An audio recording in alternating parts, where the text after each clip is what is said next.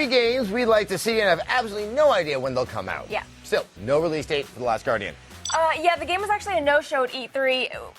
We'd kind of anticipated that. Well, it's a Japanese-made game. There is TGS, and there really has barely been anything at TGS the past 3 years, so why not hold something for, the land where it's being made? Yeah, well, I'm excited to see it, and I think people were very disappointed when it didn't show up, so...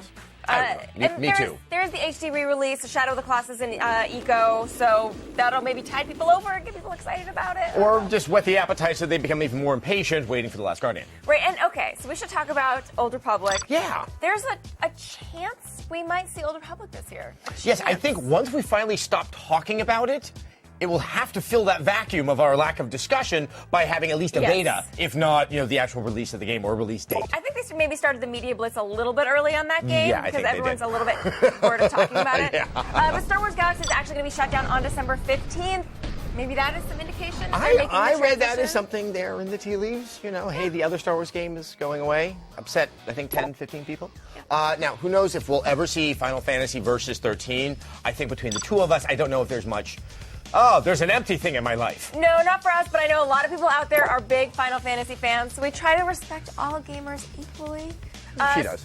Square's actually promised multiple games in this universe. Right. Right now we have Final Fantasy 13. There's something out there. Maybe it'll come around the time of Kingdom Hearts 3.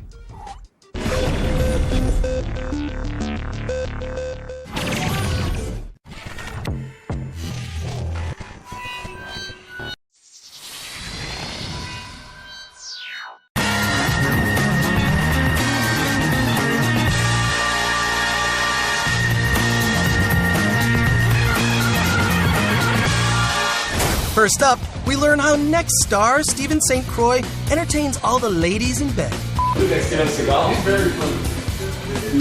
Anybody seen Richie? We're here on a wicked set, having sex. On Fallen, Jessica Drake shows us how she gets into character. Is it wrong to be attracted to a chicken? This is not the effect that we wanted. And Brad Armstrong reveals how a career in porn can change your perspective on even the most innocent of activity. Did PP in your face, man? Next, Babysitters has a bevy of bloopers and outtakes. I should know it wasn't her real name or her real phone number. Is it that bad?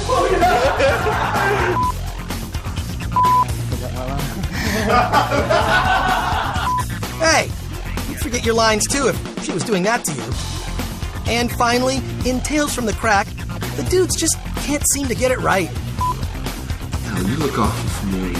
Did you ever used to do that? Keep looking. Go on. So there you have it. There's so much more to see on adult DVD extras after you're done with the main film. Anna?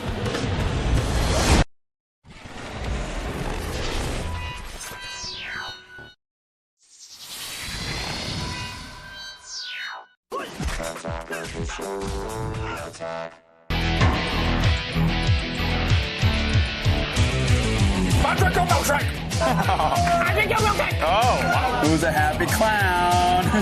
Be a solo cup full of mustard. Oh! Mustard chug! Mustard chugging, come on! Olivia Munn, ladies and gentlemen. We are in possession of miracle berries that mess with your taste buds and make sour things taste sweet and delicious. Why does it burn? Gives a rip. Ew. Here we go. 6 in there. Get them all in. Hold on. Wow, well done. This is fine. What are we doing? Celebrity male breast milk sells gangbusters. Did you get any? More Pereira-tine, please.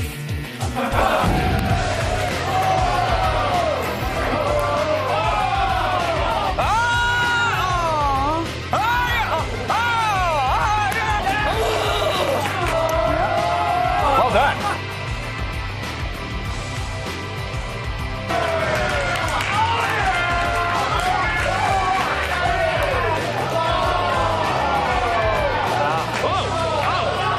This one. Get it. Oh! And entire McDonald's dollar menu. It's a little bit of a McChug.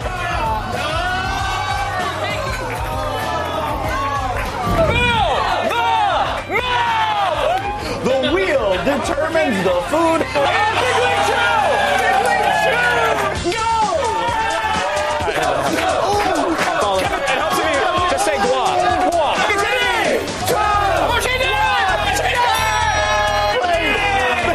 That wasn't my eye.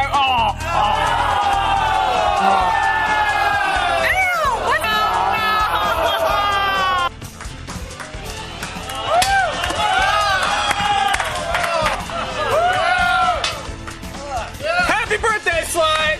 You and I are now going shot for shot on the hot sauce, Munn. What do you think about that, huh?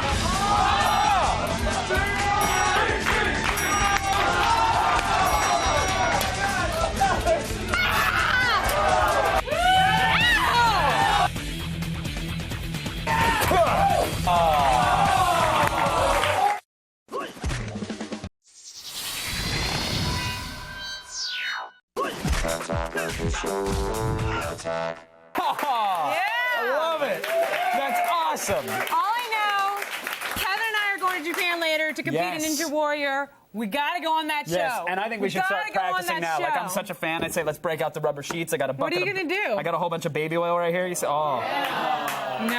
No, come on. You want to? No, let me just give you, I'm not doing Let me just give you a quick Put it once-over, away. and you slide around the floor here. What if I spill it on the floor? Don't you guys want to see her spin around the floor? No. Come on. You were thinking about the animated GIF that someone's going to make of it. These are my personal jeans, and I don't want to stain them. What if they'll buy you new jeans? What do you think? Let's a little roll?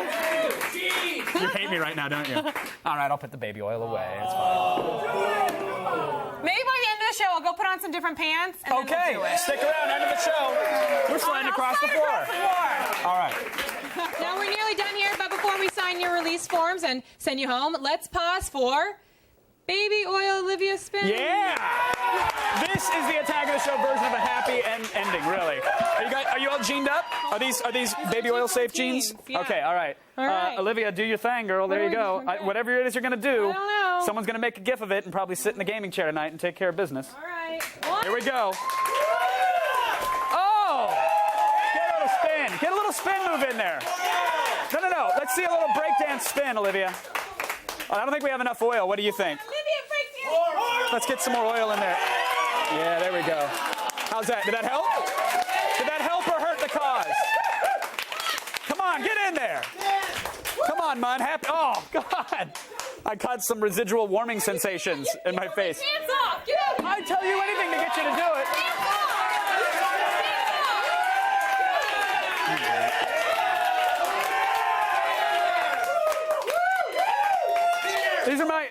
I got mic packs on. They want, there's a nice pose. Guys, go to g4tv.com/AOTS for all the things you saw today and more. X-Play's up next reviewing Universe at War, Earth Assault for the PC. They'll find out what it's like to be a level designer on Will Work for Games. Plus, they'll go on with a live demo of the upcoming PC RTS game, Sins of a Solar Empire. It starts right now. Take your pants off. You said you... Whoa, no. Let's stay. Oh, sorry, all right. Are you okay? No. Oh, we'll be back. Attack of the Show, weeknights at 7, only on G4.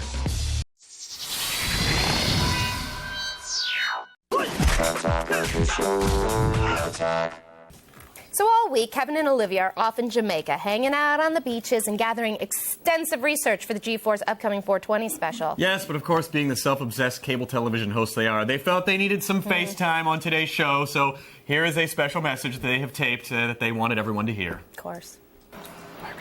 Oh, hey!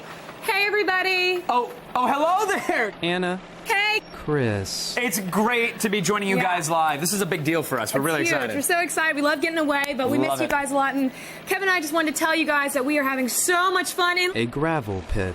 I personally love gravel. That's right. And today's show is looking great. I mean, there were so many good things on it, like fresh ink. And of course, DV Tuesday. You know, and we're just so crazy about Tuesdays. You know, it's a big deal. So big have deal. fun hosting the show and do a good job, or we'll fire you. What she said. She's a kidder. Anyway. Anna. Chris. Thanks for having us live on the show. Hey, now, Olivia and I really have to get back to A gravel pit. because we just lost. Pits, gravel, and... Biking. What? We love it. Yeah. Mine's not even on. They're real pros, those two. They are funny. Yeah. They might be funnier than us. They're better than we are.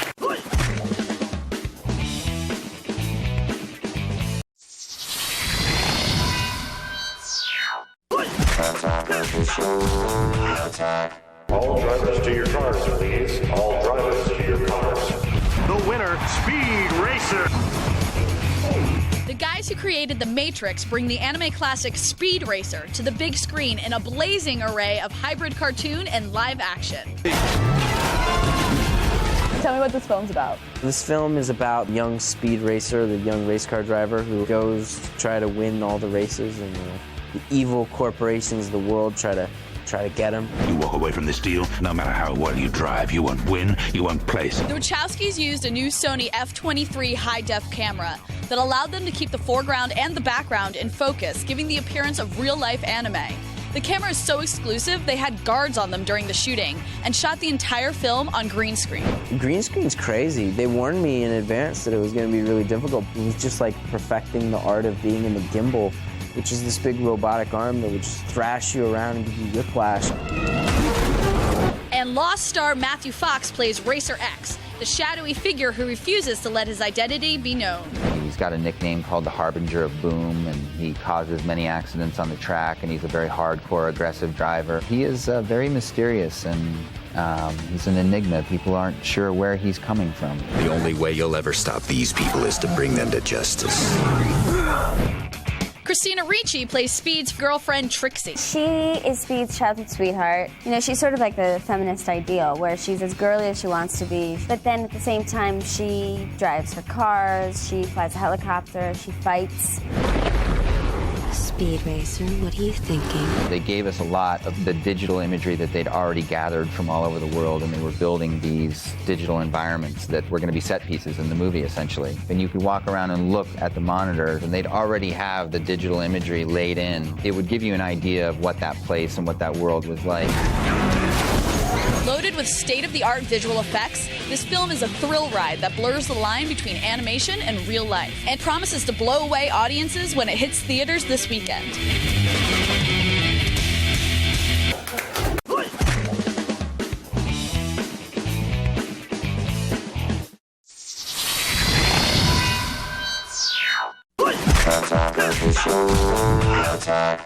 You guys out there? I'm a changed woman now, all right? 2 women, in fact. I'm so fat. You're large. And there is one large. delicious reason why. Pies! That's me, 6 weeks ago. Thin, sexy, and miserable. My life was at a low point. Something had to be done, and fast. That's when I discovered pie. Pie is the ancient American secret that helps you keep on the pounds. The extra layers of fat will make you jollier, keep you warmer in winter, and help you float in a pool. And it tastes great. And unlike other diets, with pie, you can eat whatever you want, just so long as 70% of your daily food intake is in pie form.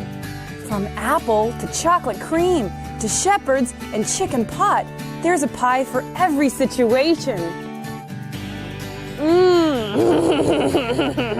I used to wear these, but now I wear these. Go for the elastic waist. There's no telling how big you're gonna get. Thanks, pie. Thanks, pie. Paid for by the Pie Growers Association of America.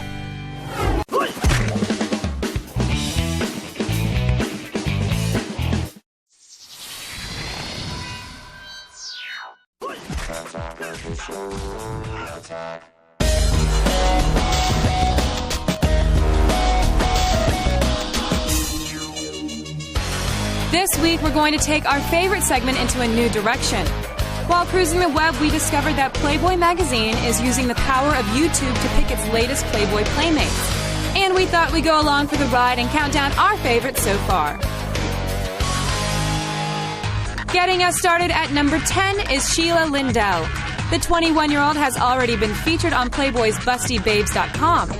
She has a wide array of interests, but there is one hobby in particular that she is most passionate about. I like to go tanning. Number 9 is Hooters waitress Agnieszka. More than just a pretty face, she also speaks Polish, German, and English. This allows her the freedom to work in Hooters restaurants all over the world. Number 8 is Claudia. At 27, she's a sage and wise young woman with a degree in broadcast journalism. But she's also found time outside of her preferred field since graduating to pick up some other skills. I play a mean game of 1 and 1. Checking in at 7 is 24-year-old Michelle Loomis. Hailing from Oregon, the Native American beauty is also an avid painter. Look at the brush technique she displays in her submission video. In at number 6 is Mandy Mascaro. At 31 years old, she's a bit older than some of the other girls, but she's a gamer. I like playing video games like BioShock. We're down with that. It wouldn't be Playboy without someone named Barbie. And number 5 is Barbie Boswell. At 6 feet tall and 135 pounds, she's the lanky one of the group. This registered nurse has a one-track mind. Love NASCAR. Love fast cars. Love race cars. Love racing. Barbie Boswell segues nicely into Carlotta Champagne, so she's our number 4. Carlotta is a fan of all things burlesque, and she shows off some of her skills in her video. Number 3, Michelle Panzarella is cute and all, but she spends too much time in her video talking about her husband and kids. I drop my kids at school. I pick them up. We like our bunnies much more unattached. Number 2 is twice as good with twins Aaron and Sarah holding it down. The 20-year-old twins are prepared to bear it all together, which is kind of creepy, but they make a pretty good case to select them. Pick us. And our favorite of the Playboy submissions is Ashton Varengia. Her unfortunate name aside, the future doctor loves to golf. She also likes jumping on a trampoline in her bikini, and we love that about her. Those are our top 10 submissions, but make sure to check out Playboy Casting's YouTube page for more Bunny Magazine hopefuls. For more Women of the Web, go to g4tv.com/AOTS and subscribe to the Women of the Web podcast.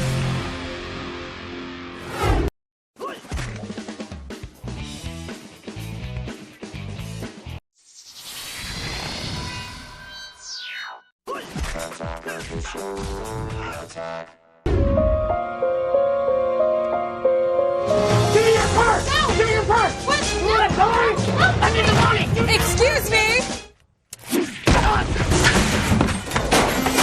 Hi, I'm Wonder Woman.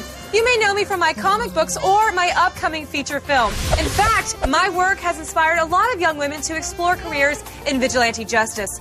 But while fighting crime may seem exciting, it isn't always glamorous. Right now, we're inside the secret warehouse. You have to be very careful. It's very dark in here. It's dangerous. Watch out! Wonder Woman! Ow! Look at you! Ow! Ow! Ow! My boob! Stop it! My ears fell off! Quit it! Ow! Ow! Ow! Ow! Ow! Ow! I just had that worked on! Ow! Your costume's stupid! Ow! I hate your costume! At least my costume has pants!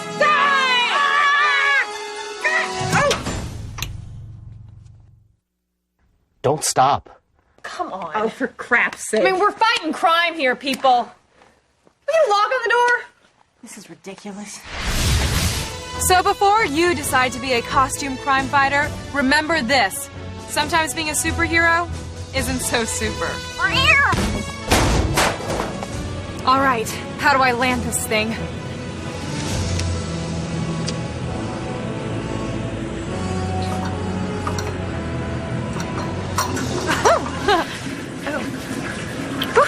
Okay, this isn't the cockpit.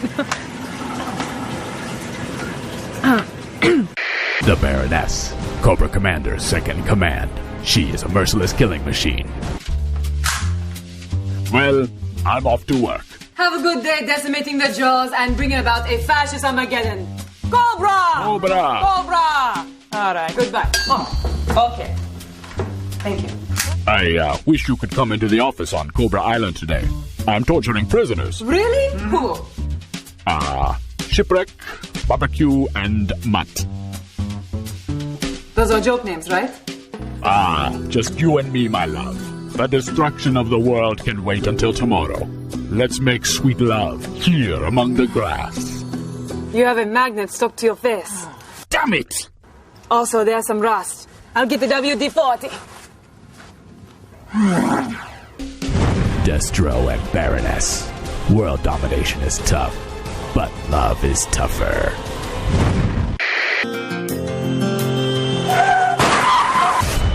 Damn it, she's not gonna make it! No! There is a way to save her. Where am I? We had to rebuild you. Stronger, faster, tougher, lesbionic.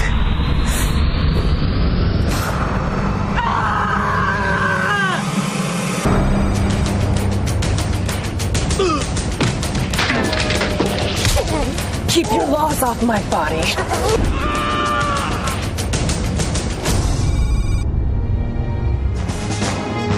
You're outnumbered and outgunned. What are you gonna do? This.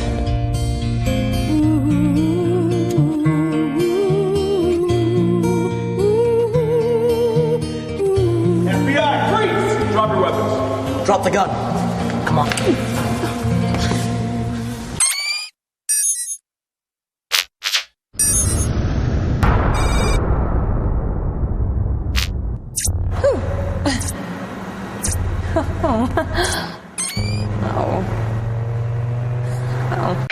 Olivia Munn.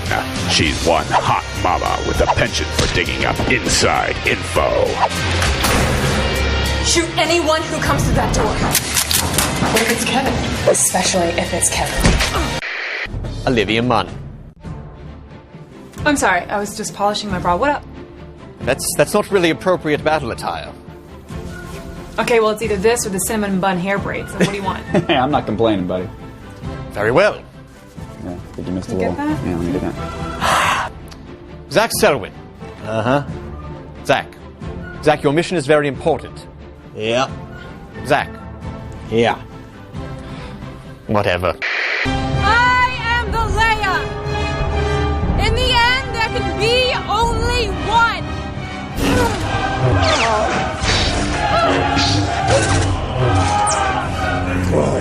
Good. Release your anger. Let your hatred flow. Shut up!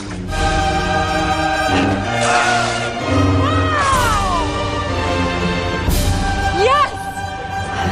I am the last! You even killed the youngling. Yeah, well, they should have ducked. Olivia? They need you back on set. What? And they need you in regular clothes. Oh. And I think the police are looking for you. Oh. Sorry. Okay. All right.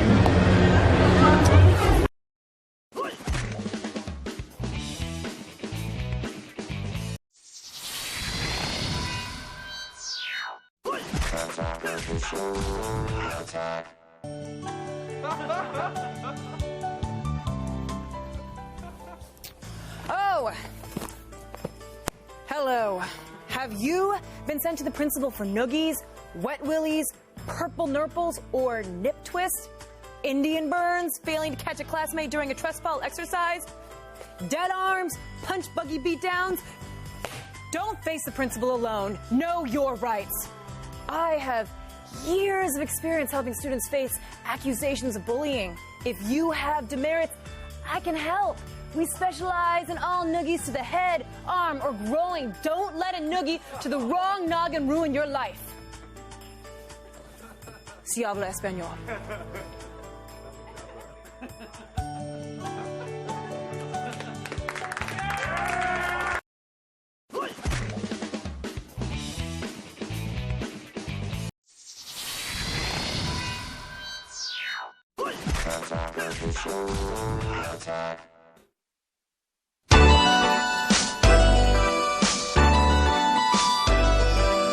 I am the green screen girl. I can be anywhere around the world. I got my eyesight camera and my clipboard folder. I can hang out in Russia or go skiing in Boulder. I don't care how it looks or about elocution, cause the internet video's in low resolution. And the worst it is you'll be more likely to share it. And eventually, a TV program will air it. I am the green screen girl I can be anywhere around the world. Whoa.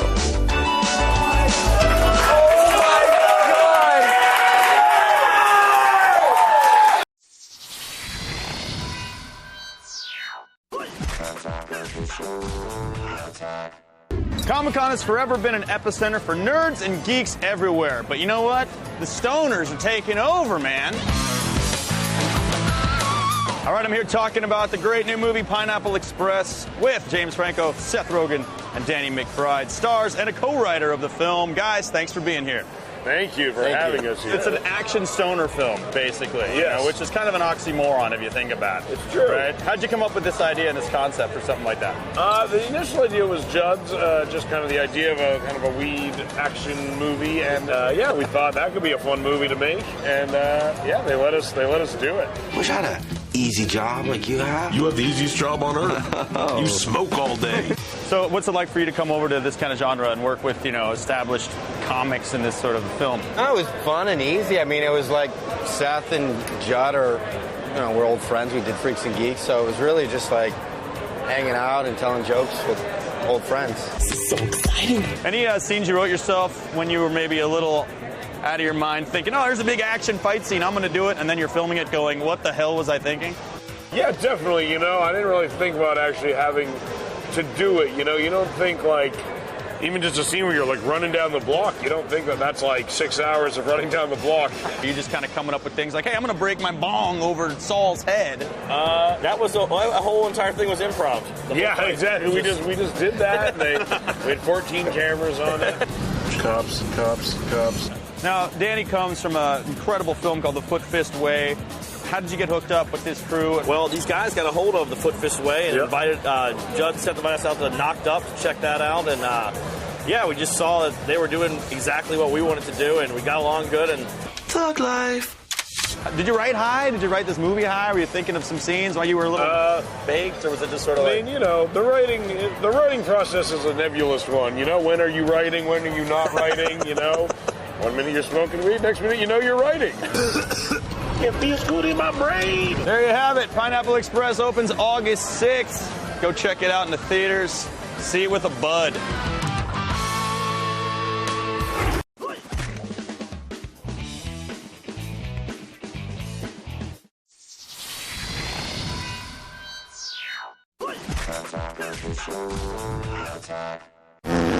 That's a Dutch oven, Holmes. Oh, smells like a dead raccoon filled with ricotta cheese. Will Ferrell and John C. Reilly team up again in Step Brothers, an outrageously hilarious film directed by comedy veteran Adam McKay and produced by Judd Apatow. Did you touch my drum set? Yep. Why are you so sweaty? I was watching Cops. Will and John play Brennan and Dale, two unemployed, middle-aged, overgrown kids who are forced to live under the same roof when Brennan's mom marries Dale's dad. Do you think there's a difference between you guys just being spoiled adults or just complete morons? There's a thin line, yes. A lot of spoiled adults are morons. However, we are not really adults in this movie. No. Psychologically. Can you imagine if we had these when we were 12? Even better. We got them when we're 40. Like any new brothers, Brennan and Dale are initially suspicious of each other until they find they have everything in common. If you were a chick, who's the one guy you would sleep with? John Stamos. What? Did we just become best friends? Yep. You have a rated R film. Does that give you a lot more freedom with what you do, or? Well, it's great because you can talk the way people that age would talk. This is how we do it. Whenever you're doing the PG-13, you always feel like you're kind of dodging around reality to some degree. Are you concerned at all that it might alienate like the younger audience that both Will and John have, or? From being 15, 14, 13 myself at one time, you find a way to see these movies. What are you doing? I'm burying you. My dad's gonna wonder where I am. He'll never know you're gone. It always seems like things work best when it seems like everyone's about to start laughing. Those always seem to be the best scenes. You have any highlights from it? The movie is one long highlight. You like guacamole? How closely did you guys stick to the script? We like to kind of do the scenes as written, and then we'll start to play around with the takes. So it's kind of this blend between the two that leads to comedy gold. Or sometimes not always gold, though. It could be comedy aluminum. Sometimes you have to sell it for bronze. To bronze or copper. Pumpkinhead Army is over! Delinquent 40-year-old brothers on a quest to move out of their parents' house. Step Brothers is another classic from the Apatow gang. Don't touch it! All right.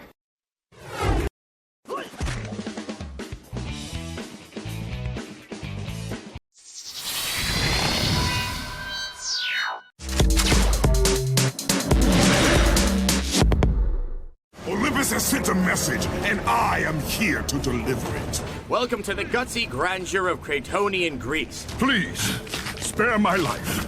Our mighty champion of the gods has at long last been ported to Sony's adorable portable.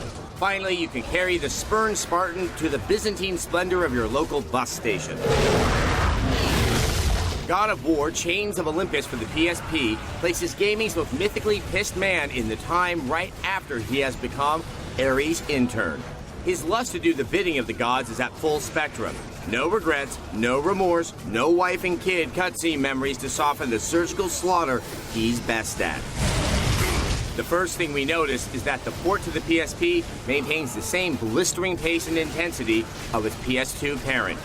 Backgrounds are detailed with distant threats that endanger passage and promise a face-off at level's end. Exteriors are packed with mythically elaborate Hellenistic architecture, creating the illusion of soaring distance on the small screen. The burnished surfaces and bloody drear capture the unique aesthetic of the original. Kratos is out to please his celestial board members on Olympus by any means necessary. This makes the man clothed in his family's ashes packed with attack. Many of his signature moves are on display, including detailed fatalities and boss fights, complete with surprising finishing moves. A morbidly obese Persian being beaten to death with his own ill-gotten booty? That's good stuff. You'll also be glad to know that buttons are multitasked like the original, keeping his abilities varied and fresh. For what we've seen so far, Chains of Olympus will be no pint-sized port of epic franchise. It brings a unique story element and plenty of might and magic. If you like your Kratos sunny side down, your order will be ready in the spring of 2008. Catch an all-new X-Play, weeknights at 8, only on G4.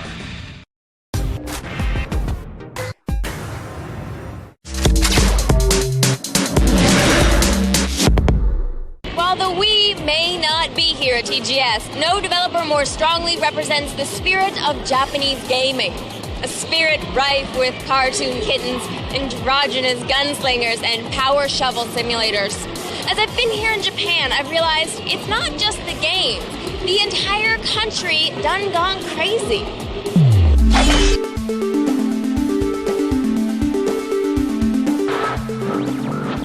Welcome to an X-Play look at that empire of signs known as Tokyo.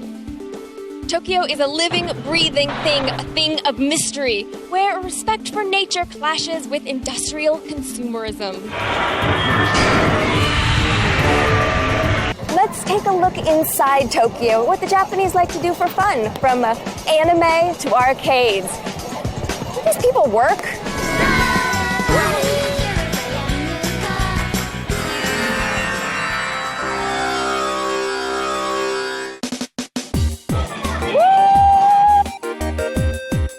Virtua Fighter 5, which is coming out this spring, but here in Japan at the Sega arcades, it's being tested. So it's sort of like the first version of Virtua Fighter 5 that people can play. It's all network, and there's new characters. It's a lot of fun. I'm gonna go rescue my character right now.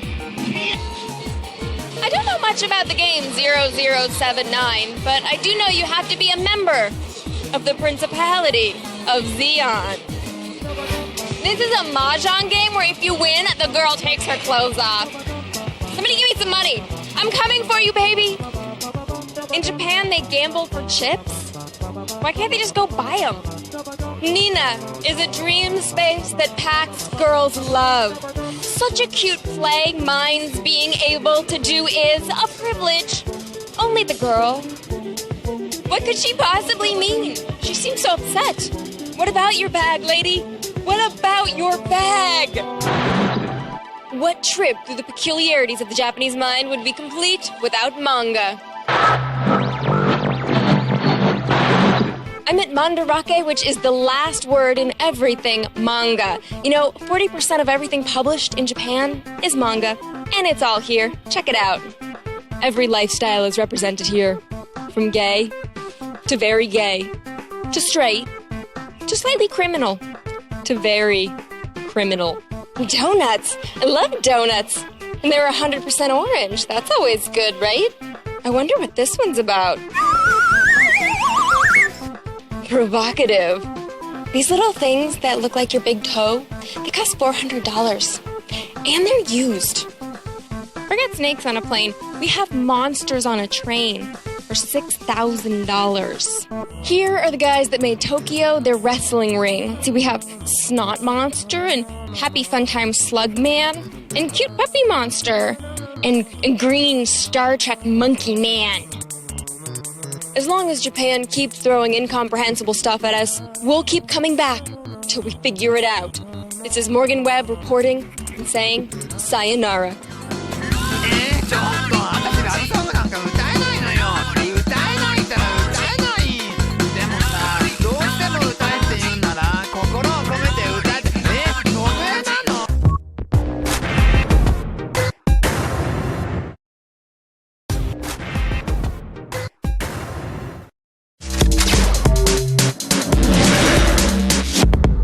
Welcome back to X-Play. Now, some films are capable of capturing pure, bladder-emptying terror, the sort of images which sear themselves into your mind, creating memories you can never escape. And what I'm really trying to say is that I saw Mac and Me on TBS this weekend. That movie really sucks. Yes, well, catering to those who enjoy bad movies that are trying to be scary is the recent film adaptation of the Silent Hill games. In honor of this latest Sean Bean vehicle, please enjoy our Silent Hill retrospective. With the Silent Hill movie out in tens of theaters nationwide, it's the perfect time to remind you why this series is worth remembering. I think I'm gonna puke. The gorgeous town of Silent Hill was founded by Konami in 1999. Silent Hill quickly distinguished itself by confusing everyone who played it. Where is everybody? What the hell is it? Where am I? What is this? I think I'm gonna puke. Oh, man. Silent Hill on the PlayStation was our first introduction to the rust, the jogging, the general lack of hygiene that we've come to love.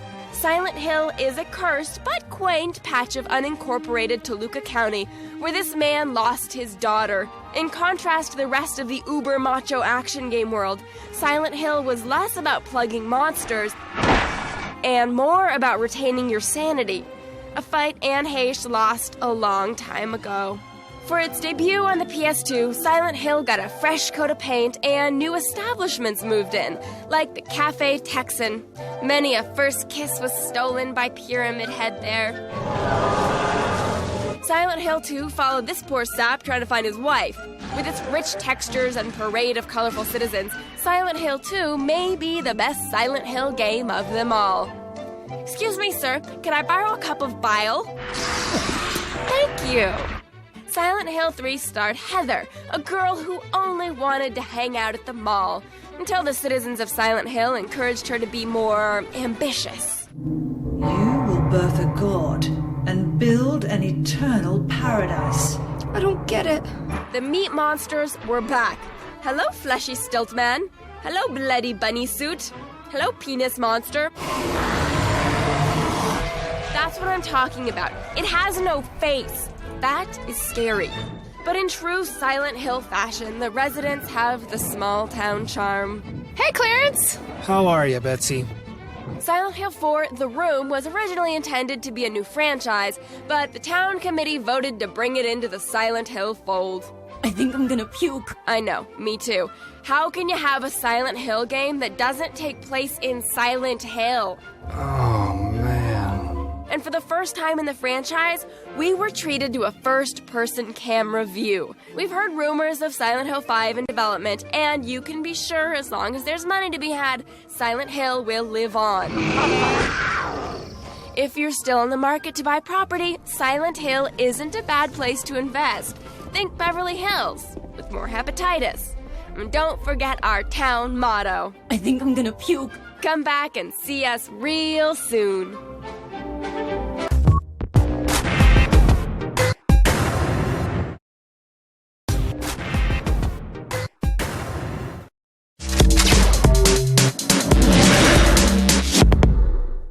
First, we turn our eyes to a game as massive and open-ended as Anna Nicole Smith. Here's a review of Elder Scrolls 4 Oblivion. Tired of real life? Want to get away for a while? Maybe a week, a month, longer? Here you go. Elder Scrolls 4 Oblivion is one of the most insidious social life-destroying games ever unleashed upon an unsuspecting public. Just the colossally comprehensive character creation can consume clock time. You can make just about anyone you can think of. Once you've decided who you are, you're thrown in prison and Patrick Stewart explains the story. You are the one from my dreams. When Picard says quest, I say, how long? So it's off into the world to find, wow, it's really pretty here. Hey, look, ruins to explore. I wonder what's going on in town. Horsey. Oh, Horsey. Was there something I had to do? Oh yeah, Patrick Stewart wants me to save his illegitimate son and close magical gates that allow evil things from the Oblivion dimension into our world and make the sky red. But who cares about that when there are artists trapped in their own paintings? Where did you come from? You look real enough. Oblivion is all about doing whatever you want to do. Your character skills improve with use, so the game automatically tailors itself to your playstyle. Do you prefer a two-fisted master of the blade? A lock-breaking kleptomaniac? A supernatural spell slinger? It's all here. Go nuts. The province of Cyrodiil is crammed full of interesting stuff. Oblivion nails the living world better than just about any other game. It's real easy to end up with RPG ADD. You can play for dozens of hours without even touching the main quest. Join a guild or two. It is my honor to welcome you into our ranks as a Knight Brother of the Blades. Pick the landscape clean of useful foliage, or stick your nose into everyone's business. Get lost or I'll pull your arm off. Hundreds of people inhabit the land, and they'll all have something to say. Show me what you've got. And most of them have problems they're too lazy, stupid, or incompetent to solve for themselves. It was too much. Too fast. We were overwhelmed. They even talk to each other once in a while. Seems that these are turbulent times in the land of the Dunmer. Bye. You've got my ear. Oh, okay, that's a little creepy. Come on, guys, go away so I can break into the guard captain's room. Hello there. Okay, well, I'll just ruin your dinner then. Hi there.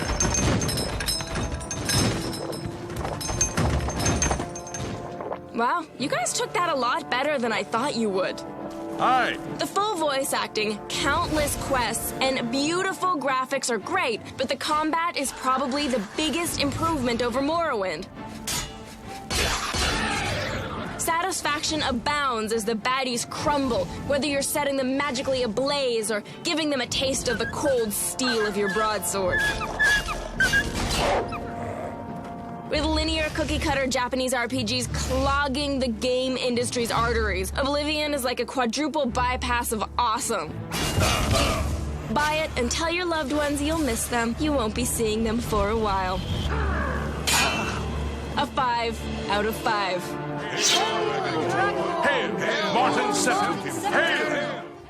We are cruel, almost heartless game critics, but Oblivion was the kind of game that convinced everybody around the office to put off our mass suicide pact until we played through it.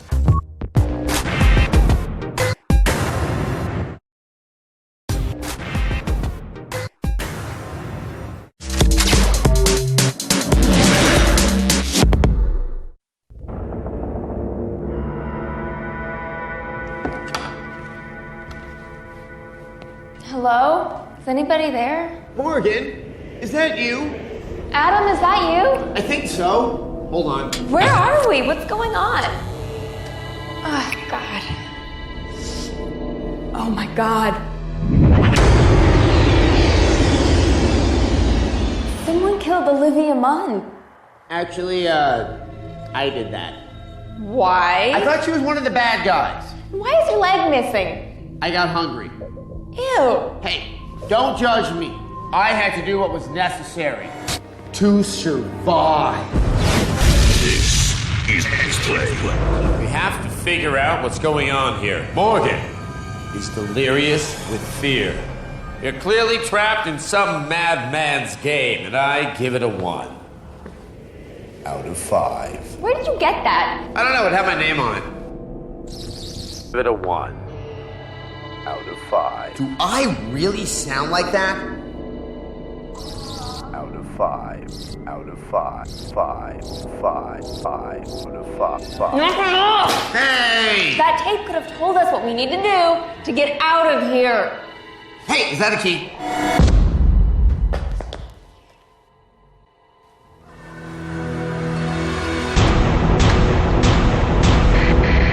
Rise and shine, Adam and Morgan. What is that thing? My name is Memory Card. I assume that by now Adam has taped over my recording, and that Morgan got frustrated and knocked it out of his hands. You two claim to be experts in video games. Now, are you ready to play my game? You are both wearing Power Glove, which is wired to explode, unless you can name the top 10 scariest games of all time. You bastard! You have 30 minutes, starting now. That is all. Very good. You are 3 steps closer to your freedom. What a... Yes, somebody wasn't loved as a child. I can still hear you guys. Awkward! They call a killer memory card. Why is that, Franks? Because he leaves one of them in each of his victims. My God. Is this how they were killed? No, no. It was worse than that. Much worse.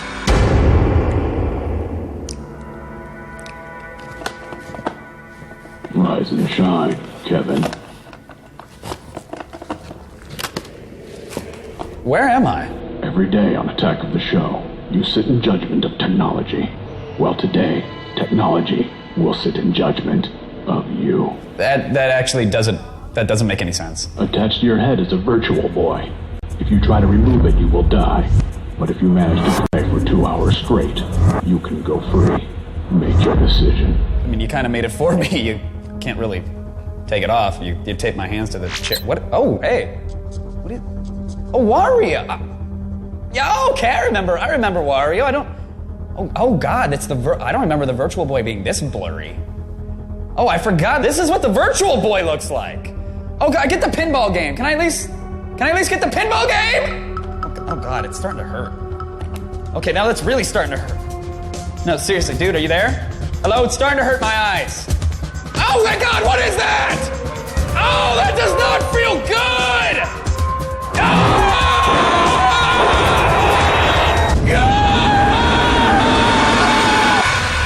When they finally found the body, his eyes had literally been burned out of his skull.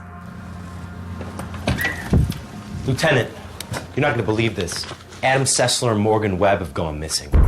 All right, get on the phone with every G4 host you can find. We got a killer on the loose. Or it could just be a coincidence, I guess. I rushed to judgment there. Somebody want to grab him?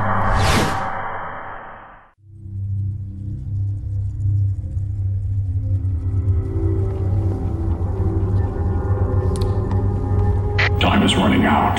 You still have 7 more games to name before you can earn your freedom. How do we know we can trust you? Trust, Morgan? What an interesting question. Perhaps you should look into yourself for the... Oh boy. Wait, let me just grab this. No. Bill. I think I can fix it. Bill, just leave it. What? Are you sure? You won't even know it was broken. Do you guys mind doing the next 3 games? We'll work this out. No, trust me. I know what I'm doing. Embarrassing me in front of my victims. Why do you always do this? Zach Selwyn, we know that you can act. We know you can sing. But can you dance? Prepare to find out. Show me your hottest moves. Are you ready? Here we go! You bastard!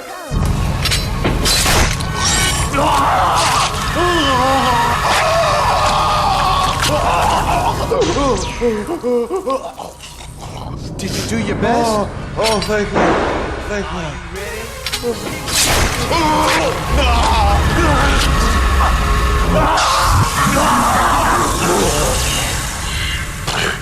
Game over.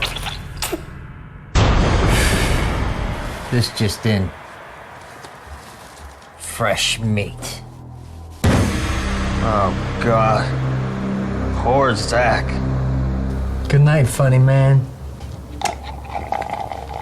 Bye con Dios.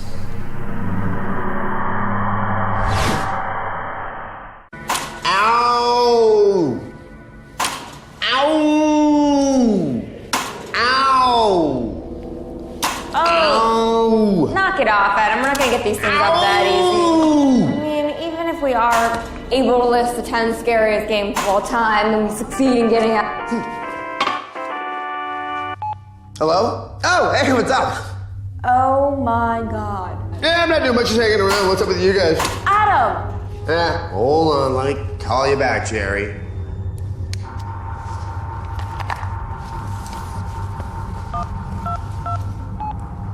Welcome to the 911 emergency helpline. Please say or spell the nature of your emergency. Yeah, we've been kidnapped by these crazy guys. Put these explosive power gloves on our hands. You have selected violent sexual assault. Please say or spell the object you are being assaulted with. No, we've been kidnapped. Kidnapped. You have selected cauliflower. Time is running out. If you want to keep breathing, you better keep listening.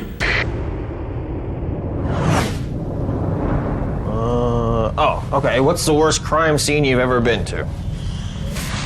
That was a rape. Oceanside Aquarium back in '99. Somebody snuck in after hours and repeatedly assaulted one of the dolphins. What? Are you kidding? There are those that say that it was the perfect crime. I'm sorry, who thinks that raping a dolphin is the perfect crime? Nobody ever found out who did it. Or that it ever happened at all. Another body, Lieutenant. It's also another G4 host. Damn it, it's Blair Buck. So if it didn't happen, yes, I'm sorry, how do you even know? Can you hear me on this frequency? Not even make me do it! Batman, you want me to be your new sidekick? Okay, just as long as the Robin suit has pants now. Thank you so much. Kristen Holt? You've been talking about joining the Justice League for the last 2 hours. I'm sorry, it's a personal fantasy. What the hell? Did you do this? Not even close. Right now, the room is filling with a deadly nerve gas. Blair, surrounding you are some of your most beloved comic books. Hidden within their pages is the answer for your survival. Well, then why am I here? Kristen Holt, you've always cheated your way out of video games. To your right is a handgun. Inside the chamber are 3 rounds. Let's see if you can hit the target. What the?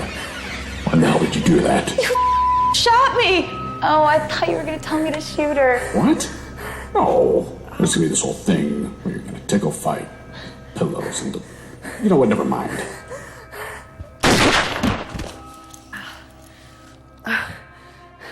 Kristen, I'm gonna be okay. Just call an ambulance. I think I'll make it. Yeah, but the thing is, you might testify against me. What? No, Kristen, no, you're America's... Jesus! What did you do? Blair, hold on. I know you can hear me. I think I've got this. Right, so what you want to do is slow.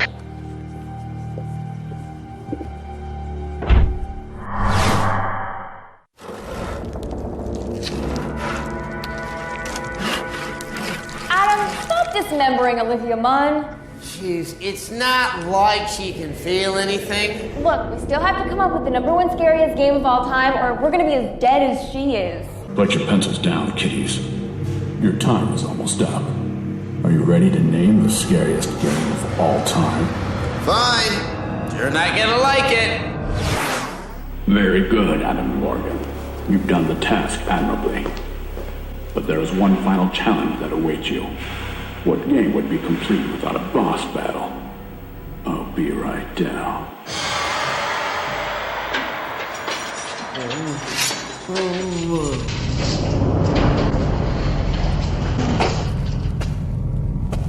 Finally we meet, face to face. Why are you doing this? What did we ever do to you? What did you do to me? You destroyed me. You turned my life into an everlasting nightmare. Gaze upon your enemy. The gay pirate? No, it's Aquaman.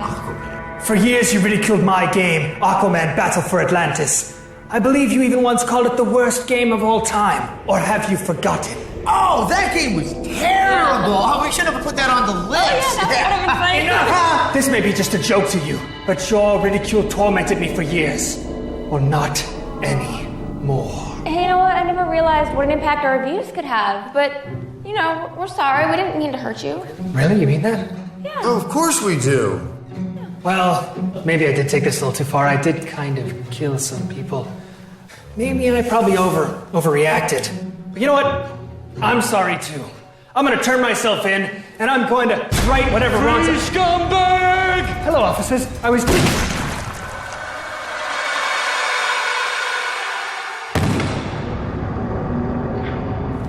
We got him, Lady Flippers. He's never gonna hurt you again. Oh my god, you killed Aquaman! Aquaman? We thought it was the gay pirate. Superman's gonna be pissed. He was about to surrender. You guys are the worst cops ever. Cops? Yeah, cops. Yeah, Oh, yeah. we're cops. This guy.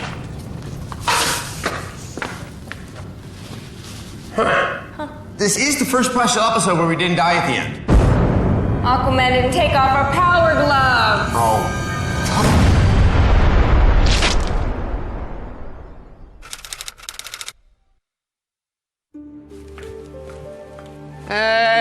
Hey! Hey, you know, we just wanted to tell you how sorry we are about this whole thing. We thought you were dead. Yeah.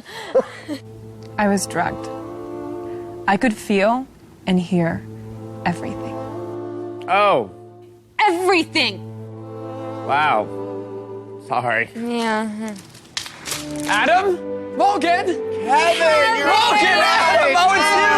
Oh, glory! Oh. So good to be near you and hear you and whatnot. You know. Hey, guys. Don't forget about me. Zach! Hey, how you doing? Hey! Yeah, they couldn't save my legs, but they saved somebody else. Blair. Oh. So, is Kristen Holt still on the loose? Yeah, you know, last I heard she was fleeing to Mexico after killing a bunch of Border Patrol guards. Wow, I just gotta say how sorry we are that, you know, we got Aquaman to try and kill us all. But you know, as I look around this room, I know that despite our disabilities, we are going to go on to make some of the best television possible. You said it, Blair.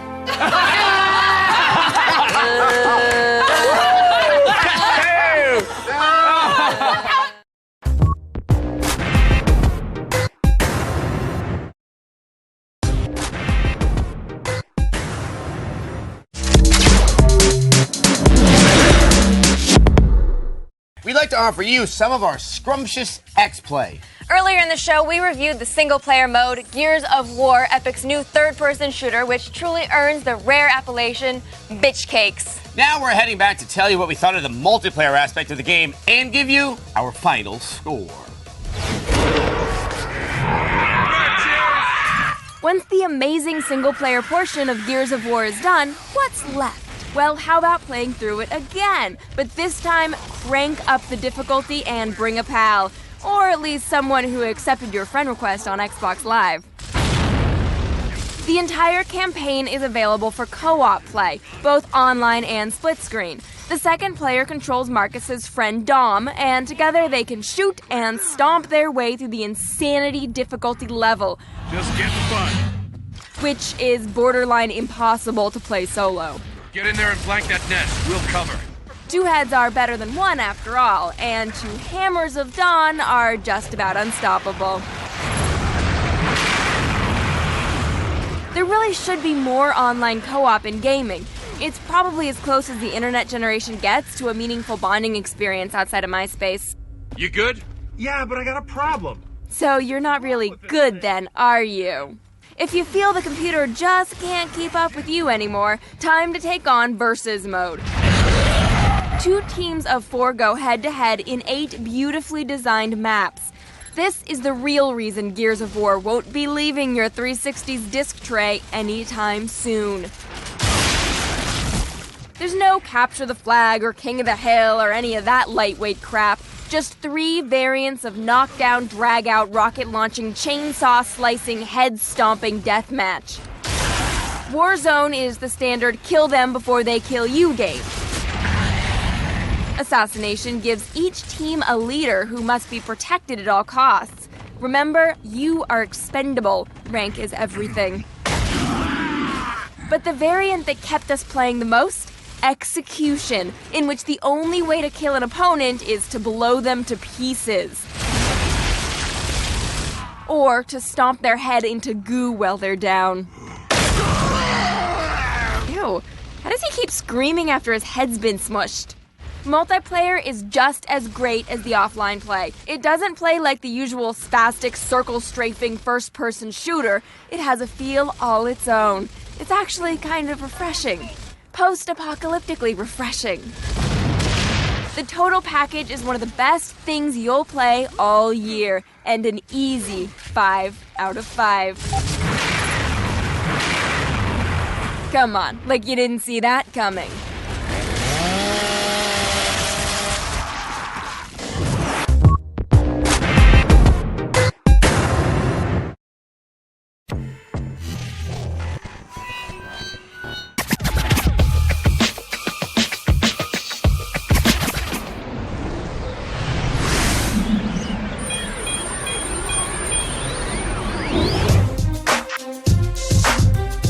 Cave Story for the Wii is basically like meeting up with an old friend who you're actually happy to see. This downloadable version gives you upgrades like a graphical facelift and remixed soundtrack, but stays true to the original spirit. You play as a robot who somehow gets mixed up in a conflict between these things that look like rabbits and a bad guy ominously known only as the Doctor. Okay, so obviously this is just as surreal of a premise as a plumber who throws fireballs or a hedgehog with sneakers. And what's pretty cool is that Cave Story really evokes those classic franchises we grew up with. Even though this is an original game, it manages to tap into a very blissful sense of nostalgia. So what doesn't work? Well, we ran into several glitches when we played through the adventure, and the intentionally tiny sprites can be hard on the eyes, especially when the action gets frantic. But overall, we were really impressed by just how complex and deep this adventure is. If you enjoy games like Castlevania Symphony of the Night, then trust us, you need to try this. And the same goes for people who already played the PC version. In fact, pretty much everyone who likes fun games should at least give this a shot. It's only $12, people. If that doesn't convince you, then try this. Cave Story gets a 4 out of 5.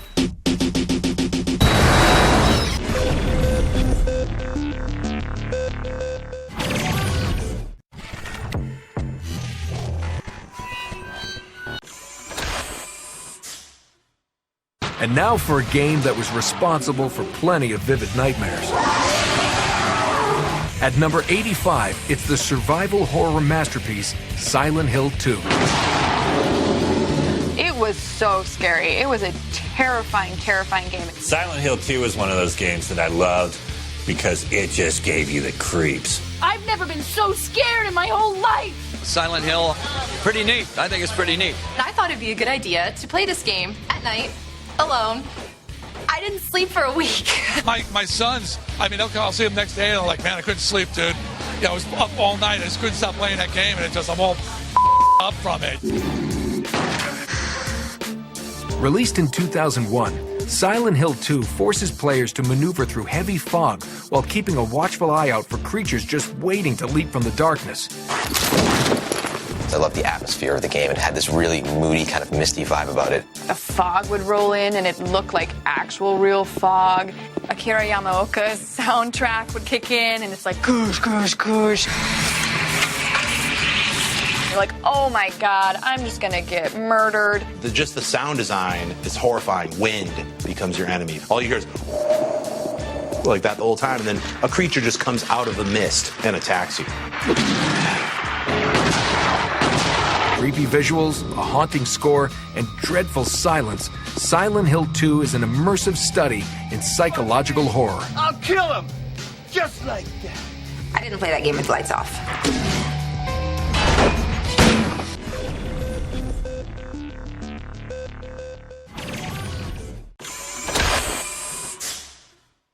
Next on our countdown, the survival horror original. At number 81, Resident Evil. Hurry! This way! Resident Evil changed video games for me. That was probably one of the first games where I was like you would jump when you played it. Like, it was scary, you know? Resident Evil hit the PlayStation in 1996, launching one of the most enduring series in gaming history. Resident Evil is set in this huge mansion designed by the world's worst architect. Because the door is locked, but to unlock it, you have to play the Moonlight Sonata on the piano. The person living there must be like, can't we just use regular keys for these? I'm always scared that something's gonna be around the door. You know, every door there's about 30 zombies ready to chase you, jump through windows. It was definitely a series which brought horror to the forefront of games. They did a really good job, I think, of demonstrating how horror could work. 25 minutes into the game is one of the biggest scares of any game in history. When you're inside that house and you're walking down the hallway, dogs! Dogs! Crazy psycho zombie dogs! I'm not kidding you.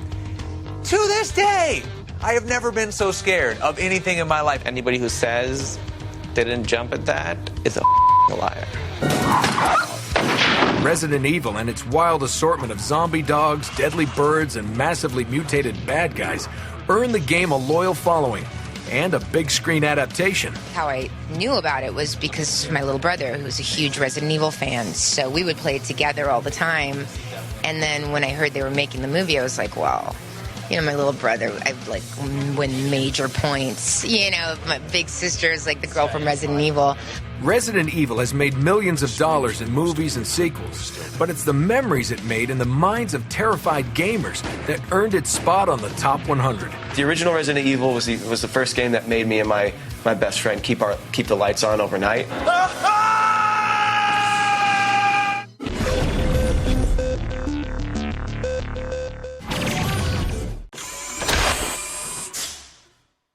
Number 80 on our countdown, Gears of War 3. Here we go again! Gears of War 3, man, is like my favorite video game. Released in 2011, Gears of War 3 brought fans bigger battles, better multiplayer action, and an explosive conclusion to the epic story of Marcus Phoenix and his ongoing battle against the vile Locust Horde. We really swooped in with an amazingly well-polished game that had the best of both worlds from the first and second game. We knew this was the end of the trilogy. This was the end of Marcus's story, and it had to be the best one ever. And basically, Gears 3 is 4 games in one game. But the campaign is huge, Horde is huge, Beast is huge, competitive multiplayer is huge. I feel like I'm a beast. Like, I feel like, you know, there's no competition. I could hold my own against anybody in the game when I'm online. My husband and I play together. To do a lot of shooting him in the face and then acting like I didn't know it was him, which is really hard to do after like the 100th time you've assassinated your husband. To be like, oh my God, is that you, honey? I didn't realize that. I'm so sorry. The Horde mode in Gears 3 is insane. It's addictive. I start playing at 7 o'clock at night, and the next day I know the sun's coming up.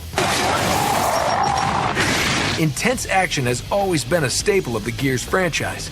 But what really set Gears of War 3 apart was its moving storyline. We did a really good job of blending kind of seamless cinematic gameplay with really, really good storytelling. That kind of culminates in the death of a key character about halfway through the game, which a lot of gamers really have told us that has brought them to tears.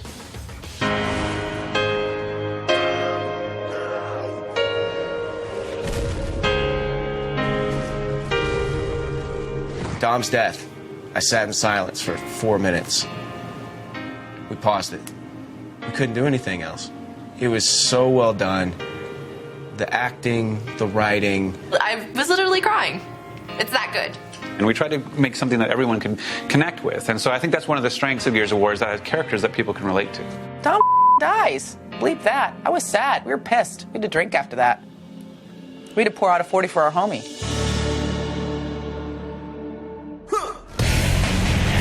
Gears of War 3 improved on 2 already incredible games to create a bullet-riddled masterpiece that we'll be playing for years to come. Gears of War 3 will always have a special place in my heart. There are so many huge releases every year, yet Gears 3 has been in my Xbox 360 every day since it dropped, and there's something to be said about that.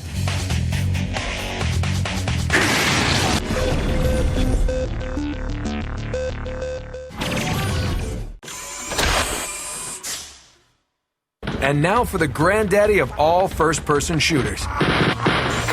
At number 63, the seminal FPS Wolfenstein 3D.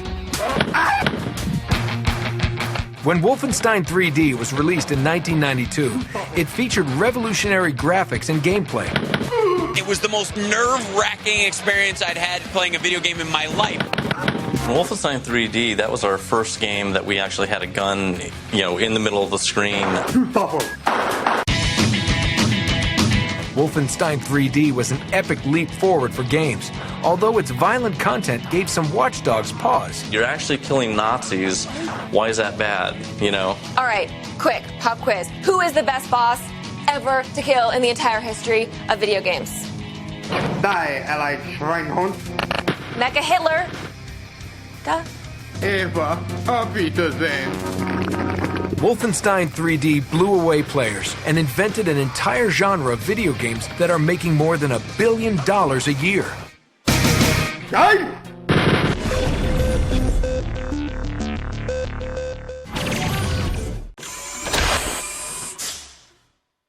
Up next, a game that managed to make Greek mythology fun. At number 61, it's God of War 3. That gotta be one of the best video games ever. God of War 3 was released exclusively to the PlayStation 3 in 2010 to great fanfare and high expectations from die-hard fans of the series. It didn't disappoint. God of War 3 is epic in the true sense of the epic. When I first started the game, it's like you climbing up this large, Mother Earth, and Zeus is all the way at the top, and it's just crazy. The God of War games are about this guy, Kratos, who was tricked into killing his family by Zeus, so now he has promised he's going to go kill all of the gods. Kratos is an angry young man. Zeus! Your son has returned. He's got a lot of issues to work through. Kratos must be a real bummer at parties. He's the douchebag in the corner doing Jaeger bombs, God of War 3 pushed the PS3 to its limits with huge boss battles, swarms of enemies, and incredible graphics. The graphics was on point. I loved the fight and the combat in it. Whew. It's flingledy dingles. When I first started playing God of War, it was just really one of those video games is this really happening during this game? 2 thumbs up for God of War. 3 thumbs up for God of War 3.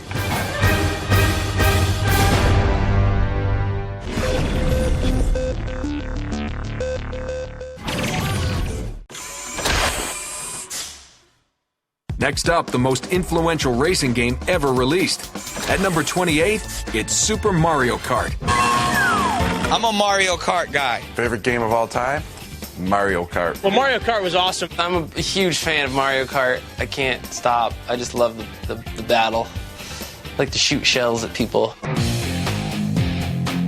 Released for the Super Nintendo in 1992, Super Mario Kart was a critical success, and more importantly, a lot of fun to play. Super Mario Kart came out, it was the greatest racing game ever, and it was fun because you were playing characters that you fell in love with so many years ago. We usually went with Yoshi. Yeah, Yoshi, and try to get some of the shortcuts. That was a lot of fun. I'm a Yoshi guy. Always Yoshi. There's always a fight between me and my brother. Who got to play with Yoshi? I'm always Bowser because he just runs over people and he gets the best weapons. What do you mean Bowser? That blew my mind when the game came out. What? You could be the bad guy? Okay, why not? Don't tell Mario. That was a game where, you know, a girl wouldn't roll her eyes when you turned it on. Like, oh, you fat nerd, what are you doing? You know, that they didn't do it. They wanted to jump in and play too. That was another one of those, like, sweating. Like, my friend would, like, dab my face. And I'd be like, the rainbow level, we just gotta get through it. Like, all day, for, like, weeks. Like, wearing the same pajamas for, like, 7 days. You get to just screw everyone behind you with turtle shells, drop banana peels, they're slipping all over the place. Go screw everyone, I got star power. You, I'm winning. Peach has got it. Ding dong, bye-bye.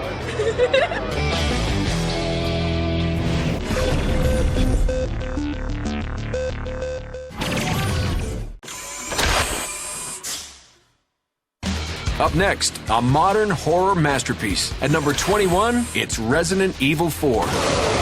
For most people, I think Resident Evil 4 was the first time that the series really hit its stride.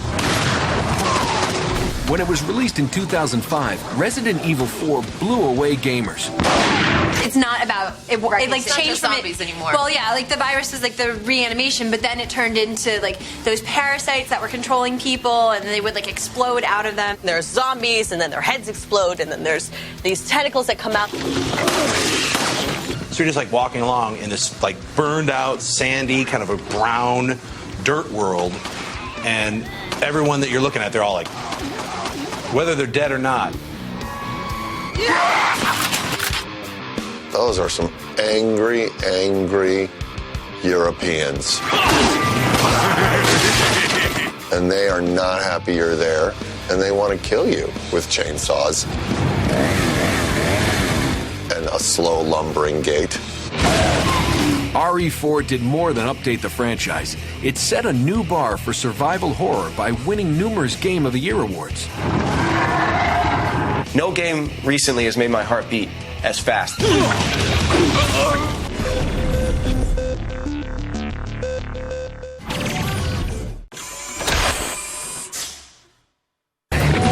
The close quarter combat, the badass weaponry, the vicious creatures. At number 12, Doom 2, Hell on Earth. Doom 2 was awesome. Released for the PC in 1994, Doom 2 puts the player in the boots of a space marine who returns to an Earth overrun by demons. Robot demons and a big freaking gun. That's what made Doom 2 so great. Was there a story? I don't know. Do I care? No, I do not. Because I get to blow up things in hell, on Earth. That was the coolest part of the game. The beasts from hell. I mean, where else would they come from?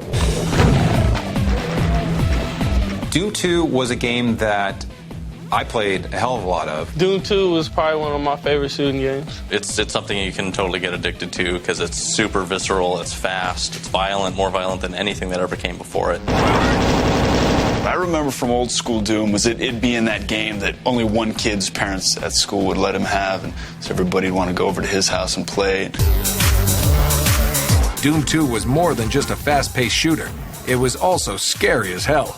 Oh, I was terrified. As a little kid, that was terrifying. And the sound effects are still kind of frightening. Remember we would talk about Doom dreams where I would start to fall asleep and I would hear the...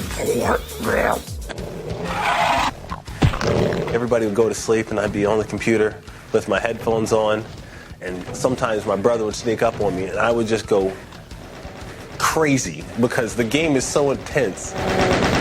That'll freak you out. That'll scar you for life. I still go to counseling every Tuesday for that. Because of Doom. It's that serious.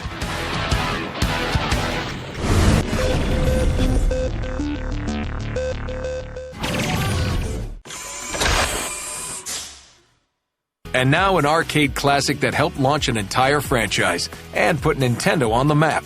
The reason I'm able to continue this work, I mean, it all started with Donkey Kong. At number 15, it's the 800-pound gorilla of video games, Donkey Kong. Anything that involves like a plumber and a big gorilla, what's more fun than that? The now legendary Donkey Kong first hit arcades in 1981.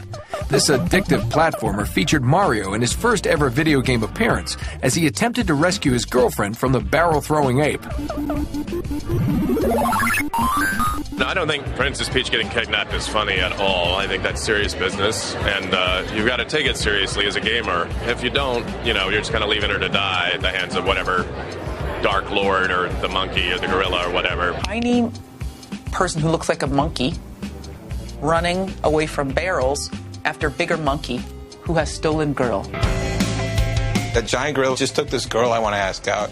He climbed the top of this building I've been trying to build that's been a pain, and now he's throwing barrels that somehow hit that oil barrel that's on fire, and now they're fire barrels that somehow go up ladders. He's a gorilla barrels. He throws the barrels, and it just perfectly, he does a little spin. There was the one that had the whoo, boink, boink, boink, whoo. It had the weird elevators and then the thing droppings.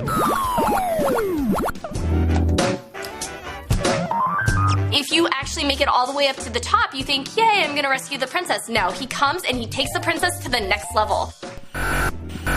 That's not an easy game. You have to put some serious time in, and then you go right back to the beginning if you lose. That's pretty frustrating.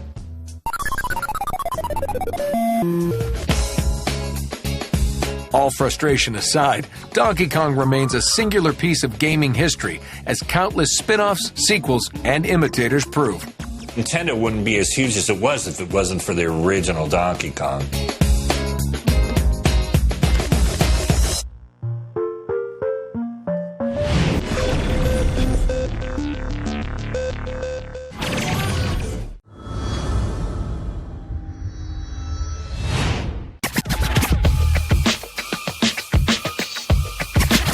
There's one thing the Call of Duty series is known for, besides looking down iron sights, is big, shocking moments in first person. That's right. You are guaranteed to experience something horrific and crazy through a soldier's eyes, and we are counting down the most explosive Call of Duty moments ever in today's X List.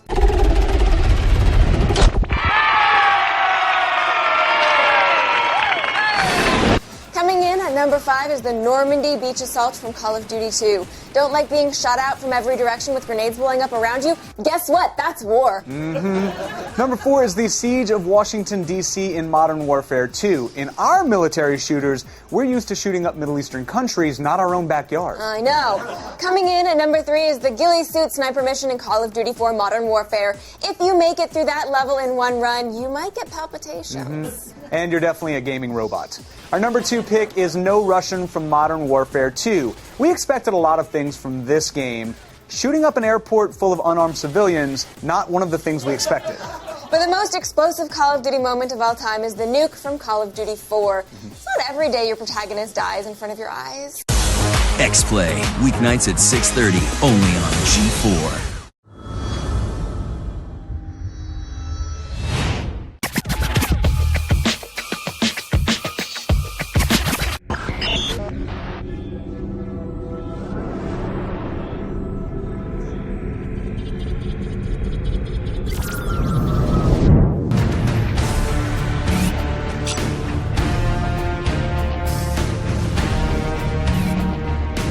Considering the previous 3 Call of Duties set sales records for not just video games, but all of entertainment, Call of Duty Black Ops 2 has a lot to live up to. First up, let's take a look at the single-player campaign.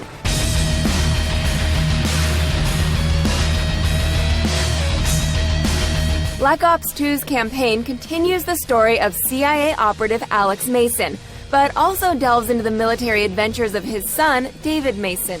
The tale spans 2 generations, covering Alex's relationship with the previously thought dead Frank Woods in the 80s, and David's efforts to stop a terrorist leader in the year 2025. Raul Menendez is the leader of Cortes Dia, and the most dangerous terrorist since Osama bin Laden. Menendez is a really bad guy and an effective villain, both due to the threat he presents and the believability of his motivations. You'll hate him, but you'll sort of understand where he's coming from, which makes the entire narrative compelling. Menendez wants payback. Black Ops 2 may be the best-looking Call of Duty game yet, and the same smooth and responsive gameplay fans have come to expect is fully intact. The 2025 setting helps mix things up with fun future tech toys to play with, like nanotech climbing gloves and wrist-mounted drone hacking devices. For the first time in the series, the campaign offers a branching storyline, in which your decisions can seriously alter the way the story plays out. We're not going to show you any specifically because, hey, spoilers, but they range from cosmetic changes to whether or not particular characters live or die, and do a lot to encourage replay value. Some of these decisions will also trigger Strike Force missions, which are optional levels that will affect the endgame of the story. These are meant to be strategic, offering the player a satellite-level top-down view of the battlefield that lets you issue commands to your units. However, the unit AI is woefully under-equipped to live up to the concept behind the missions. It's often best to just take control directly of a unit and go Rambo in first-person mode, which is a bit disappointing. They want a fight! We give them a fight! Still, the ambitious globe-spanning campaign is tremendously successful at what it does, and avoids feeling like a phoned-in follow-up thanks to the replay value and new ideas on display.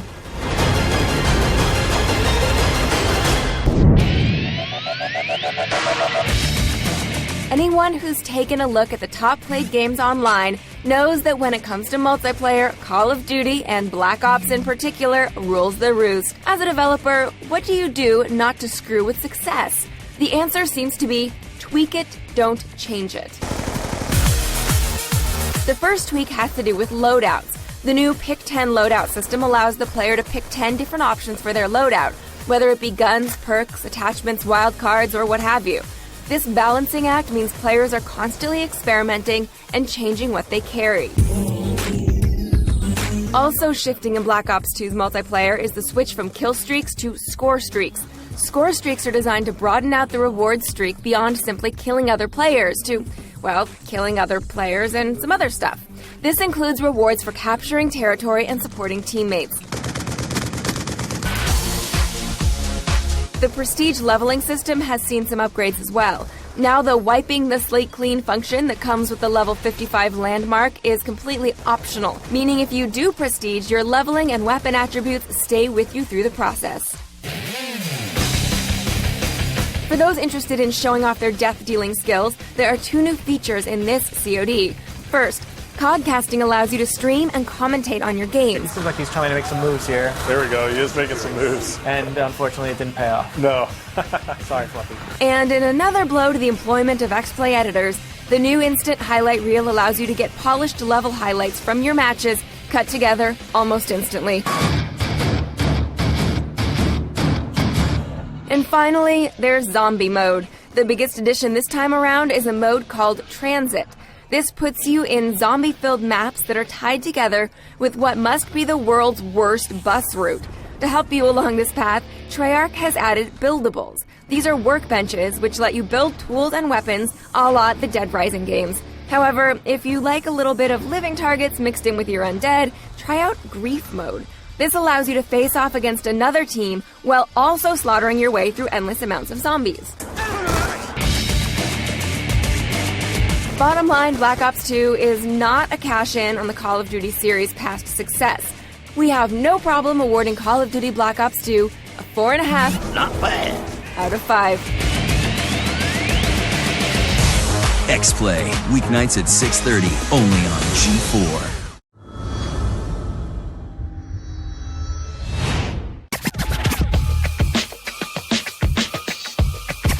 The roster for Sonic and All-Stars Racing Transformed features a bunch of classic Sega characters who we haven't seen in action for a long time. Which made us nostalgic and to dream up this X list, the top 5 Sega franchises we want to see come back.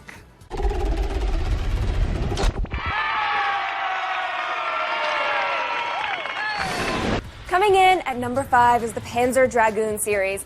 X-Play is at an emotional crossroads, and we would welcome some dragons and some rail shooting. We would. Number 4 is Streets of Rage. I really feel like we didn't learn enough about protagonists Adam, Axel, and Blaze, so we want to hear more of their story. Coming in at number 3 is Echo the Dolphin. Now I'm imagining what it would have been like to have Echo in the kart racing game, and I'm a little sad it didn't happen. Yeah, missed opportunity, Sega. Missed opportunity. Our number 2 pick is Phantasy Star. Sure, there are handheld games and a new free-to-play MMO, but not a proper old-school RPG for consoles, and that is what we want. Agreed. But the number 1 Sega franchise that needs to come back is Shenmue. Technology has finally caught up with the game's ambitions. It needs a resurrection. Until then, Yakuza is as good as it's going to get. X-Play, weeknights at 6:30, only on G4.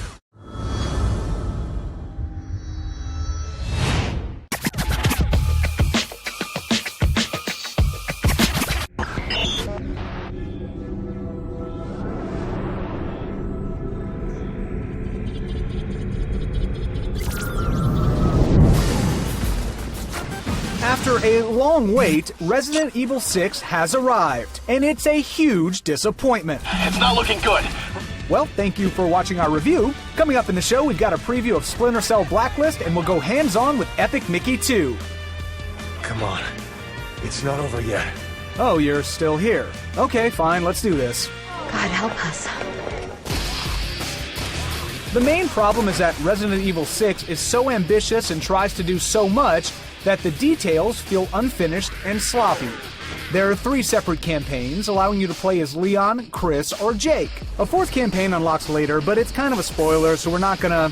you know what? Who cares? It's Ada Wong. Ada Wong. Anyway, each one of the main 3 characters has a partner that follows them around and diffuses narrative tension by saying cool stuff like this. We have to shoot him off or he'll bring us down. Hey, awesome. Thank you for that. I sure am glad you never give me a moment's peace. Can't let your guard down for a second. You can play cooperatively with a friend online. And you can also do split screen, but frankly it's tough to go back to that in the year 2012. We know you can't tell just from looking at it, but the aiming system doesn't feel right. It's tricky to get off precision shots, and even when you do, you don't feel rewarded since the damage they take seems completely arbitrary. Also, the camera acts deeply confused when multiple enemies get close to you. We had several issues with cooperative play bugs. In one playthrough, we had to completely quit out because a boss battle glitched. It's a waste of time! Yeah, no. But there is something to be said for the massive scope of Resident Evil 6. The game leads you breathlessly through countless action set pieces. And Jake Mueller is officially our favorite new character. He's charmingly mean-spirited. You could be the key to saving this world, Jake Mueller. Save myself first. And his chapters feel fresh and original. In a game filled with derivative zombie shooting, his portion seems like a breath of fresh air. Plus, how adorable is that scar? I think I officially have a man crush. By trying to do too much, Resident Evil 6 winds up with too little done right. Resident Evil 6 gets a 2.5. Why did this have to happen? Out of 5. X-Play, weeknights at 6:30, only on G4.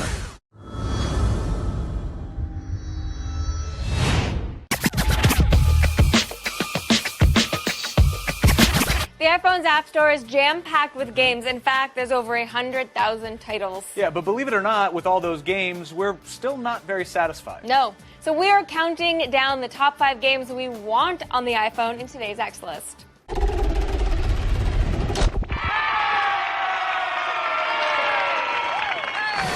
Coming in at number 5 is Ultima. Back in the day, you had to be a baller to afford an Apple II, so it would be fitting to play Lord British's classic RPG on an iPhone, and he needs another castle, so give him your money.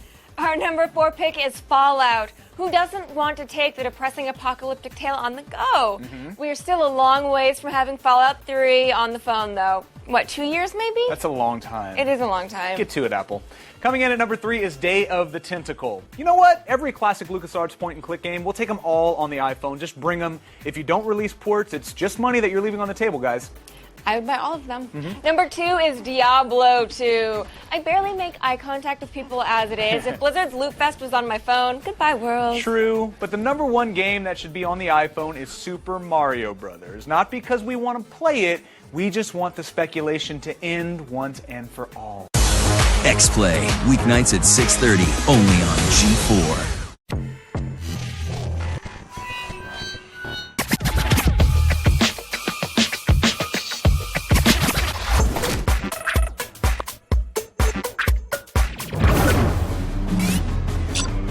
If you were born in the 90s, you probably don't have much experience with space sims, and it really disturbs me that some of you are old enough to drink. Soul Exodus is a throwback to those thrilling days of Wing Commander and X-Wing by a dedicated 6-man indie team called Seamless Entertainment. Like so many games in the genre, Soul Exodus has a bit of a learning curve, but a few minutes of familiarization brings back the old piloting reflexes. For a mere $10 on Steam, Soul Exodus is both a great introduction to this type of game and a nostalgic return to a much beloved and missed genre.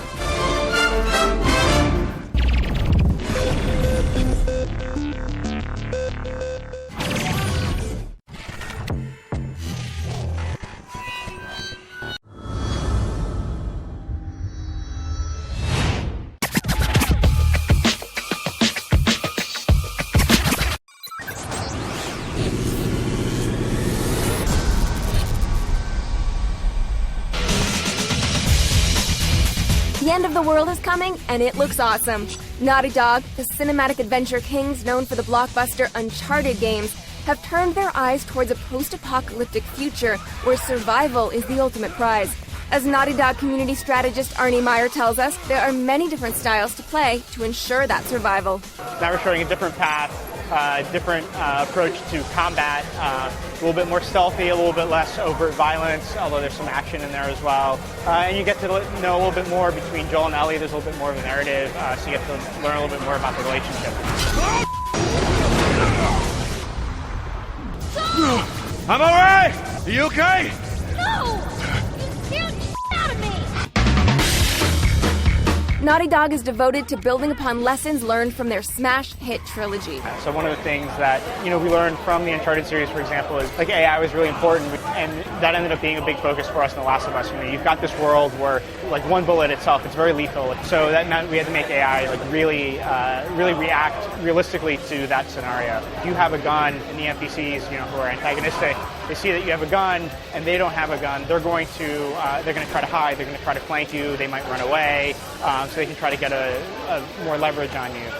But if they notice that you're out of ammo, or if you don't have a gun, and they feel that they have numbers or they have a more powerful weapon, they're going to be more aggressive, they're going to be in your face. So I think that's a really great example of sort of how we've evolved sort of our gameplay systems to The Last of Us. Guess they took the easy way out, huh? Trust me, it ain't easy. When it comes to more insight into what else is coming, Naughty Dog plays their cards close to the chest. We are working on a multiplayer mode that we're hoping to have some news sometime relatively soon. We're trying to figure out how our single-player gameplay can fit into a multiplayer aspect. We're trying to look forward. We're trying to find ways that we can talk more about the story of Joel and Ellie without spoiling everything for everybody. So, we've got some thoughts together for that as well. The Last of Us comes out exclusively for PS3 next year. It's fancy. X-Play, weeknights at 6:30, only on G4.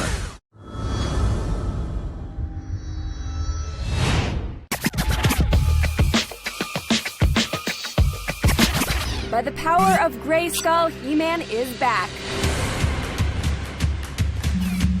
We're going to be showing you guys for the first time He-Man, the most powerful game in the universe. It's He-Man, so it's an interesting game when we started to design, and how do you make a game based off a guy who's just so powerful, especially on the mobile. So we kind of look back at classic games since it's from the 80s. It's his 30th birthday this year. What do we do? He-Man is 30 years old. He must have a Grayskull now. Literally. And we wanted to make something that's more of our generation, like guy gamers who want to really play it, explore Eternia and everything. So we just went down that route and really wanted to give players the opportunity to play as He-Man. He-Man has always been larger than life, but not too large to appear in mobile games. You know, the iOS, it's a casual market. And He-Man at the time isn't necessarily a casual game. You know, people don't really associate He-Man with casual. It's for core gamers. He-Man has the power, and he'll share that power on October 25th when his game comes out. Watch out, Skeletor! X-Play, weeknights at 6:30, only on G4.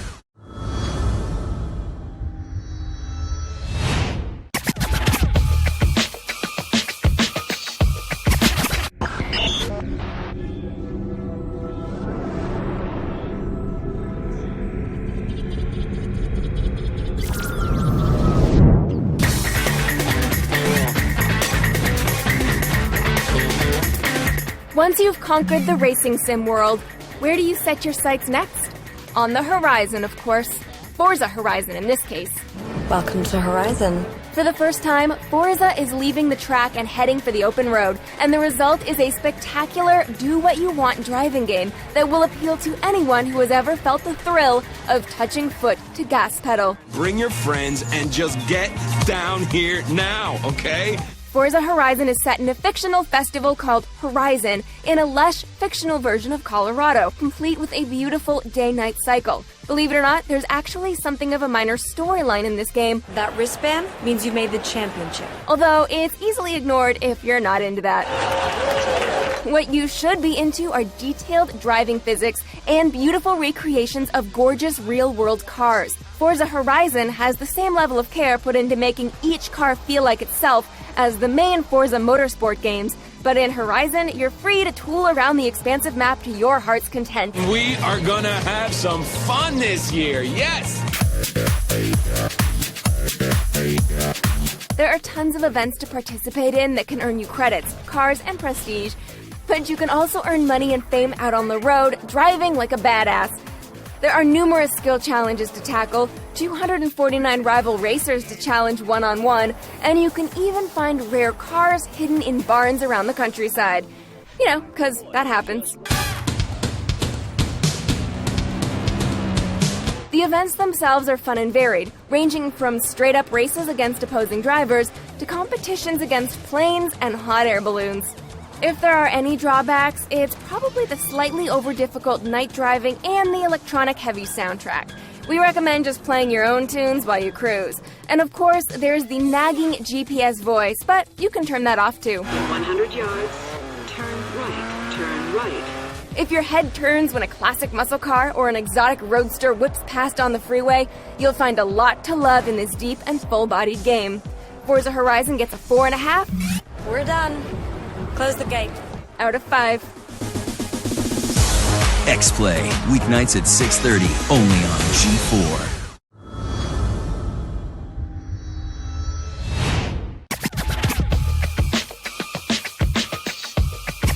Today is November 6th. I hope you voted. That's right, Roseanne Barr all the way. Absolutely. Write-in favorite. Now that you've done your civic duty, it's time for the important stuff. Finding out who will pay the most for my blood in January. Close. November is the biggest gaming month of the year, and there's so much to buy. It's time for this month in games. Plasma is where you make the most money, right? That is true. Okay.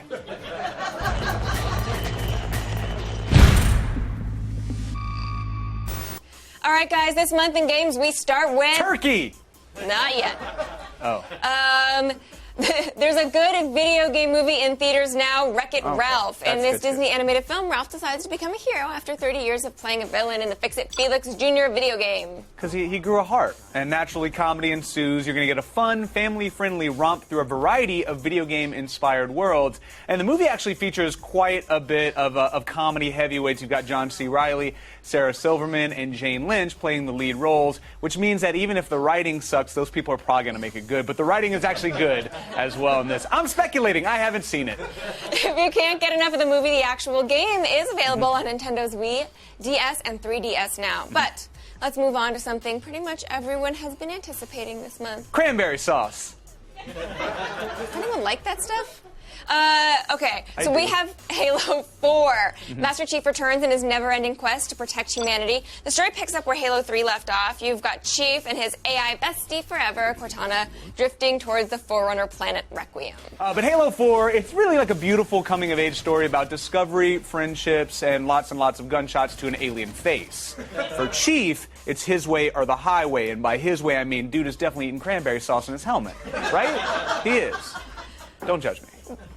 Oh, judged. There are new weapons, a new enemy, and new modes. Look forward to a story-driven, objective-based mode called Spartan Ops, and creating your very own custom Spartan that can advance through the ranks across all modes. The game is available today. Yeah, and not many people are probably going to buy this, so support it. It's a sleeper hit. Also on the horizon is the release of Call of Duty Black Ops 2 on November 13th. Yes, or as our more refined Frenchy folks like to say, Le Blabs D? Oh, it's classy. It sounds like a wine and cheese party. Ooh, it's a party, all right. What am I doing with my body? I don't know. What is this? French people are weird. Okay. In Black Ops 2, you play two connected storylines, one set during the Cold War with Alex Mason, and one set in 2025 with Alex Mason's son, David. In both cases, you're going to witness the rise of the game's villain, Raul Menendez. Alex Mason and David Mason. Not very creative parenting there, guys. Pretty boring names. The game's actually going to feature branching storylines where the success or the failure of Strike Force missions will influence the entire campaign as a whole, which is actually, like, that's always scary to us because any decision that can affect an entire game, for me, I'm like, I have to just save every 3 seconds because I want to make sure I get the right Your hard drive is completely full of just save after save. It is. On the multiplayer front, you're going to see new weapons and point streaks, which allow you to unlock battlefield support options via points instead of kills. Points instead of kills. Yes. General idea, though. Yeah, so hopefully it encourages more team play. Oh, and one more thing. Sorry. No? I counted on the majority of 2013 being you and I playing video games together. Even my ambitions are failures. Wow. Oh, and also they're going to have zombies. Yay! Which is, you know, because zombies need to be in games. So you're going to see the zombie mode return in a very, very big way in this game. Yes, and finally, a double whammy of releases on November 18th. Yeah, turkey and cranberry sauce, you guys. You put them all together, you can put them in a Tupperware container, and they're still good the next day. Yeah? No. We get the release of the Wii U and Epic Mickey 2 together. I mean, the Wii U and Epic Mickey 2 is kind of the turkey and cranberry sauce of video games, if you think about it. The Wii U is Nintendo's next-generation console. It sports 1080p graphics, 2 gigabytes of RAM, and most importantly, a brand-new gamepad controller. Yeah, the Wii U gamepad's biggest feature is in its built-in touchscreen, which can supplement or even duplicate the gameplay which you see on your TV, which is pretty helpful if you have multiple people in your household and you're not good at sharing like Morgan and I and our families. So, not good at sharing. That is true. Yeah. November 18th is a very special date for Disney, since it not only marks the debut of Steamboat Willie and Mickey's official birthday, but it's also the day you can play Epic Mickey 2. This time around, Mickey's friend Oswald the Lucky Rabbit becomes a playable character. Yes. Together, Mickey and Oswald must venture the wasteland again, uncovering the truth about the Mad Doctor's latest scheme. X-Play, weeknights at 6:30, only on G4.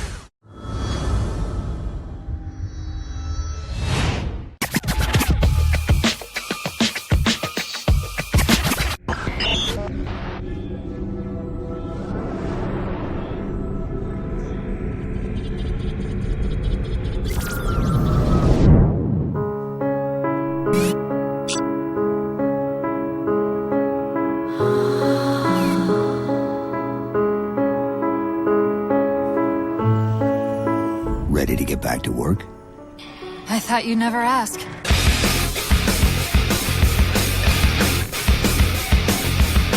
.343 Industries Halo 4 is a great Halo game. It plays like a Bungie Halo game. It feels like a Bungie Halo game. If Halo 4 didn't have the 343 logo at the top, I would have sworn that Bungie made this game, and that's a good thing. I'm not bagging on 343. That was meant as a compliment. Plenty of people were nervous about Master Chief's future when Bungie walked away. Not me, Frank and Kiki, that's just what I've heard. And if you were one of those Halo fans who were nervous, don't be. I'm happy to say 343 didn't f*** it up. In fact, if you liked Bungie's Halo games, you're gonna love Halo 4. Nice to see your luck is holding out. While 343 followed the Bungie blueprint for Halo 4's Bones, they stuffed it full of some new baddies, multiplayer changes, and wrapped it all in a glossy new skin. Maybe they haven't recognized us. The Halo universe has never looked so good. The visuals are an amazing upgrade over previous installments. The environment, the enemies, Master Chief, Cortana's chest. You've been busy. Yeah, Cortana, what's up with the new, dimensions? Can we worry about the giant metal planet? The new baddies in the giant metal planet, the Prometheans, are a welcome change. Their tactics, weapons, and variety of soldiers reinvigorated combat that was threatening to become stale. You can only shoot the Covenant in the butt with a needler so many times before you want something new. I guess one more time doesn't hurt. While the Prometheans are a welcome change to the franchise, I have mixed feelings about the new music. It's fine, but you start up Halo 4 and don't hear Marty McDonald's iconic score. It feels weird.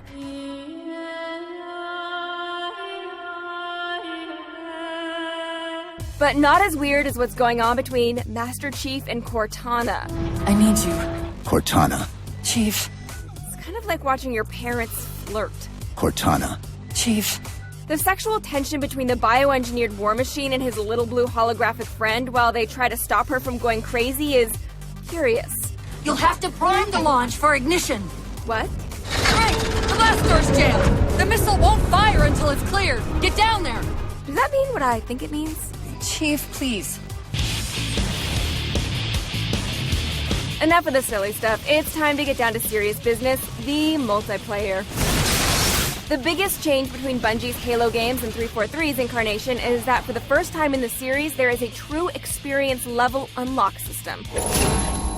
Other changes in Halo 4's multiplayer include power weapons that spawn in random locations, new modes like Dominion, and Spartan, the co-op mode that replaces firefighting. With Halo 4, 343 had the pressure-packed task of taking over a legendary franchise from a beloved developer, but they stepped up to the challenge and created an amazing adventure. If Halo 4 is indicative of what 343 has in store for Master Chief in the future, then fans should be excited. Halo 4 gets a 4.5 Cortana. Chief. out of 5. Chief, please. X-Play, weeknights at 6:30, only on G4.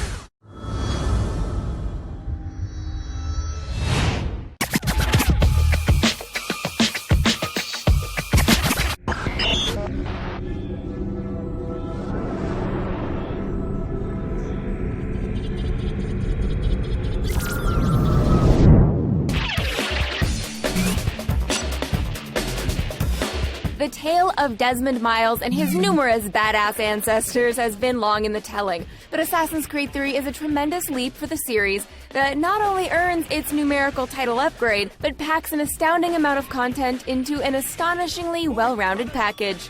A series of events that we will not spoil or show here leads to Desmond reliving the life of a half-British, half-Native American ancestor named Connor. The world's moved on, boy. Best you do too. Connor is an assassin in the increasingly Templar-heavy time period of the American Revolution, and the game plays up the setting to phenomenal results.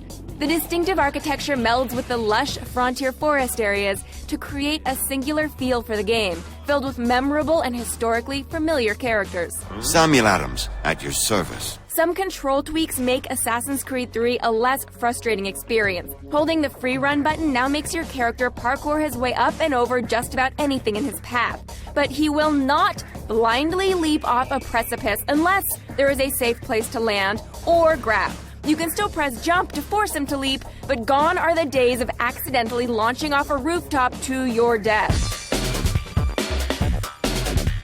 The control tweaks make possible the most enjoyable part of the free running, the tree climbing.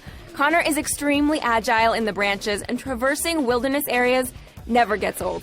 Also slightly different is combat, which still leans heavily on counterattacking, but with the added twist of allowing you to choose what kind of counter you'll use, such as disarming your opponent or straight up killing them. Stronger enemies require craftier use of this system, and with practice you will become a fluid death-dealing machine, handing out some truly brutal kills. I think someone in the Ubisoft animation department has some rage to deal with.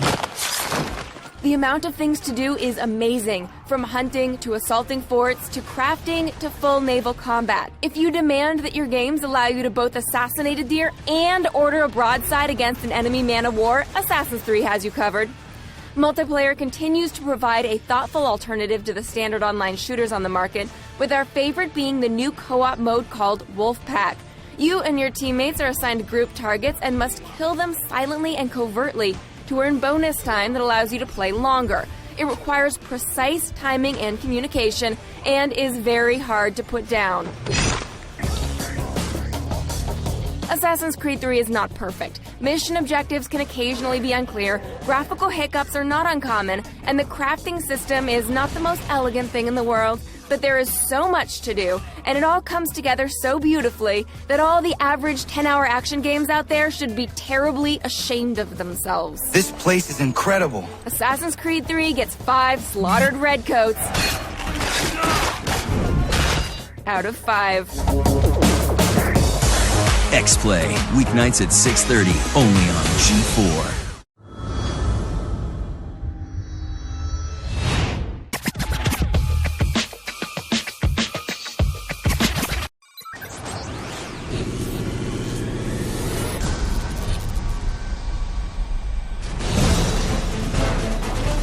Time to wake up, Master Chief.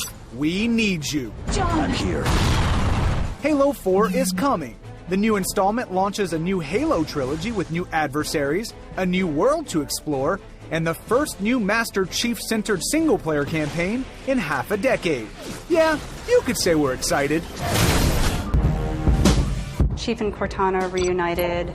As a player, you're reunited with Chief and with the Covenant and the play mechanics. Hitting this first moment in Halo 4 right was really critical for us, because for some people it's the first time they've seen Chief. You start to get this sense of sort of escalating threat. It starts with the Covenant, but soon you discover there's actually something much bigger out there that you're going to need to contend with.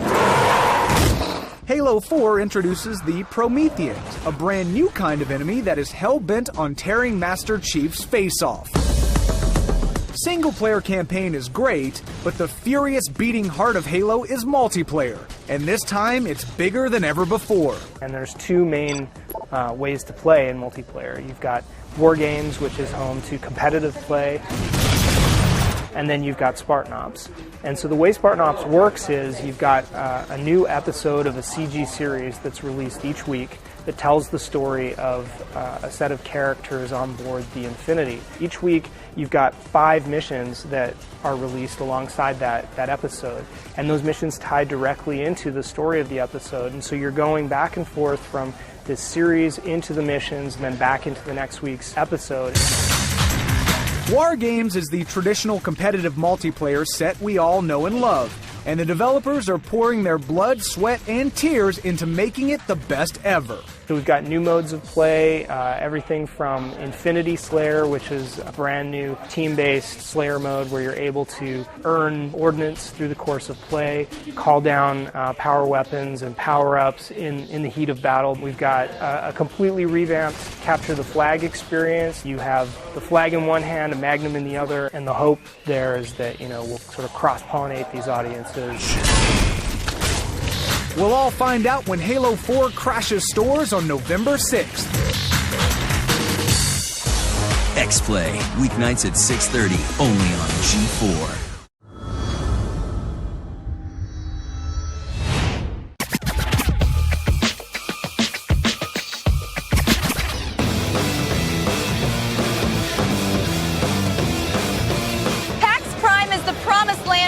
Who don't want to wait for that pesky release date for their favorite blockbuster.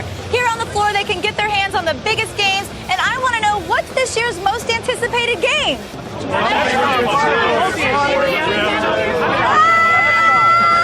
Dishonored. I kind of I'd heard like bits and pieces about it, but I hadn't really been paying attention to it. And we went over and I started watching it, and I thought it seemed really interesting. Actually, probably gonna get it.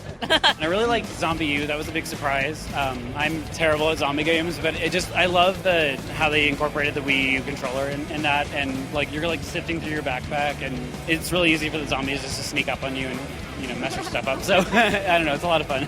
I'm kind of looking forward to anything from the Wii U booth. Oh, just anything cool. Nintendo. Injustice. I looked at it, I was like, oh my god, I need to play that game. It was Borderlands 2, hands down. Like, I loved 1 all the way through it. Did it meet your expectations when you played it? I haven't had a chance to yet. The line has been so long ever since I got here. You got to get over there. Definitely Borderlands 2. It looks amazing and it looks like so much fun. I've actually played it already and it's fantastic. The lines for that game are super long. I know, but it's so worth it. What's the longest you will wait in line for a most anticipated game? 2 hours. She has a limit. I like it. She knows it. 2 hours. Yeah, 2 hours, that's it. Okay, let me guess. Most anticipated game is Borderlands 2. Is it really? You're supposed to say Assassin's Creed 3. Really looking forward to Assassin's Creed 3 and then the Wii U. We were over playing with that, and it's so much fun. Resident Evil 6, and I really wanted to try out God of War Ascension, and that was a lot of fun. PAX Prime, where everything is so close, yet so far. Hey, hurry up! The line is taking forever! X-Play, weeknights at 6:30, only on G4.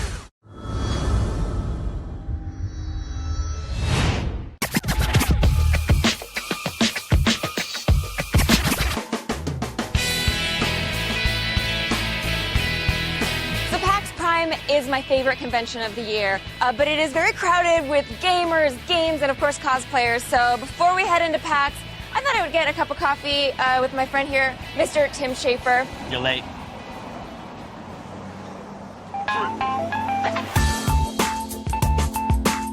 So is this your first PAX?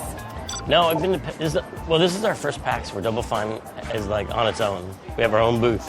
Your own booth, huh? I have been to PAX before, in PAX East. But, is it a giant booth? Is it like the Firefall booth? It's a tiny booth. We have a little booth. This table is about as big as our booth. Okay. But it's our booth, and it's great because we're showing all of our games. So what games do you have there? We're showing The Cave, and Ron Gilbert will be there signing stuff and showing the game. We have Connect Party. That's the new name of Happy Action Theater.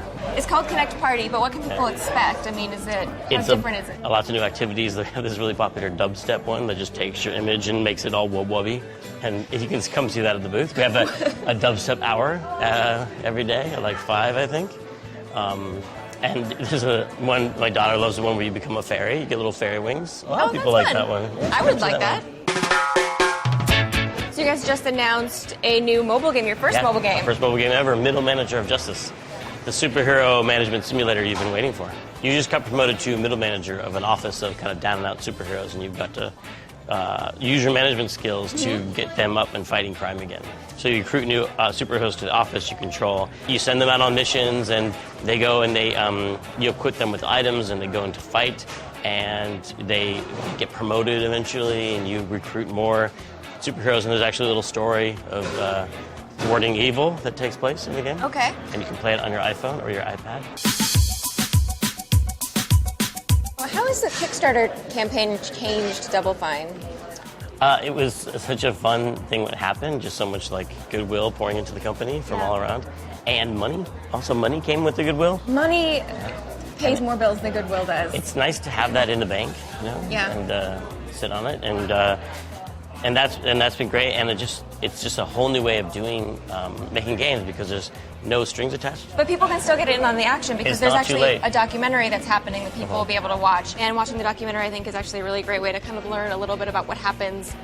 Yeah, it shows on you the like back end, all the exactly. people that make a game, and we really wanted to show like the human side of what goes into making a game, just all the different roles people can play on it. You know, people don't.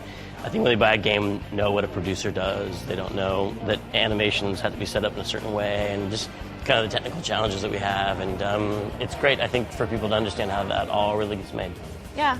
And so people can still watch that. You have to be a backer to watch it, but if you miss the Kickstarter campaign, you can still get access to this. Yeah, you can go to Double Fine's website and become a backer and get a copy of the game still, and see the documentary, which is really great. I guess we should actually go to the show. I mean, we came all the way to Seattle and everything. Yeah. Got your Purell? I got it ready.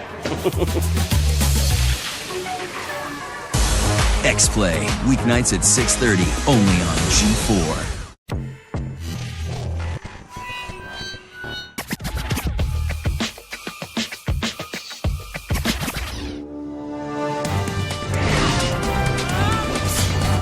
"25 years ago, a gold cartridge called The Legend of Zelda hit the NES, and gaming hasn't been the same since. While most games at the time focused on high scores, Shigeru Miyamoto's masterpiece courted our imagination. The Legend of Zelda gave us the sprawling world of Hyrule, an epic quest, deadly puzzles, and a franchise that would stand the test of time. The Zelda franchise has produced some of the top games of all time and has left an indelible mark on everyone who's ever played it." The original Legend of Zelda was a seminal game, and we're still seeing adventure games that copy that basic pattern of gameplay. Legend of Zelda is like a special game to me. I used to love it with that sword. Going into caves and getting magic potions. I am addicted to Zelda, and all of my friends, we're kind of like cult followers of Zelda. My brother and I made graph paper maps of the entire world and every single dungeon. Yeah, good stuff. The world of The Legend of Zelda grew more lush with every technological advance, but the more things change, the more they stay the same. When you hear that like mystery sound, like it still makes people incredibly happy. Our connection to Link is primal. A small-town kid drawn by happenstance, destiny, or love into the adventure of a lifetime. But it would all be for nothing if the gameplay sucked. Link mastered the 2D world, but it was the N64 title, Ocarina of Time, that proved Zelda could be the gold standard in any number of dimensions. It was the game that bridged the gap between my youth and my adulthood. Ocarina of Time was just wide open, that Link could go really anywhere. It made it feel like the game was special and unique and different, and you wanted to play it. I think it was the first 3D game I ever played. That game was awesome. I said Ocarina of Time. I hope that's right. It's Ocarina. It's not Ocarina, it's Ocarina. Why did they choose an ocarina? It doesn't make any sense. The oboe of time. That would have been better. An oboe of time.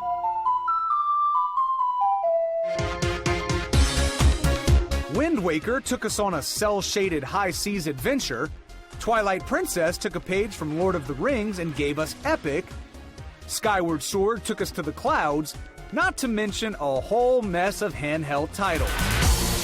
I think it's safe to say Link's been around the block a few times. You kind of felt like you were, almost a Greek myth, yet it was kind of a modern myth that was created by Miyamoto. Zelda is like another one of those games that's in history forever. As long as we have a trusty steed at our side, a master sword on our hip, and a fair wind at our back, where Link goes, we'll follow.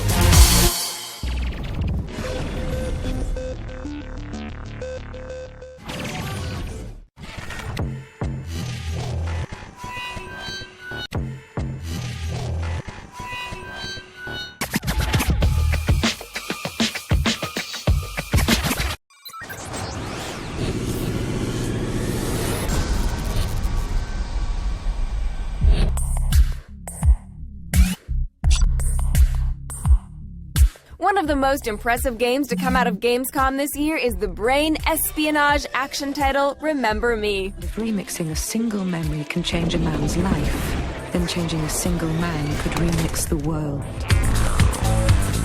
The gorgeous Neo-Paris backdrop sets the stage for femur-snapping combat and a unique gameplay mechanic that's a bit of a mind screw.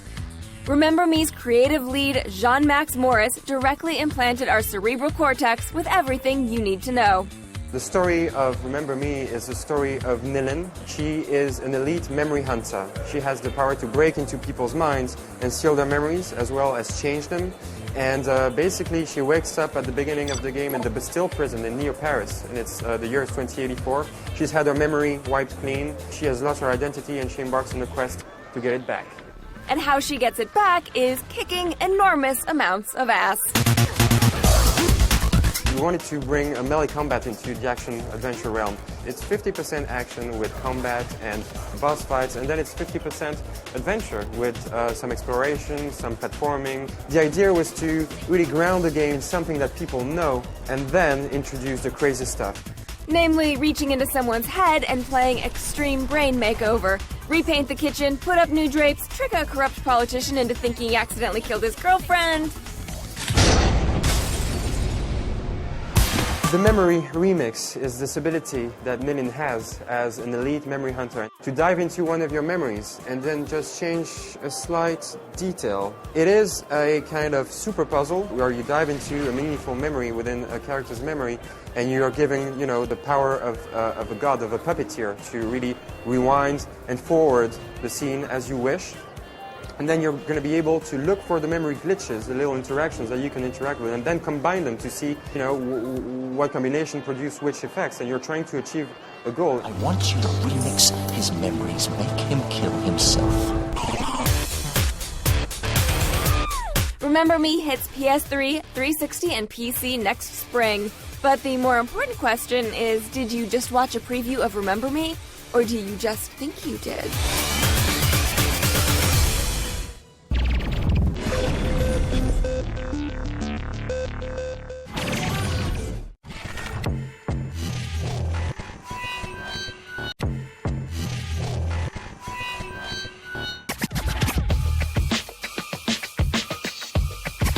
Fall of Cybertron features a huge cast of characters. Everyone is there, except for the racist bots from Michael Bay's Revenge of the Fallen. Which means the game's going to be good. Yeah. Yes. But most of my favorites did make the cut. We're not saying that racist bots are our favorites, though. They weren't. We're counting down our top 5 Transformers in today's X list.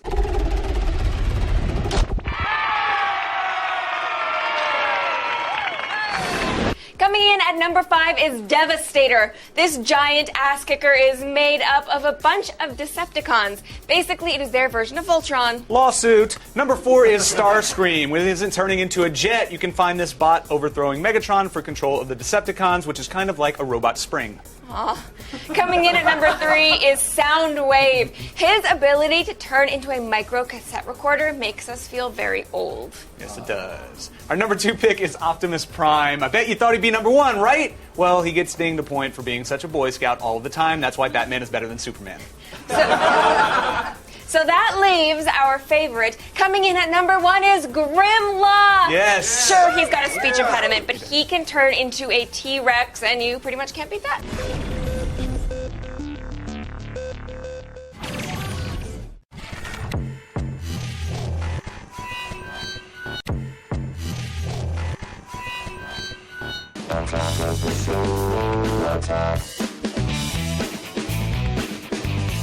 I did a cover shoot for Complex Magazine. Hey everybody, welcome to my cover shoot for Complex Magazine. It's my second one, and it is for the April-May cover, and I'd normally be excited except for this has turned into the weirdest shoot of my life.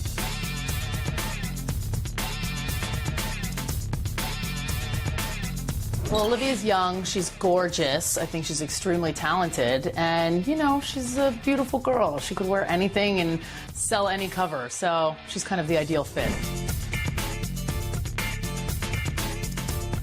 Olivia is going to be in a Marvel movie, so the theme was basically to try to incorporate some cartoon characters in an outdoor setting and have her be very, very Lady Meets the Earth.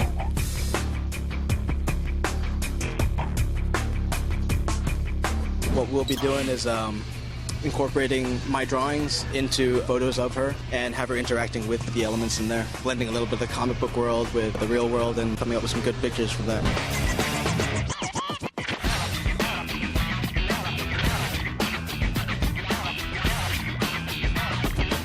Well, that's it for my second Complex cover shoot. It's the April-May issue. Make sure you guys go check it out. It's going to be awesome. Seriously, shut up. Shut up. Thanks for watching.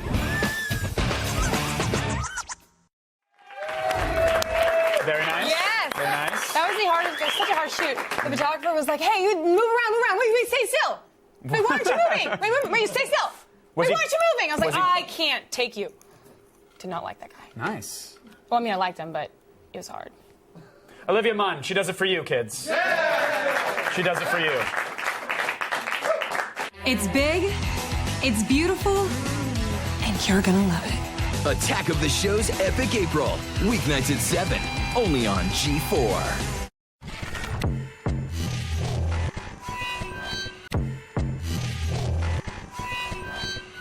Attack of the Show. Attack. So, hey, guys, remember that week that Kevin called in sick? That you called in sick. I wasn't really sick. Huh? No, I wasn't really. I was actually across town. Taping an episode of Accidentally on Purpose. Oh, okay.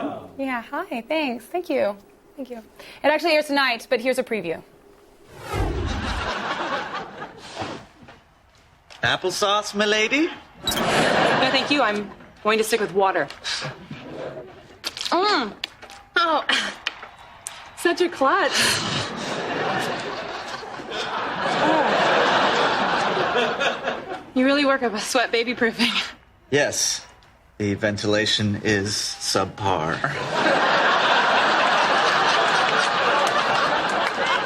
So who's playing? Texas and Marquette. Who you guys rooting for? I need Texas and Ryan needs Marquette. So do you guys want to do a three-way?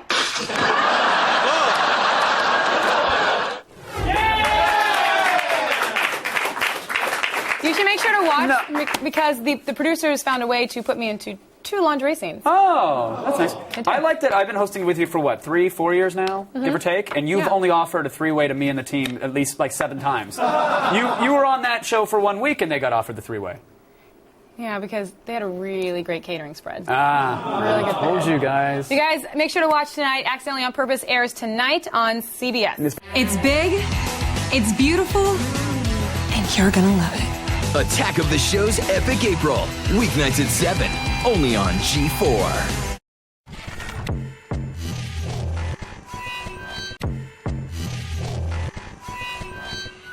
Attack of the Show. Attack.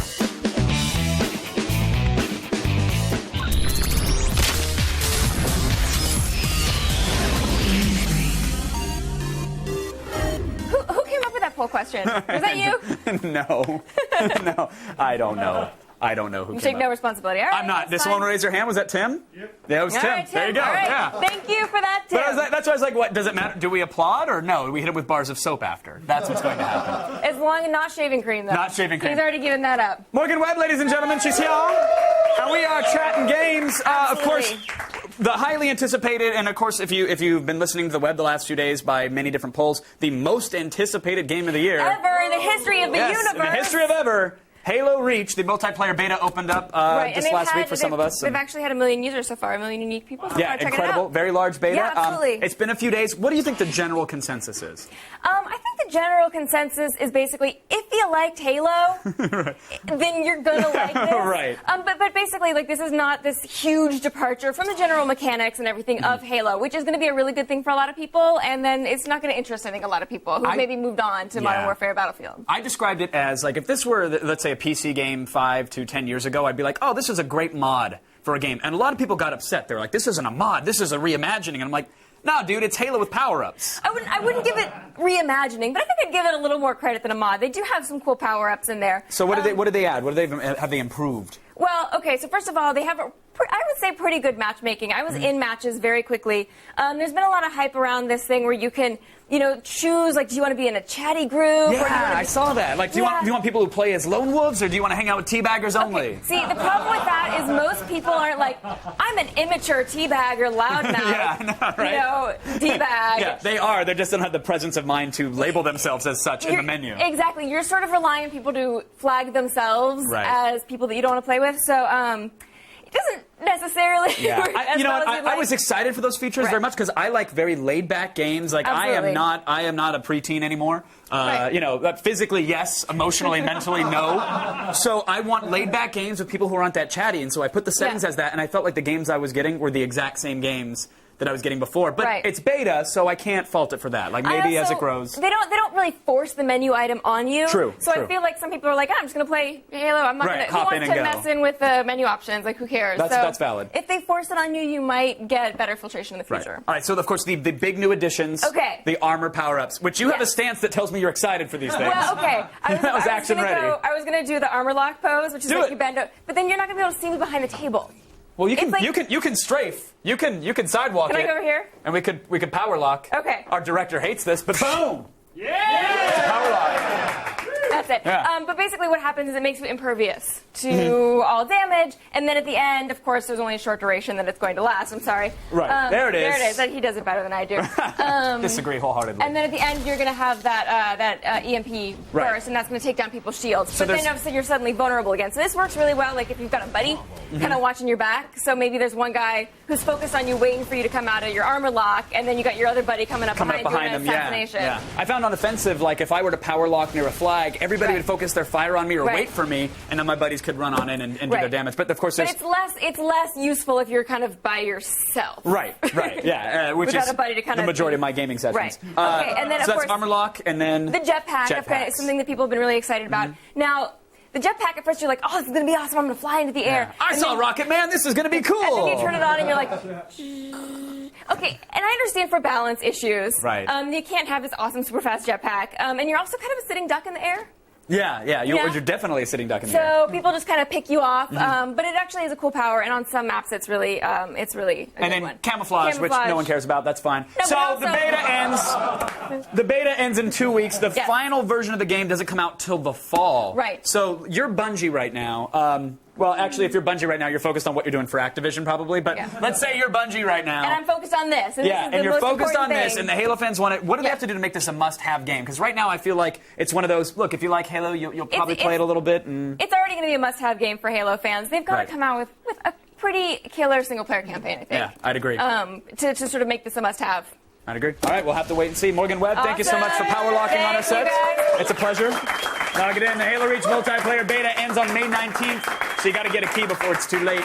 Don't miss it. Don't miss it, kids. Miss Olivia, what's going on over yonder, there, where you are, right now? Hi. Hey, Morgan, I like your hair in a ponytail. Oh, thank you. It's really pretty. Olivia, say something you love about me. Say something you love about me. I love that Morgan's standing next to you. Oh, great.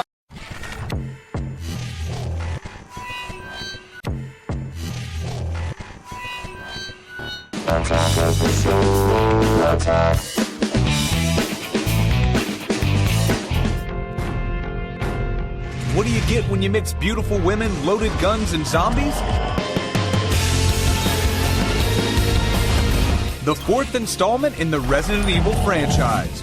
This time around, Milja Jovovich and Ali Larter are battling the undead residents of Los Angeles in 3D. At this point, do you just know how to slow-mo kick zombies, and you're like shooting a machine gun cooking a quiche, right? I only run in slow-mo. Because anytime you don't run in slow-mo, you look like such a dork. It's like, There were so many kick-ass ladies. What was it like keeping up with them in this movie? Amazing. You got Mila next to you doing everything. Oh, I have to jump off the building? Sure! So you sort of feel like a little sissy, complaining about having to kick in a door. You just have like girls kicking ass. I didn't realize how much the gamers love the Axeman, and one of the things with this movie is that they use so much stuff directly from the video game. I got to learn how to do different kinds of wire work, so I was learning to run up the walls and flip over and sail across the room, which was really, really cool. There were also like 50 clones of you, so was there ever a point where you were scared that you were actually going to upstage yourself in this movie? I actually wanted to give like different personalities to some of the clones, and in the one scene where she comes out and says, "Is that any way to treat a lady?" with the swords, if you look to the clone to my right, she takes out her machine guns, and she's just like, yeah. Is that any way to treat a lady? This movie was written to be enhanced by the 3D experience. This is the new level of technology, and it really is such a great marriage with Resident Evil. We shot with the Phantom as well, which was kind of cool because it's like 1,000 frames per second. So, you know, everything is super slow, and which was very exciting for me. Can you thank me in slow motion for this interview? Can we? Resident Evil Afterlife in 3D. Yeah, you get it. Just check it out. So weird.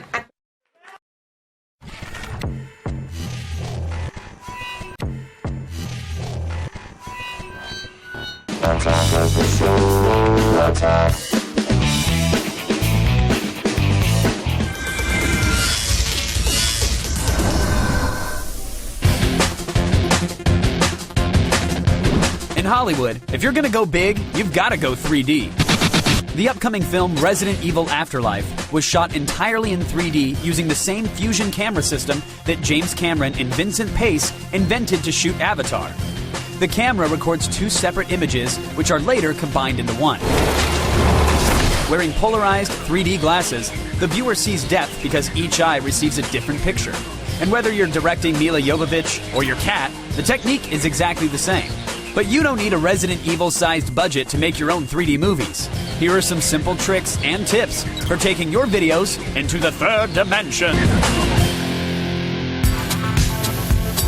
First, you're going to need 2 identical cameras. Luckily, handheld video cameras like the Flip are cheap and easy to find. Next, make a quick 2-camera rig with a short piece of wood or metal bracket and a couple of bolts. Mount the cameras side by side about 2 or 3 inches apart so they can be moved as one unit. You may have to experiment and drill some extra holes to get the ideal setup. Before you shoot your first 3D scene, here are some things to remember. 1. Because you'll need to sync both videos later, clap your hands or use a clapboard in front of your lenses when you start shooting. 2. Don't film anything too closely, or you risk breaking the 3D effect. 10 to 20 feet is the ideal distance that the subject should be from the cameras. And 3. Add interest and depth to your scenes by framing up your shot with objects in the foreground and background. Pro tip, it also doesn't hurt to swing some scary-ass looking hammers towards the camera. Now that the footage is shot, import both videos into a video editor like the free Virtual Dub app from virtualdub.org.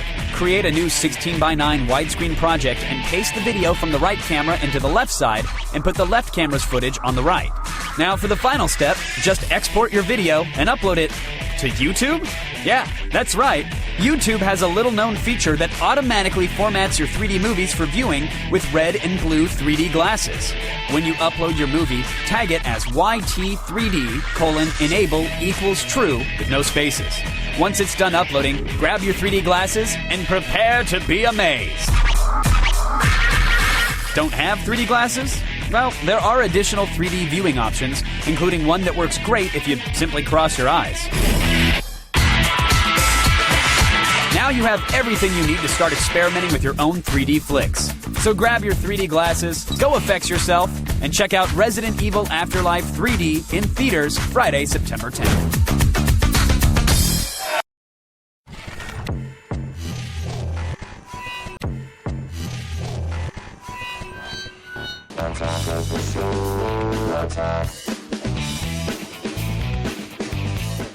It's the continuing adventures of Power Girl. Episode 32. Power Girl is pretty sure she can eat a raw turkey. There's no way. I can totally do this. I mean, how hard can it be? I have superpowers. Yeah, we know all about your 2 gigantic powers. I can do this. That's the spirit, beanbags. Look. Hey, you stay out of it. Yeah, I got an idea. Why don't you go out and fight some ocean crimes or something like that? You know what? Why don't you go do it? Because every time I go out there, I practically get killed. Whenever you're ready, PG. Yeah. Okay? Yeah. That's all you. Okay. You got it. There you go. Ugh, gross. That's it. Keep going. Keep going. The whole thing. You got it. That's sick. Hey, you know what? For a guy who can lift the planet Jupiter, you sure are a precious little Girl Scout cookie. Oh, can I get some water? No, it's not part of the deal. I need some water. No, you can have some hot milk. That's it. All I'm out of here. Hey, can you throw up in this direction? Over this way? Give me a little bit. Come on. That's it. That's good. That's good. That's golden. It's an action shot. Next time on the continuing adventures of Power Girl, episode 33. Power Girl is pretty sure tar is good for your skin.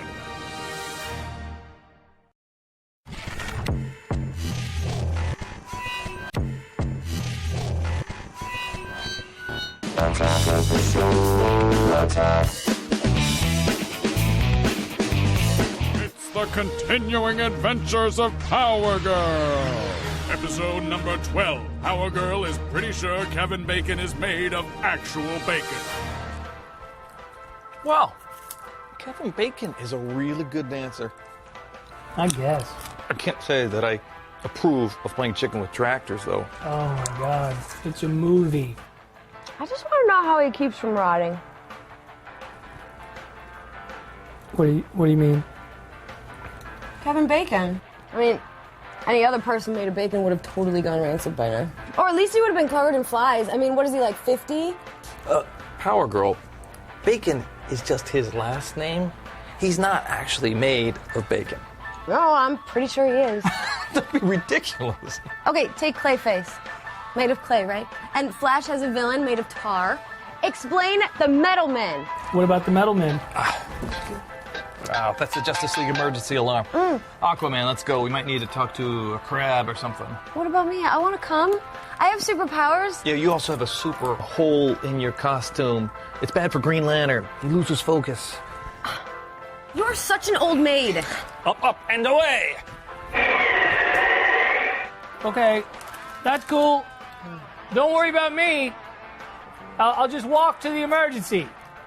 Next time on the continuing adventures of Power Girl, episode number 13. Power Girl is pretty sure all babies can speak Portuguese.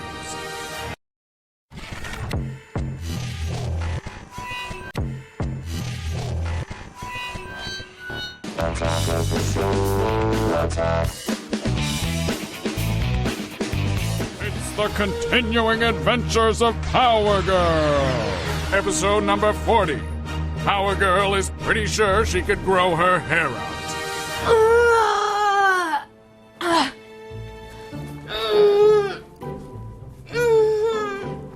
What are you doing? Oh, hey. I'm trying to make my hair grow. I'm just really tired of this bob, okay? And I just thought, like, if I pushed hard enough, I could, like, speed up the growing process. Oh, yeah, good thinking.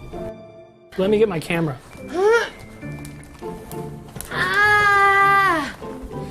Hey, Power Girl.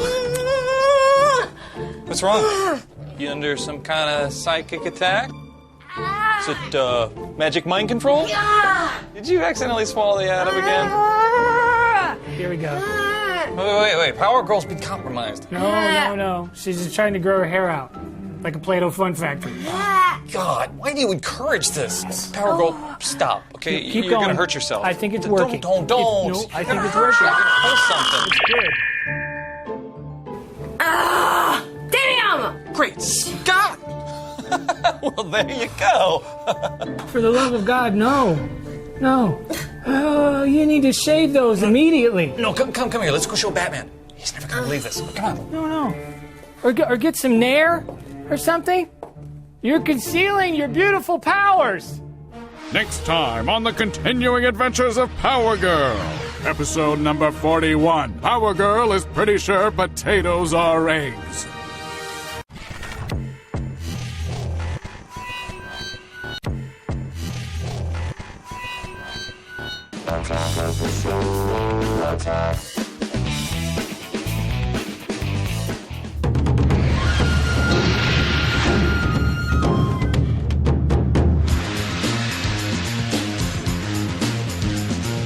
Hey, Chris Gore here at Spin Fusion in LA, where they have the hottest video games, collectibles, import DVDs, which of course means it's time for another Asian Underground. I'm here with Asian cinema master Jeff Wong, who's got a bloody mess on his hands. What do you got for me today? The first film is called Zombie Hunter Rika, and it actually follows the exploits of this high school girl who visits her grandfather in this town overrun with zombies. After she gets attacked and loses her arm, she gets it replaced with this zombie hunting warrior so she can save the world from this evil zombie demon. So is this part of a whole new wave of Japanese exploitation movies? Yeah, these films kind of fit into two camps. On one side, you have the super stylized camp like Tokyo Gore Police and Machine Girl. And on the other side, you have sort of the trashy, overly sexual camp that many of these other films kind of fall into, like Samurai Princess. Is the action awesome or what? The action is actually really good in this film because it was done by an accomplished action choreographer. It holds up really well. They do a lot of things where they integrate a lot of visual effects into the action, so it actually makes for quite an enjoyable film.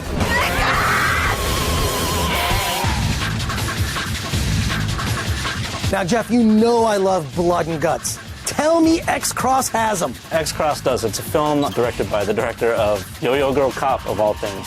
But it follows these two girls who sort of go on this vacation to get away from their guy problems. They end up in this town that's run by this cult who basically worship women after they chop their legs off. Now, what's with the obsession with women in horror? I think thematically in horror movies and also in video games, people like to see women overcome these sort of insurmountable odds. So you have these girls who seemingly aren't that capable, but when push comes to shove, they're able to fight their way out of these situations. When I heard that this film was from the director of Battle Royale 2, I gotta be honest with you, my expectations were pretty low. How does he do? He actually made a movie that doesn't suck. I think he kind of let go of his father's legacy and just went for it. And what you get is a movie that you can invite your friends over and watch, unless your friends don't like to have fun.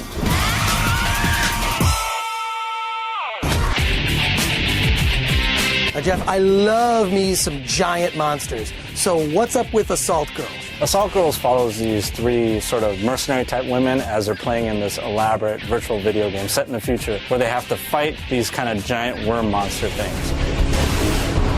Like any video game, each of these characters fights a different way. They have different personalities, so they ultimately have to come together to fight the big boss at the end. Now, how are the visual effects? That I'm really curious about. The visual effects are really good in this film. They're a little bit on par with what we see coming out of Asia generally. But I think with this film in particular, it's sort of forgiving because it is set in a video game. A lot of the art direction is very stylized. So I don't think you bump as much on the CG as you would in, say, something else we would see.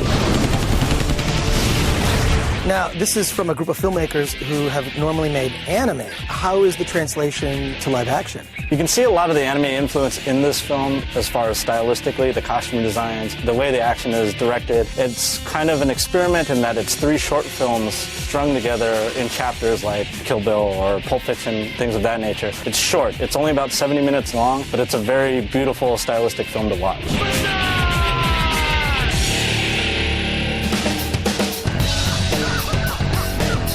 Jeff, these movies look amazing. This is incredible. Again, you've enlightened us. Thank you so much. Watch for more on another Asian Underground.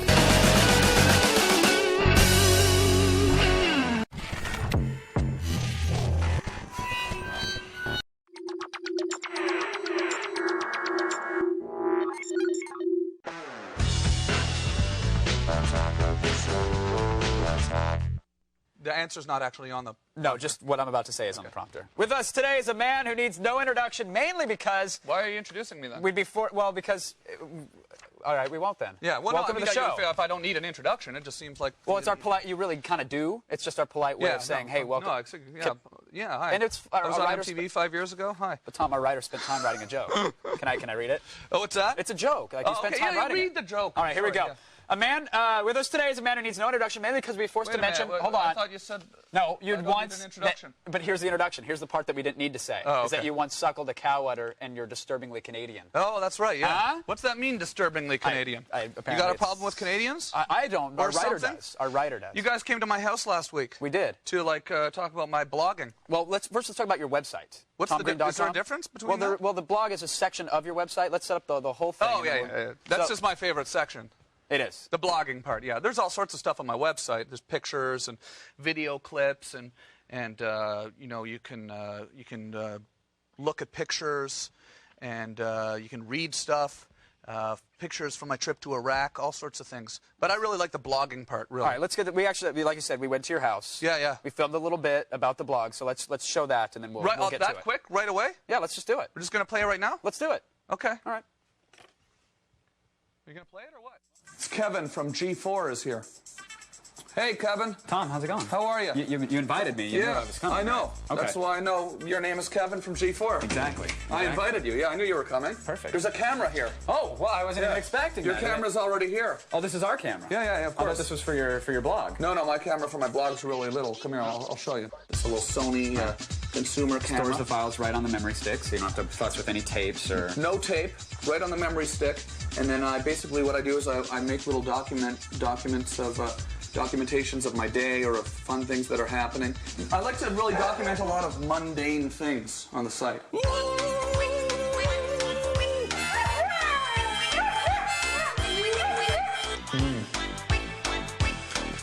Coffee. So now all I do is plug this in here. So I'll just drag them down here. Boom. Boom. Boom. In iMovie, I just go in here and I convert it to a web-sized file. So I just click upload save video. So I basically get the code off videoaddon.com, then I copy and paste it onto blogger.com, and then it's all linked into my site that way. Most people assume that this is sort of like some big corporate website or something, and they don't believe that I'm getting the posts and stuff, but it's just, it's just emailing me here on my own computer. So email me and be my pen pal. Yeah, so I'm going to take a little blog right now, if that's cool. No, yeah, by all means. Take a little video for the blog. Okay. But this is a great camera, right? Right. You guys were talking about this a minute ago. Can I have this? We were. No. I've been trying to get one. But you can play with it. What's that? You can. No. I want to have this as a gift for coming on the show. All right. You know what? It's yours. It's absolutely yours. In fact, we have 5 of them backstage. This is So really. Do you have really? One at home, one in your car, JVC one at work, Avereo. etc. Yeah, so I blog every day. It's fun. Now, aside from you in a horse head and playing harmonica with your dogs, is there other stuff on there? Yeah, I'm building a doghouse right now. So I took a little video this morning. It's 7 feet long by 4 feet wide. And I'm going to sleep in the doghouse tonight with the dogs. Very nice. I'm going to take a little video of that. It's a really spacious doghouse. You really got to check it out. www.tomgreen.com. If you like doghouses, you should check it out. It's going to be nice. Really soft cushions in there. Good. But I like to open my life up to people on the site, That doesn't weird you out at all? I mean, you're basically helping the stalkers. You're taking their day job. Yeah, well, I make sure I don't shoot the outside of the house. Well, we shot it while we were there. We thought we'd roll that if that's okay. I hope you don't. No, we did. There are people that want me dead. No, so we don't. A lot of we don't people. Want that. Lot of people. But now this is fun. This is live television, right? This is live. Yes. Wow, that's cool. Yeah, it's very cool. Yeah, fun. Do you ever smash those lights?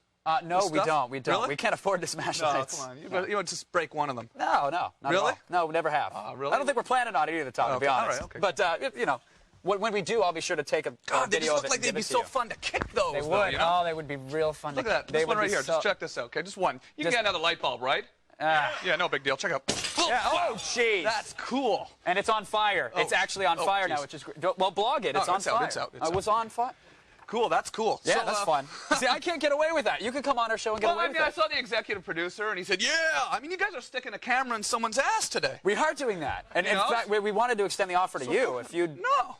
It would be nice to serve a blog entry out of your own ass. I got out of gross out comedy 2 years ago. Now I'm into breaking light bulbs. Ah, gotcha. And blogging. And what have you been to my website? What? I have. I've seen many blog entries. But it's fun. Like we're doing cool stuff on it right now on the site. Where I'm telling people around the world to make T-shirts. Okay, www.tomgreen.com T-shirts. All right. It's sort of shameless self-promotion for the site, and they go out in front of a landmark in their part of the world, like in New Zealand. There's kids going out in front of landmarks there, like the mountains, the Lord of the Rings mountains. Sure. Yeah, that's in New Zealand. And in England, there's people going out in front of Big Ben and taking pictures and advertising my site for me for free.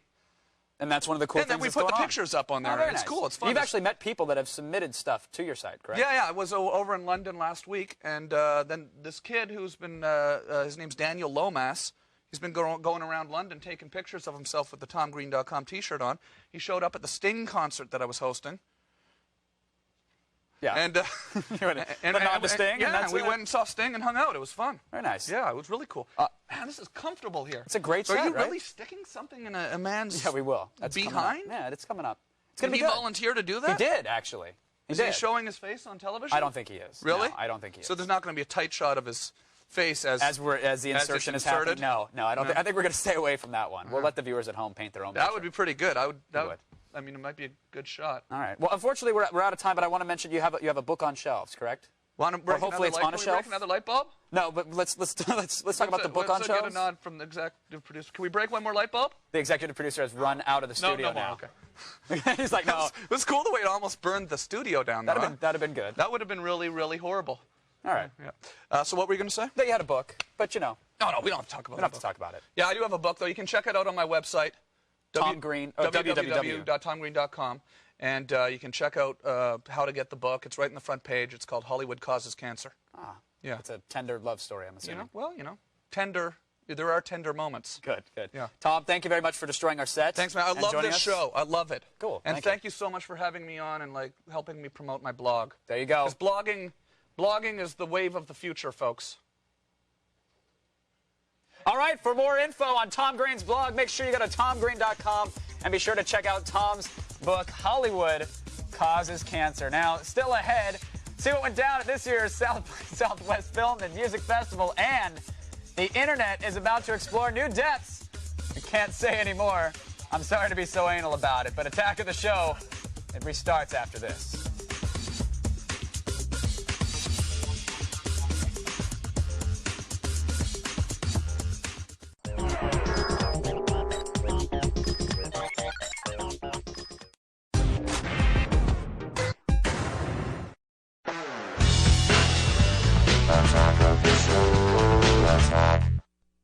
Our next guest needs no introduction because if you're watching this show and don't know who Bruce Campbell is, well, then you should be hacked into tiny pieces with a rusty chainsaw. Welcome to the show, Bruce. Thank you very much. Thank you. Now, you've got a lot of projects going right now. Yeah, there's a couple of things. I had to disappear for a while to do stuff. Now I'm doing the tap dance. You're a man of multimedia. Movies, TV, books, video games.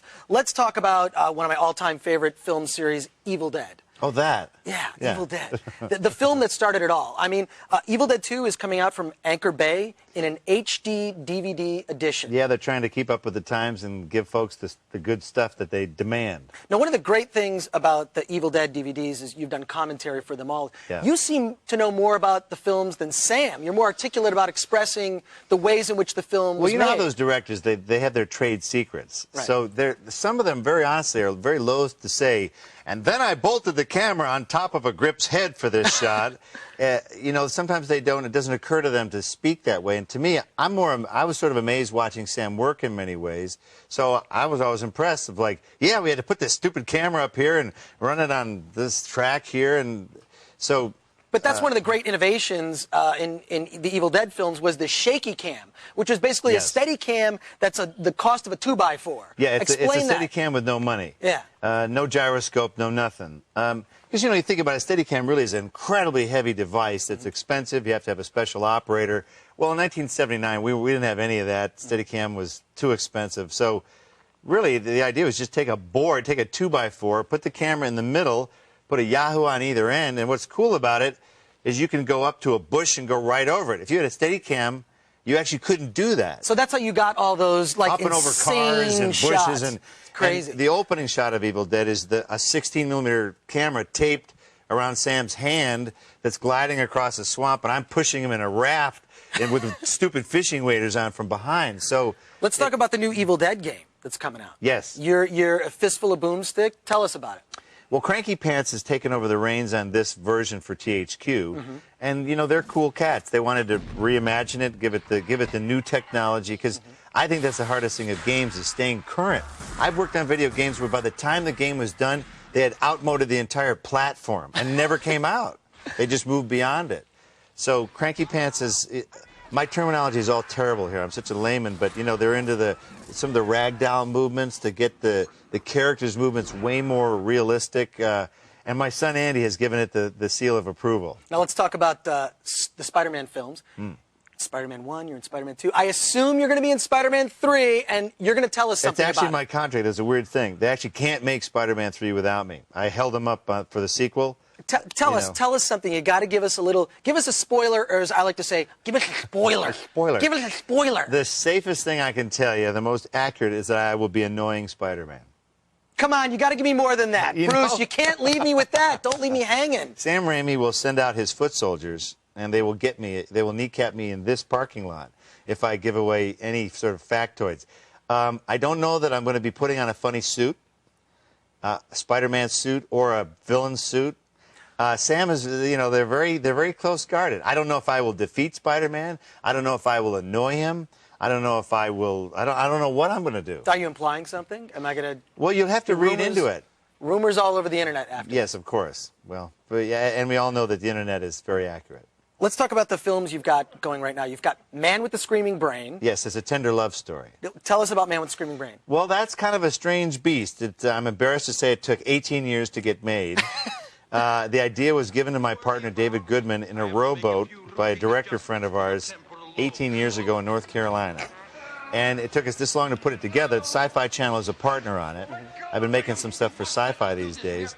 And they're going to air it this, like last Sunday in September. And the other one was Alien Apocalypse. Alien Apocalypse, which just aired. Let's talk about the new book. Yeah. I read your first book, and Make Love the Bruce Campbell Way. Yeah, what is up with that? Let's take a look at this book. Look at that. It's out of control, man. Now, tell me about the new book. Well, you know what? Hollywood's a weird place. I don't know if you've noticed that. Yeah. And it's full of weird characters. And the idea for the second book, publishers get a little nervous sometimes if you come to them and say, after I made If Jins Could Kill, Confessions of a B movie actor, I want to go make a Grapes of Wrath novel. They'd kind of laugh in your face. So this is a way for the apple to not fall too far from the tree. I put myself as the lead character in the book. Now, there's a lot of funny. there's a lot of pictures in here. Some really funny stuff. If you don't like the words, there's plenty of pictures. But look at the words, though, Bruce. I gotta say a little something. Yeah. Look at the spacing. Look how big the words are. This looks like you're trying to finish your report on time. I need a book that's 300 pages. Little padding in there, or what? Come on, look at that. It's very important. It's very important in this illiterate society of ours for people to feel confident when they open a book. A sixth grader could open that book and go, I think I can polish that off in an hour.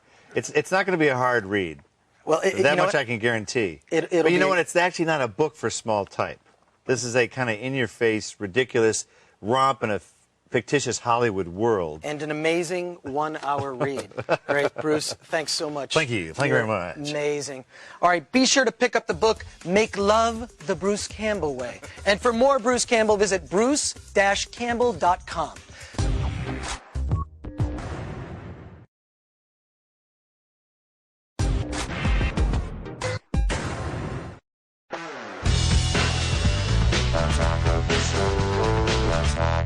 Now, poets will tell you that love is the tie that binds. It's sweet, really. But some people are a bit more literal-minded than others, which is good news for Julie Simone, who plies her trade as a dominatrix here in Los Angeles. Julie, welcome to the show. Thanks for coming on. It's a pleasure to have you here. You are a professional dominatrix. Correct. This is something, is this like a community college course you can take, or is this something we can sign up for on the internet? How do you become a professional in the field of dominatrixing? There actually are people that put on classes. You can go to like a dominatrix school. I think they have them in San Francisco. Okay. I learned by doing it in photo shoots and video shoots. Okay. And then now I work at a house. A house? Yeah. Okay. Now, out of this house, I'm assuming you have clients. Are there services that they can request from you other than, what is the field of being a dominatrix? Are there specifics that you can offer these clients? Oh, sure. You can offer slave training, okay.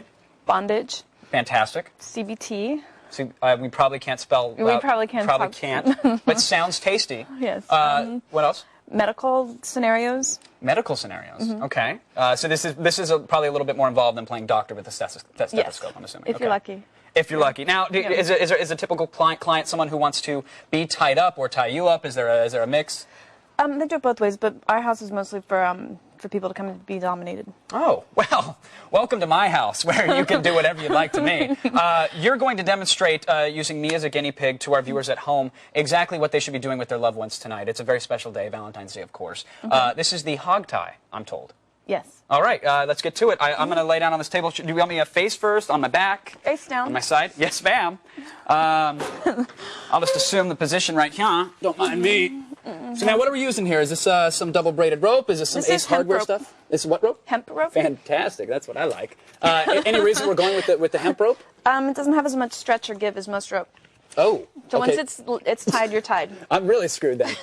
Now, are you doing this? Is this for pain here? Are you going to tie this very tight, or can I request I'm just gonna tie you so that you can't get out, but it doesn't need to be uncomfortable. Okay, good. And is there a method to this madness here? Is there a certain type of knot you'll be tying? Just use a square knot, honestly. But okay. Yeah, that feels great right about now. Yeah, that's good. That's good. That's nice and tight. And now, okay, yeah. Let's go tighter then. That's what I meant to say. I realize now, Julie, that we haven't worked out a safe word. Shouldn't we have?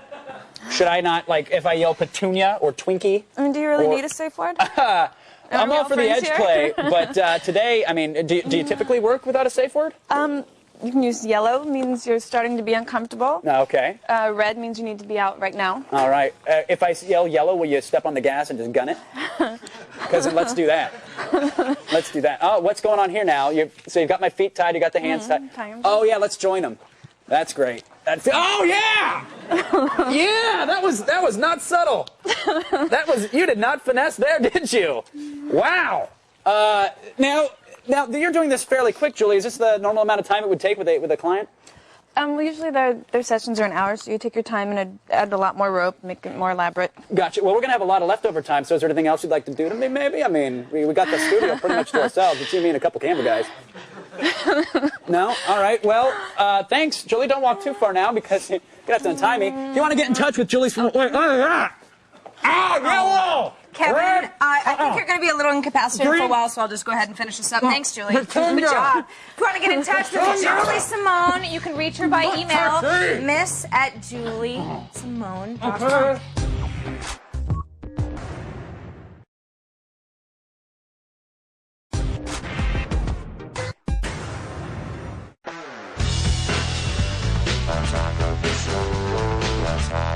Now, Olivia, I dipped a toe in the chat room. The water's warm. Do you want to come on in? Yeah, I'd love to. All right, they're asking all about you. Here are the questions. Unscrewed Ronan says, does Olivia have a MySpace account, and will you be my friend? You know, actually, we talked about this, We did? and you're going to help me right after the show create a MySpace page, and I'll take anyone who wants to be my friend. I've actually never. Is that a bad thing? Yeah. The reason why I never started one is just because I'm so sick of people telling me that it's so good for your career. So I'm like, you know, I just don't want to do that for that reason. Sure. So, but now you said it's a cool thing to meet people, and a lot of people that watch the show. Oh, yeah. This guy has like 50,000 friends on MySpace. He's the most popular guy It's really good. I've never been invited to so many truck stops in my life, and I got to tell you, it has done wonders for my personal life as well as the career. So.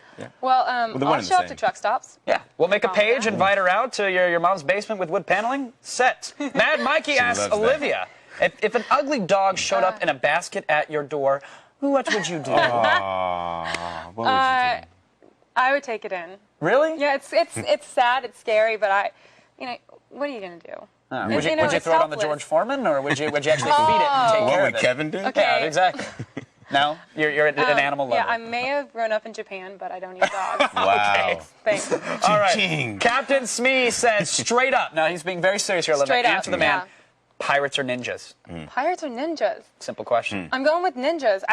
Let me think why. I'm going with ninjas as well. Ninjas, yeah. I think ninjas, they don't have to have guns. They just have their hands. That's Because true. pirates have, And stars and knives and things like That's that. true. Smoke bombs, just boom, and you're gone. Hey. Pirates stuck on like wooden ships for months at a time with nothing but like smelly dudes. Hey, it sounds hot to you, Kevin. Actually, yeah, I'm thinking maybe I'll have to change my answer. But, yeah, okay, ninjas. Way to backpedal. Ninjas. All right, you got me. All right, ninjas it is. Now, the Jackal wants to know, Olivia, do you prefer men who wear boxer briefs, or guys that go commando? Nice. I actually have a very detailed answer for this. Oh, boy.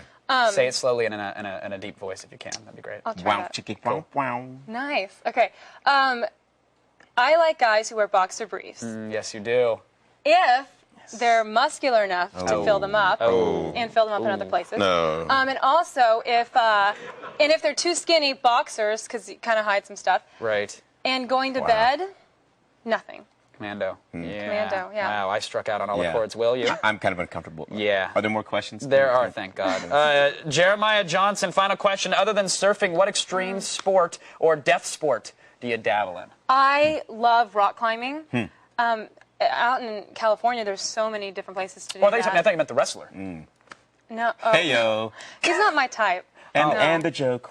Yeah. He's too muscly for me. I like wiry kind of guys. Oh, okay. Squirrely, scrawny guys. Hey. Yeah. Nice. Hey, Kev. Hey, Well, Will. this is the beginning of a fantastic relationship on the show, Olivia. This is working out. Well done. Welcome. Thanks. Welcome to the family. Thanks. I'm excited. I was getting a little nervous earlier today, but You did fantastic. We'll have another one tomorrow. That's our show, everybody. another one. Yeah. All right, everyone. Thanks to our guests, Tyler Levine and Will Perugine. Good night, everyone.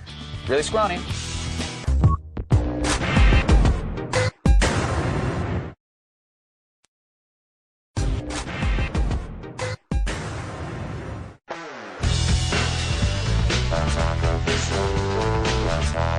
News story that broke in, say, the last 12 hours or so. Chances are it's in the feed.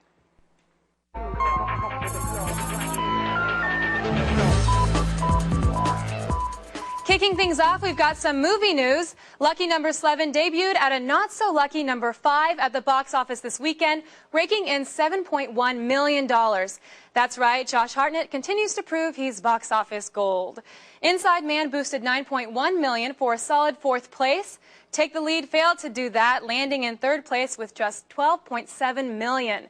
The Benchwarmers brought in die-hard Napoleon Dynamite fans to the tune of $20.5 million. And finally, Ice Age The Meltdown took the top spot once again, pulling in another $34.5 million worth of screaming toddlers. In other entertainment news, Dogtown and Z-Boys documentarian Stacey Peralta is at work on 6 Nights, 6 Records, 6 Years, a history of the seminal rock band The Doors. The former skate rat will examine the turbulent late 60s and early 70s through the lives and music of Jim Morrison and company. In other news, ABC and the Walt Disney Company will experiment with free downloads of hit shows Lost, Alias, Commander-in-Chief, and Desperate Housewives. The shows will be available on abc.com starting next month. Episodes in the trial run will, however, carry commercials that you can't fast forward through, proving once again that nothing is truly free. From the world of fast cars, Scion has released a teaser image of the 2007 Fuse concept car in advance of its debut at next week's New York International Auto Show. The Urban Coupe has a shorter nose, a lower roofline, and turn signals built into the wheels. Speaking of hidden treasures, Easter eggs, those hidden bits of extra content usually found on DVDs and in video games, are on their way to comic books. The first issue of independent comic Zoom Suit will feature phone numbers and websites littered throughout the panels that unlock additional story elements. In this case, a vast internet conspiracy. And finally, the reluctant internet celebrity known worldwide as the Star Wars Kid has settled out of court with his cyber tormentors. Gislan Ruza, the tough name, has sought more than $300,000 in damages from the former classmates who posted his video of his lightsaber technique. Ruza insists the incident caused him severe emotional distress and made it impossible for him to attend school. Terms of the settlement are confidential. All right, everyone, that's the feed. For more news updated throughout the day, check out g4tv.com/thefeed.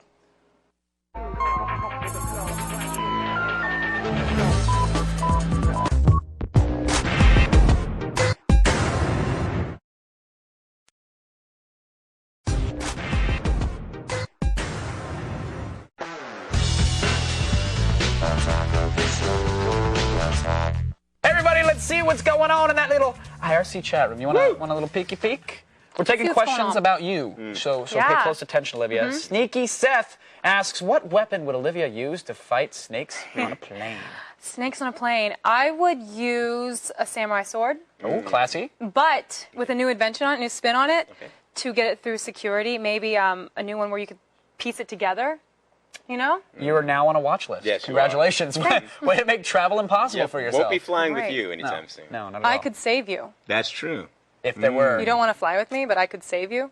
You see, good point. I'm so not creative. There you go. I got to think on outside a the plane. box. She's the woman to go to. That's All true. right. Yes. Moving on. Cutie Pie says, hey, Olivia, who's your favorite X-Men? My favorite X-Men is Cyclops. You know why? Because I actually know him. I actually know him because when I was in Oklahoma, I came from Japan to Oklahoma, where I had 0 friends. Okay. 0 friends. And I made one girlfriend, and her name was Jenny. And she is James Marsden's little sister. And I met James through her. Okay, and there's a flow chart for this? Right. There is. And he worked in what movie with Kevin Bacon? That's where we need to get to. Auga. I have to think about that, actually. You don't. If he ever oogas, just slap him. Give him the old WWE back, like the chop to the neck. That works too. Wow, that's usually extra. And you owe me $1. Muffin Man wants to know: are you a morning person or a night owl, Miss Olivia? I'd say I'm both. Really? I hate getting up, but I love being up in the morning. And I'm usually up watching my TiVo and being on the internet until like 2, 3 in the morning. Nice. Yeah. Way to split the difference. I like that. Yeah. Do you get up? Do you hit the snooze button 1,000 times? Oh, I have 3 alarms set, and I hit them all. I get up, and I live in a place the size of the coffee table, so I have to sleep in a bed that I crawl up to. So I have to crawl down, turn it off, and I crawl back up. And You know you have a job now. You can actually expand. Basic cable. Oh, Sorry. my bad. I'm sorry. Biker Ben wants to know: what are some of Olivia's pet peeves? What are they, Miss Olivia? The biggest pet peeve I have is baby talk. I hate. Oh, come on, Olivia. That's so irritating. I hate it when girls, you see the girls with their boyfriends, they're like, I don't want you to go. I want to take off my boot and stab her in the eye. Awesome, yes. Yeah. I can't wait to see that. I hate it. What about when you're talking to a dog, like a little puppy? Don't You're you doing wanna, it right oh, now. You want to waddle his little nose and say, oh, that's Take off cold. the boot. That's cool. Okay, no. All right. Moving on. Pied Piper says, hey, Olivia, now that you're on the MySpace, how many sexual predators have you fought? In other words, how already? many friends do you have? Right. I don't know yet because I just invite everybody. And last night I was talking to a few people, guy in South Carolina a little bit. I'm trying to make sure, there's so many, and I'm just trying to be friends with everyone. MySpace.com/OMunn, That's right? me. Because there are some imposters. There are a couple people on there pretending to be you. But that would be you. I have a picture up on mine. Yes, so that's how it is. /OMunn. Add her. She'll be your friend. But as far as Attack of the Show goes, folks, that's all. All right. Thanks to our guests, Stephen Root, Chris Gore, and MySpace girl, Christina. Woo. Bye, everyone. Bye, everybody. Goodbye, Olivia. You have a good job.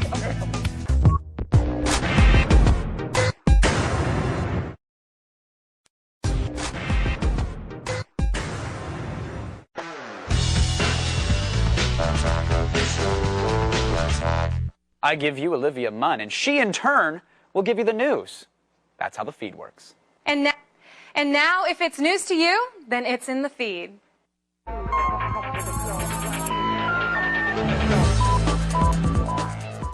In news that's rocking the music world, rapper Proof was shot and killed. The member of Eminem's D12 crew was gunned down outside a bar on Detroit's famous 8 Mile Road. Proof's real name was Deshaun Hilton, and he was the inspiration for Mekhi Phifer's character in 8 Mile.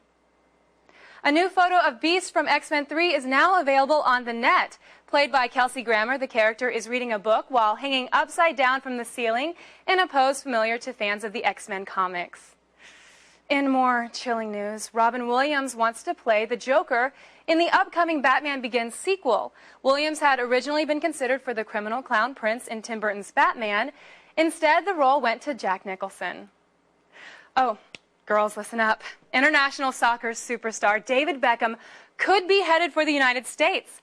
Mr. Posh Spice hints that he may sign with a U.S. team after his contract with Real Madrid expires next year. And finally, in a first for the Emmy Awards people, nominations for online and mobile content have just been announced. Major networks, productions like MTV's Stand-In and Fox's cell phone series 24 Conspiracy did top the list, but smaller shows like It's Jerry Time also got the nod. We'll find out the winners on April 22nd. All right, guys, that's all you're getting from me. For more on today's top stories, visit g4tv.com/thefeed.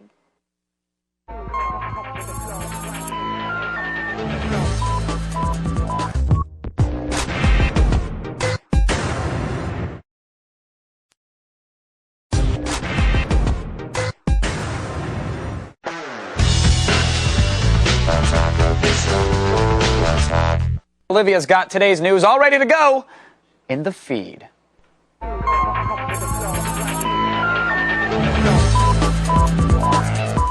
Sad news. news for the fans of the music group Gorillaz. Frontman Damon Albarn says Demon Days was probably the band's last album. No word on where the group will play their final show, but Albarn promises they are going out in style, quote, like Jay-Z, which can only mean they're going to buy the New Jersey Nets and repeatedly bang Beyonce. In other music news, Limp Bizkit frontman Fred Durst is dissing former bandmate Wes Borland in a song posted on his MySpace page. The 1-minute track titled Unacceptable Interlude calls out Borland for leaving Limp Bizkit and questions his integrity.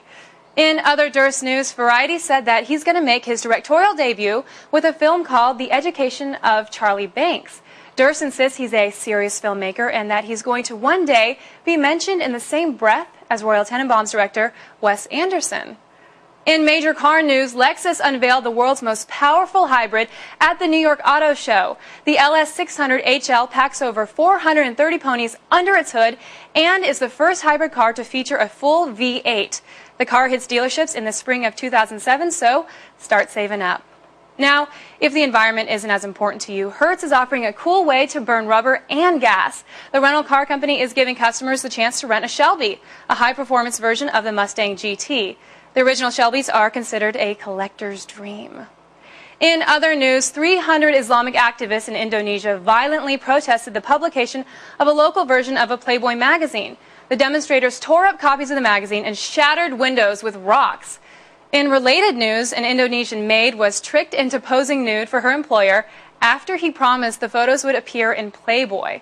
The 25-year-old woman filed a complaint after learning her employer skipped town with the sexy pics. Boxing legend Muhammad Ali has sold his rights to his name and likeness. Under the deal, entertainment and licensing firm CKX will pay the greatest of all time a cool $50 million. And finally, forget snakes on an airplane. Lasers on a plane is the future.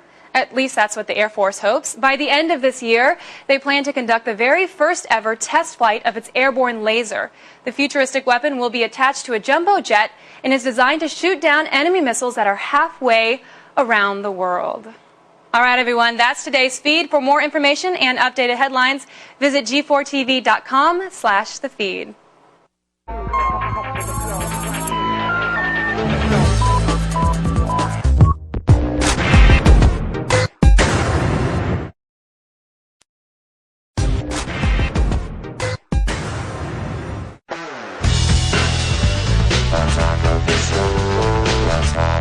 Well, I stretch on out. You enjoyed today's top news stories. Olivia, why don't you take it away?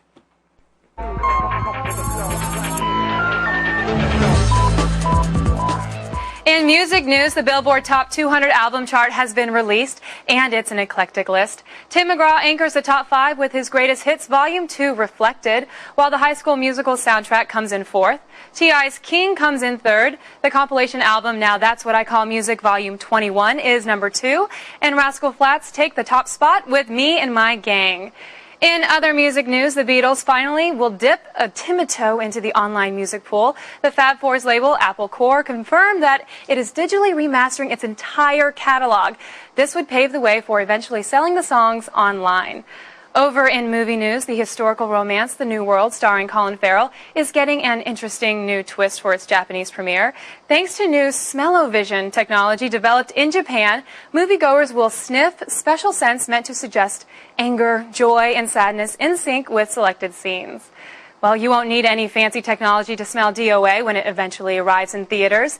New stills from the movie adaptation of the popular video game have just surfaced. Despite, or maybe because of, the involvement of Transporter director Corey Yuen, this babe-exploitation flick destined for the so bad it's great category. In other news, what's really in a name?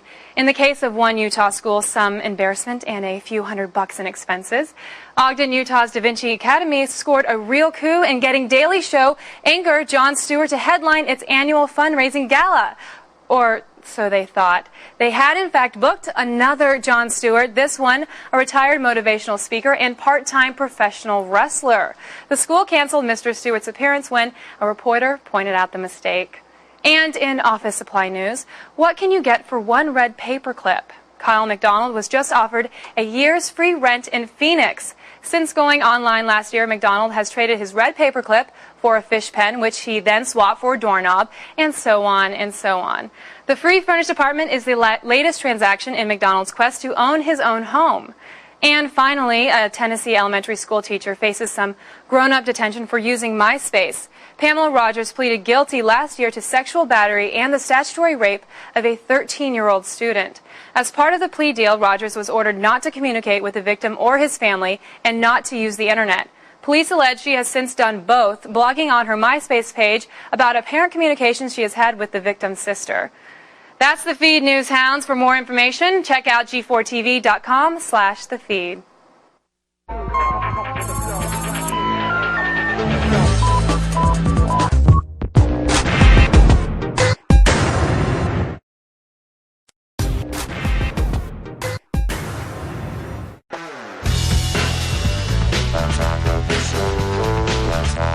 Wherever the forces of evil and oppression strike, the Minority Team is there to fight racism with, well, racial stereotypes. It's the new Adult Swim series created by Adam De La Pena, Peter Girardi, and Todd James. Where are we? Welcome, good friends, to the mirror world, where everything is backwards. If everything is backwards, how come you ain't talking backwards? Because, well, silence. I am placing you under arrest. What is the charge? Not being racist. We'll see about that, hunky! All right. That show awesome. is brilliant. Yes, welcome to the show, guys. Thank you for having us. Hey. What's up? What's up? How's it going? It's going good. How are you guys? Really excited to be here. Awesome. All right, thanks for coming. So watch the show. Hilarious. Thank you. Little bit racist. A little bit, some would call it. Yeah, it's like 80-30. 80-30? Yeah. I don't know. I'm not a numbers guy. We hit the Yeah. targets. Yeah. Yeah. Yeah. How do you guys get away with it being so racist on television? It's not so much. I mean, you know, the basic thing is we attack everybody, and it's more about like Justice. Justice. That's right. It's about Yes. justice. Justice, It's about yes. justice and loopholes. Great. Okay, now there are five members. Five Yeah. members of the Minority Team. I was Sure. getting to that. Thanks, Yeah. Todd. I was going to get that. Todd's ready to jump in. Yeah, I'm hyped up. This is my interview, so let's just stick to the page. All right. I'm just kidding. Do one where you go, I am talking, and then everybody will stay quiet. Okay, I am talking! There are five members of the Minority Team. Yes, there's Please, tell me. There's Dr. Wang. He's a genius. He can calculate large numbers in his head. Math Because he's wizard. Asian. Yeah, and of course Jucanu has all the powers of the Jewish faith, and a volcano. Lava shoots from his hand. Fasto, he's our black guy, and he's really fast. Little stereotype for everybody there. And of course El Jefe, who's master of the Leaf Blower 3000, the deadliest weapon in all the universe, and a wonderful gardener. And Nonstop, who is can't be shot basically because he's a convenience store owner, just can't be shot anymore because his body's full of lead. So it's pretty easy to get to the easy stereotypes. Is it fun Right. thinking of all those other crazy racial stereotypes? Political stereotypes? Oh yeah, I mean that's all we do all day. Just keep going all day long. Scream out the window. Slurs Yeah, at everybody. yeah, When we it's get a really good. reaction from somebody, we know it's good. It's weird when people are passing by, you know. Yeah. I mean, it makes our street cred go way up, you know. So that's a plus. Great. All right. Now, quick question. Just happened to notice this. You guys aren't exactly the most diverse group of guys. Wow. There's I two would white say- guys and you. I would say we're a So- rainbow I don't- coalition. Well, of three. I don't know. I'll distance myself from them immediately. This is how the world operates, So that's guys. how it Look, is. look in the huh? camera. All right. Look, what's right here. Remember It's when we like, go back to the office? I'm the guy that it's 3 and kidnaps 2. her later on. Know this man. Call the police immediately. Tell my mama not to cry. Yeah. Yeah, this is what it should look like, actually. But isn't it? Don't you get any backlash? I mean, Yeah. it's hard. I have a girlfriend, a white girlfriend who. Why is she a white girlfriend? Because that's how I classify all of my friends: Oh, black, I'm white, Asian. She's a white friend. Back over Now here. Adam's I'm back back. over with us. Yeah, buddy. Sit down! Oh. It's my interview. All right. Thanks. Own it. Maybe your anger problem's the thing that your white girlfriend doesn't like, and it's not Wait, anything let me- to do with wait. ethnicity. I'm getting to my question. All right. So I have a friend who happens to be white, which is not, her It's title. not her fault. But she makes a lot of jokes about me being Asian, and it's not so cool. Well, because she's not funny. Here's what we're going to do Are for they you. not funny, the jokes? Yeah. They're not, actually. This week Well, only. if she had better jokes, maybe you'd laugh. We have a sack full of jokes that we Okay. can give to you to make fun of her. About How's that being sound? white? Everything. It's like a Okay. grab bag. Eskimos, any people Something live in for like every occasion. South American countries, small Indian tribes. We have jokes, and they're all labeled in boxes and That's shoe how we boxes write in my the room. show. Yeah. With suggestion box. Yeah. Great. Well, speaking of Eskimos, Mhm. what's the point of the show? Is it to make a laugh, or is it to make a point out there to the rest of the world? Let's think about It's that. really about Eskimos. We're just trying to target them because they've been left alone for too long. The ice and the tundra. Yeah. It's a safe zone. It's a safe zone. But guess Yeah. what? We're coming after you. Can't hide anymore. As Listen it to me, thaws out there, Eskimos. it We're gets coming less after you. Is there anything that's too uncomfortable that you guys have kind of approached and said, okay, this has actually gone too far? Or is the line yet. so far that it's a dot to you now? No, I think that we just try to make it funny, so there's no line. Usually we're not setting out to make people angry. So that's the main thing you have to remember about that. Because you attack everybody. Yes, everybody. Justice. So for all. For all. Justice. It's justice. What were you guys doing before this show? Crank anchors. We all worked on crank anchors together. I was doing. I did street magic. Mm-hmm. I was this very successful street magic performer and made upwards of $20 a day. $20, that's actually pretty good for a street performer. I'd like to give you this as a present from all of us. It's a mustache. I sell these mustaches, and I don't know if you can see it here. All right, great. I'll put this on, and I'll go ahead and say it's a goodbye. mustache club for men. There you go. All right. Thanks, you guys, so much for stopping by. Minora Team airs Sundays at midnight during Cartoon Network's Adult Swim.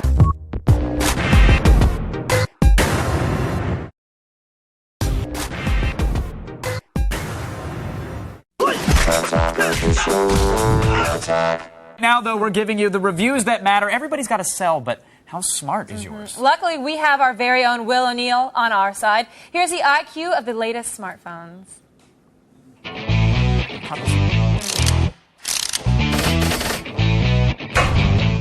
The smartphone market is heating up something fierce. With newcomers like the Motorola Q and Sidekick 3 hitting the streets, mobile users now have a ton of options. Of course, with options come confusion, and that's where we come in. Should you get the business-centric Motorola Q or the hip and stylish Sidekick 3? With its full QWERTY keyboard, the Sidekick 3's strong suit is as an instant messaging device. It comes with Yahoo and AIM built in. Of course, the Sidekick 2 wasn't without fault. It lacked Bluetooth and had a crappy VGA quality camera. The Sidekick 3 addresses these issues by shipping with Bluetooth and a greatly improved 1.3 megapixel camera.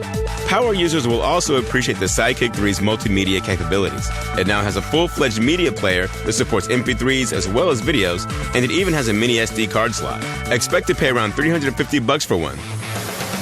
The Motorola Q is one of the hottest smartphones to come out in some time. Like the T-Mobile MDA, it has a full QWERTY keyboard and has what it takes to be the next trio killer. Of course, it rocks Windows Mobile 5, has Bluetooth, a speakerphone, and a 1.3 megapixel camera, as well as EVDO support. Being a high-end smartphone, we were bummed that it lacks integrated Wi-Fi and that it can't be used as a wireless modem. Oh well, at least it's affordable, $300 or $200 with a 2-year contract. But they aren't the only kids on the block. There's the tried and true BlackBerry 7130E, as well as the workhorse T-Mobile MDA. Overwhelmingly utilitarian, the BlackBerry 7130E for Sprint shines in that it does precisely what you want it to do, and well. With a sharp display, it rocks a speakerphone, Bluetooth, and 64 megabytes of internal memory. That said, this thing is great for connecting to enterprise servers, and unlike many other Sprint offerings, you can use this one as a wireless modem.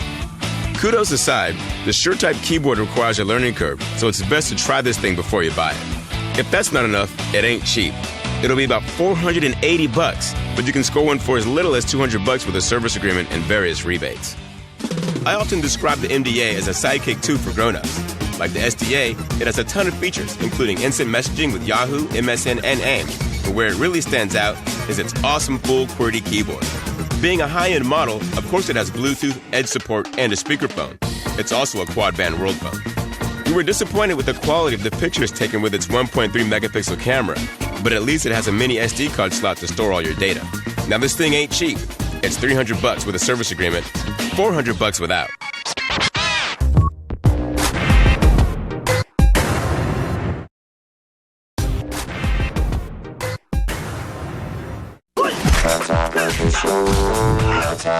Suicide Girls is an online community of alternative types and scantily clad punk girls. With very humble beginnings, it quickly turned into a bit of an emo empire. And with me now is founder Missy Suicide and Amina Munster. Ladies, welcome to the show. Thank you. Thanks for coming on.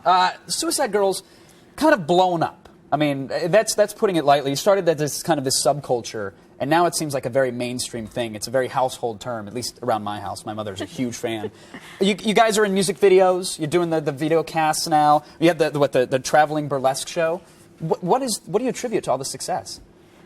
I mean, I think that we just do what we love, and I think that shows, and I think it appeals to the people that are into, maybe alternative leaning ideas. And seeing naked women on the internet, let's not forget. But there's like the nudity. There has to be more to that, though, because someone once told me that if I expose myself online, I'll make millions. I've been doing webcam shows for years, and I haven't seen a single dime. I've actually had to pay out for the hosting bills. So do you think there's something special, there's something different about the Suicide Girls, Amina? I just think it wasn't represented in the mainstream before. You could never find tattooed or pierced women that were shown nude or anywhere close to nude. Sure. So being celebrated as being beautiful. Yeah, it's definitely changing, the perception of beauty and what people really find to be attractive or beautiful, and these people were just never represented before. Plus, it started off as a website. Now, like I said, you guys are doing video casts and all this other stuff as well. Do you think technology has also been something that you guys have adopted, and that's helped you to kind of get the message out there and get the subculture out there? Yeah, I mean, I think it's very popular, but it's very popular worldwide, like to a smaller audience worldwide. We've got members, we've got models on every continent, including Antarctica. So. Wow. I don't think that we would have had that reach with any other medium other than the internet. Well, can't you stick to piercings if you're in that cold of a climate? Isn't that a little dangerous? Yeah, I think they might freeze. Now, how do you find a model in Antarctica? Does she email you and say, "Hey, really"?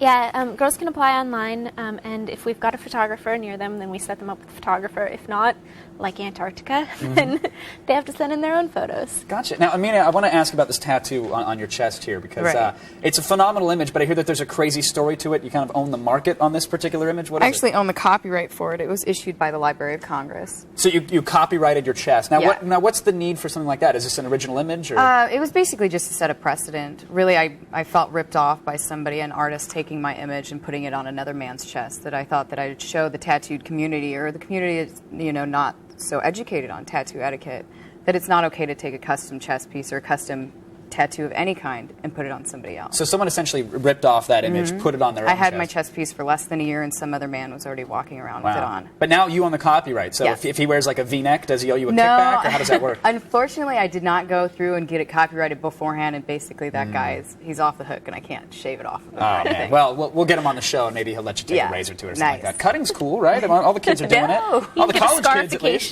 Yeah, see, there you go. Something subdermal. Let's do this. Now, Transdermal. Wizard of Gore. What's this film all about? What is this thing? What is Suicide Girls actually in it. Yeah, I actually played Cecilia in Wizard of Gore, and it stars Crispin Glover, Bijou Phillips, and Kip Pardue. And it's really a remake of a 1960s horror film, and the director, Jeremy Kasdan, just wanted to make it really outrageous and crazy, so they reworked the whole script.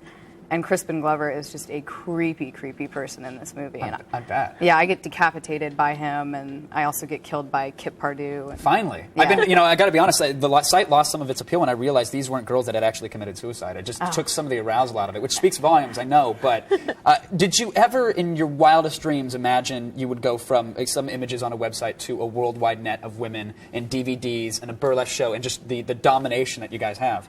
No, I mean, I think when I started it, I thought it would maybe be popular in Portland and possibly Seattle. Right. I had no idea that it would be so accepted worldwide, and that people would identify so strongly with it.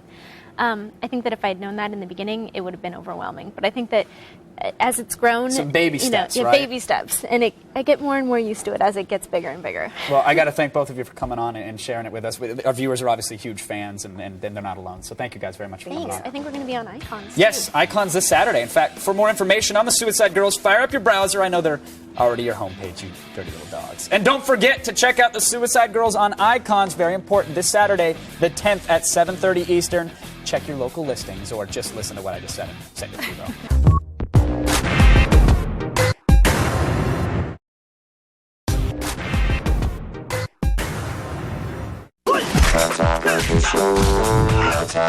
Not only only is the camel toe shuffling, it's doing a chorus line of kicks. Time to unzip because I'm going in your pants.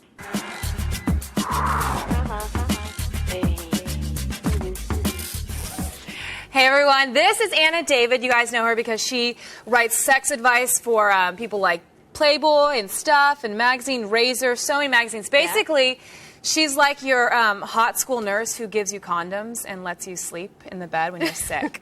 Yeah. So you guys listen up. Hi G4, my name is Michelle Mason and I'm from Howell, Michigan. My favorite console is definitely the Xbox 360 and my absolute favorite game is Call of Duty Modern Warfare. I love playing online, it's my favorite thing ever. As you can see, I play so much. I've already gone through 2 consoles with the Red Ring of Death and I'm currently on my 3rd. I think I became a true gamer girl when GoldenEye came out for Nintendo 64 and then Halo for the original Xbox. I've been hooked ever since. My favorite thing to do is promo modeling and talking about gaming, so to be able to do both at the E3 event would definitely be my dream job. Thank you so much for watching this, and I hope you guys vote for me. Bye!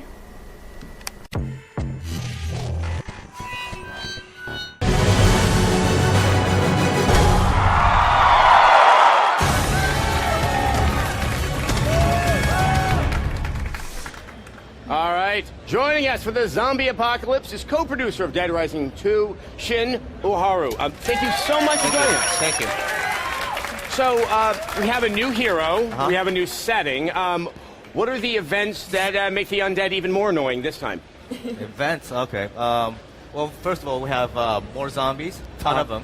So, there's more enemies that you can fight. And the good thing about Dead Rising is that the interaction, it's about just killing them, it's about having fun with zombies. So. And we have a new lead character who is kind of a motocross driver. How does he get enmeshed in trying to save the world from the zombies? Well, it sets in a gambling city called Fortune City. And Chuck, who is the main character, is a former motocross champion. And he comes to the city and there's an outbreak because he's participating in this game, what's called a terrorist reality. And so he's in this. Well, there he goes around. He's a big adventure seeker. I should point out what Frank looks like right now. Yeah. This is my special request. So. Oh, those are some cute shorts he's got on right there. I like that. So you can have a little fun with his outfits and what's going on there. Yeah, you can change outfits. There's a lot of them. There's about over 500 stuff that you can use and clothes and stuff like that. So I think really the most exciting thing that you're really bringing to this is the weapons, and you not just have a stock, weapons available to you. Yeah. So anything is a weapon.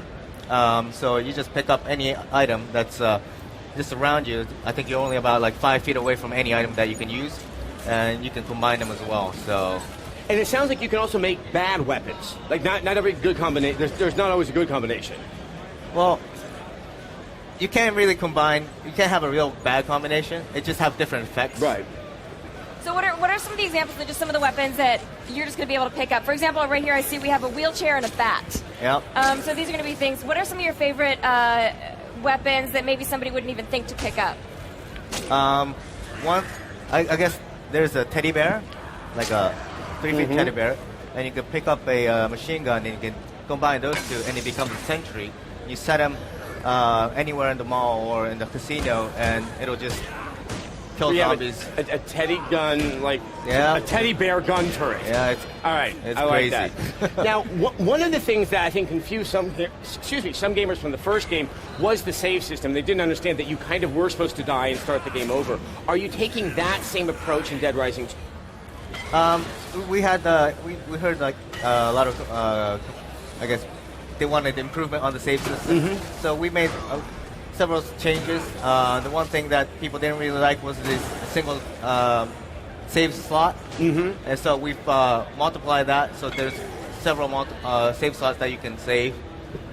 Now, is it still on a time frame so you can lose a mission if you don't get to it in enough time? Yes, a lot of people like that time limit. So Chuck has to get out of there in 72 hours. So the same. And what is something that maybe a fan of the first Dead Rising is going to be really excited to see in the second Dead Rising? Is it a variety of weapons? Is it going to be a variety of missions? Or what's going to get people really excited? I think people will actually like the story. Even though the main character is different, I think people would really like to play as Chuck. The other thing that people really like were the psychos. So we got a lot of crazy psychos, the bosses that you have to fight. We have unique characters there, so look forward to that. Oh yeah, so the first one has some very unique characters as well. Well, one other thing is this game is also offering co-op. If you wouldn't mind just sort of describing a little bit of how that's going to play, will your character advance, or do you just jump into someone else's world? Well, you can jump in and out of someone else's single play. You can invite people in, and if you play, say you can fight a psycho together. If you're having difficulty beating him, you can jump in, and you'll fight together. And once he drops out, he'll carry his cash and his PPs back to his own game. But yeah, and then the other man's game, just goes on and continues. Oh, cool. That's good to hear. And when is Dead Rising 2 going to arrive in the stores? Fall. This fall. This fall of right. this year, if to be specific. All right, well, Shin, thank you so much for coming by. It's Absolutely. a real treat to see this game. I'm glad to see Dead Rising 2 return. All right, let's hand it over to Kevin and Olivia.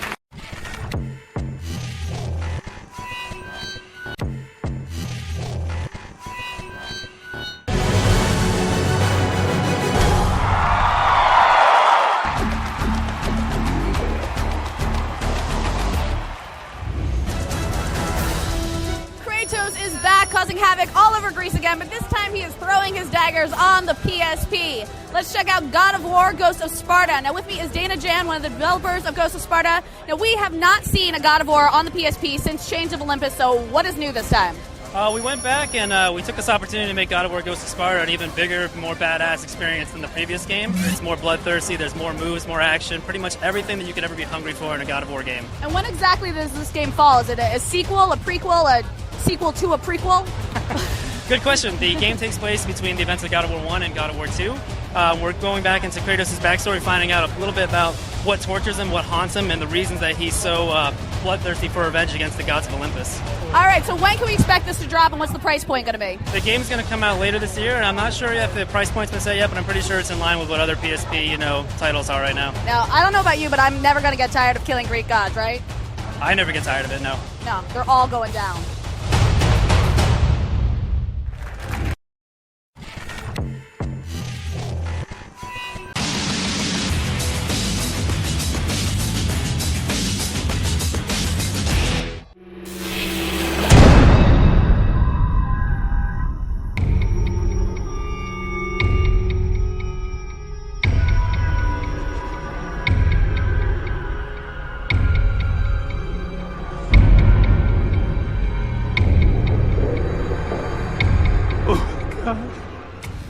The story of the game pretty much is that we have a tropical island where in the middle of nowhere where you actually go to get a getaway from your normal life, from work, from whatever problems you have in your life, and then you go there and have like 2 weeks vacation.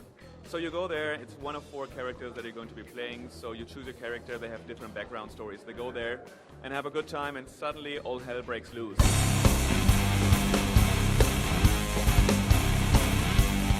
This tropical paradise turns hell on earth, and zombies attack, people keep dying, heads floating away, you have arms and legs getting cut off from random people, and you're in the middle of hell, so you just want to get out of there somehow. You try to survive this whole thing, you try to make it happen that you can get off of the island, but then you find out that you're kind of immune to being turned into a zombie, and it turns out that you're like the best help of the other survivors on the island. So you start helping those guys out.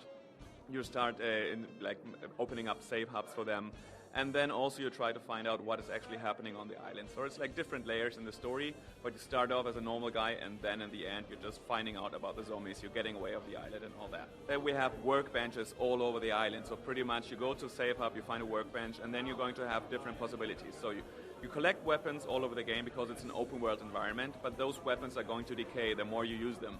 So you're going to go to the workbench and repair those weapons from time to time, else they're going to be completely destroyed after a while. But not only that, you can also upgrade them and give them more power all over the, go to a workbench, level it up, and you're going to have like more force, more damage and stuff like that. And then also, while exploring the island, you will be finding blueprints. And if you have the according items, you have the according weapon, you're going to go to a workbench and build a completely new weapon. Like, for example, a shock machete that doesn't only make damage, but it stuns the enemy on top of that.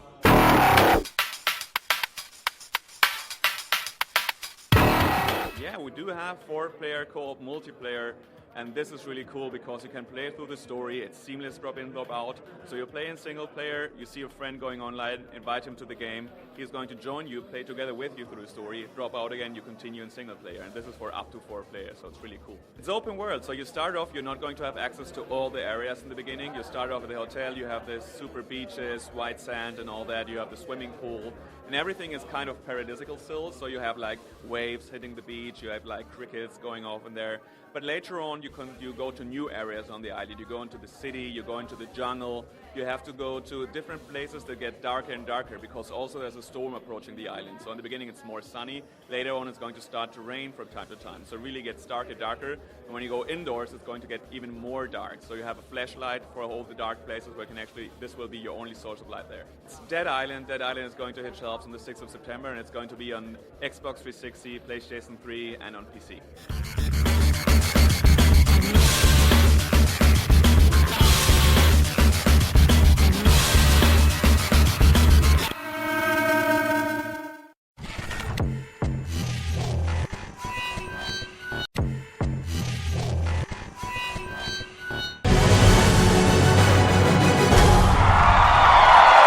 Now, next up is Dead Space 2 for PlayStation 3.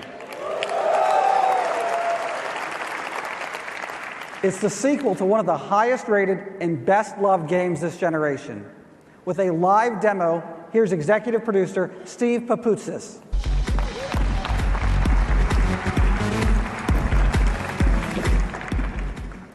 When we last left engineer Isaac Clarke, he was in deep space. Isaac was in the heat of battle on a huge space station called the Sprawl. After fighting his way through hordes of necromorphs, Isaac finds himself face to face with a horrific boss. Let's see what happens.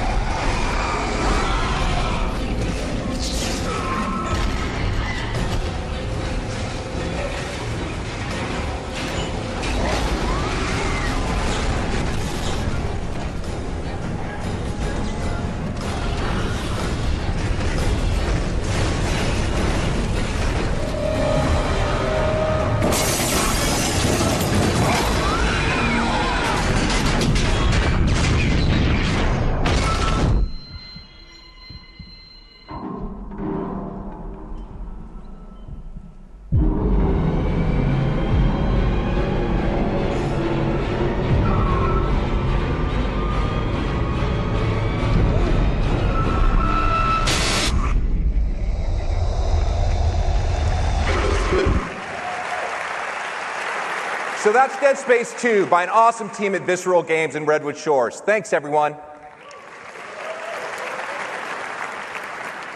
Thanks, Steve. And today, I'm very proud to announce the Dead Space 2 limited edition pack for PlayStation 3. You get Dead Space 2 plus Dead Space Extraction now with PlayStation Move support. It's a great pack exclusive for the PlayStation 3.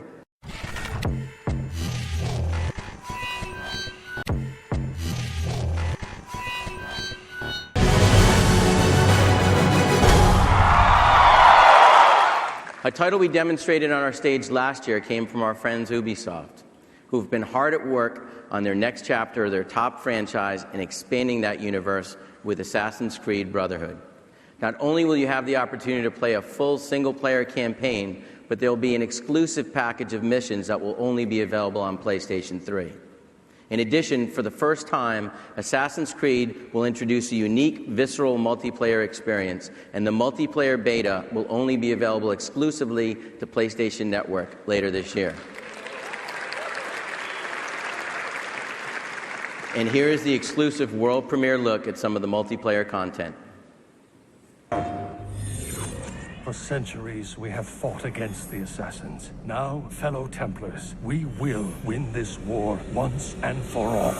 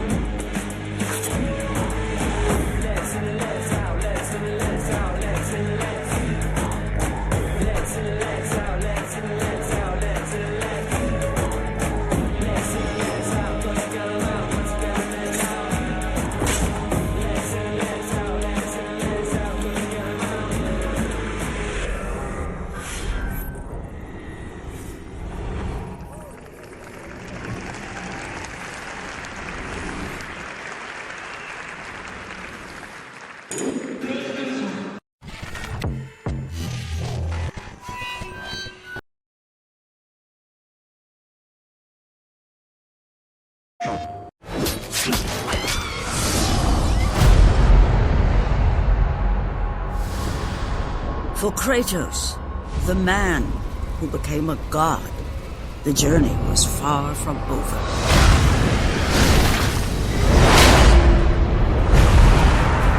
I have faithfully served the gods, yet they do not give me what I ask. You are nothing but a pawn.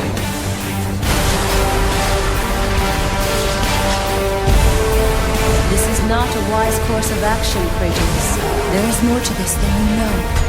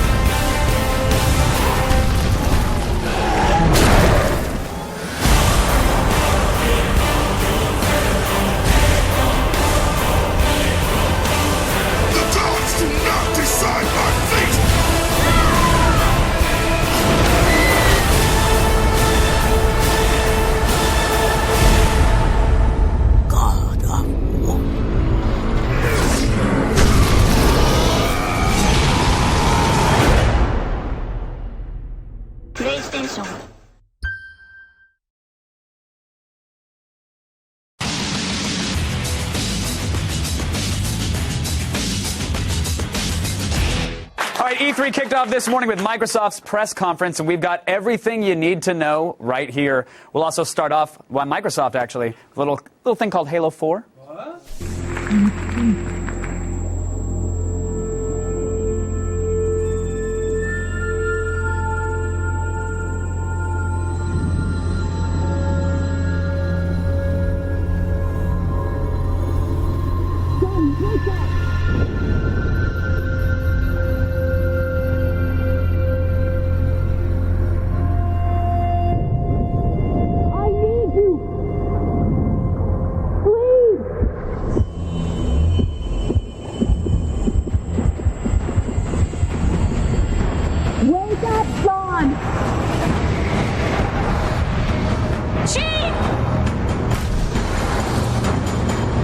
here.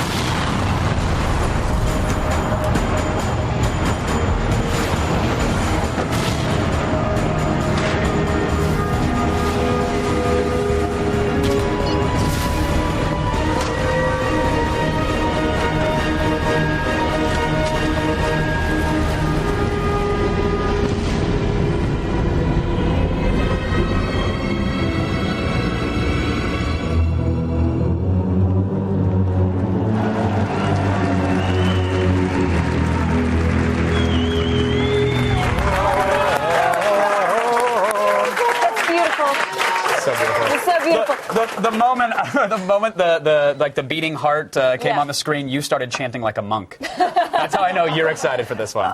Okay, I mean, the thing was, it's Halo 4, so I mean, this is a huge name. Everybody at the press conference is going to be excited about it. Everybody was sitting there the entire time waiting for it and saying, oh, this is fantastic, Connect Sports, but you've got to show some Halo, right? Yeah. Especially when they all saw it on the Microsoft website minutes before it was actually announced at the press conference. It was sort of the worst-kept secret of the conference. And they did a little bit of a head fake. They're like, okay, we're wrapping up. All right, we'll show you Halo. The one more thing treatment. It raises a lot of questions, like why can't Master Chief just get a decent night's sleep? Like he takes his melatonin, and then Cortana's waking him up in the middle of the night. Now he's got to escape an exploding ship. Like, what's going on with that? That is the life of Master Chief. Poor guy. So it actually picks up exactly where Halo 3 left off. Yeah. And if you can summarize the story of all the Halo games, you get a cookie. You get a cookie because I have played them all and read summaries. And I still can't exactly tell you what happens, and I'm not ashamed of that. Yeah, there was a second Halo, and you were trying to escape the exploding second Halo, and then you went night-night for a while, and now, of course, all hell is breaking loose again. And we get to fight and shoot some. I think I don't know if anybody was expecting to play this for this holiday, but I think it was interesting that the release date fall of 2012. Well, they have to temper a little bit the lack of excitement I think people a little bit feel for the Halo revamp. I mean, people are excited about it. People want to play it. People want to check it out. But it's not the Halo that everybody really wanted. So right. Yeah, the original Halo in high def, that's great. But you can't overshadow it by promising the next Halo experience in the same year. Exactly.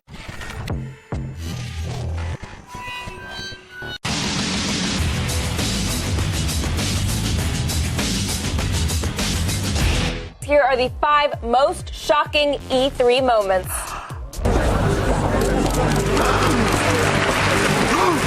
E3 most shocking.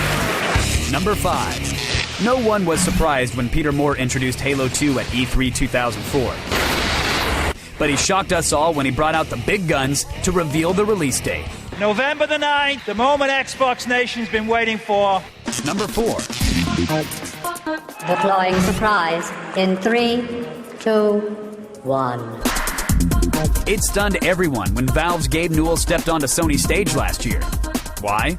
Now, I've been pretty outspoken in my comments about the current generation of game consoles. I'd really like to thank everyone at Sony for not repeatedly punching me in the face. Number 3.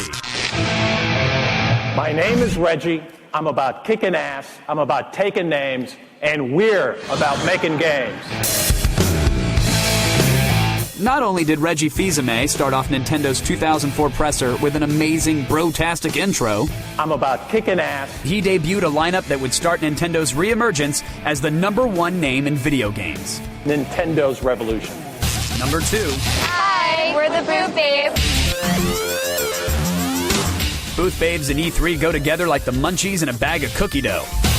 That's why it was so baffling when the ESA basically banned gamers' favorite joystick teasers at E3 2006.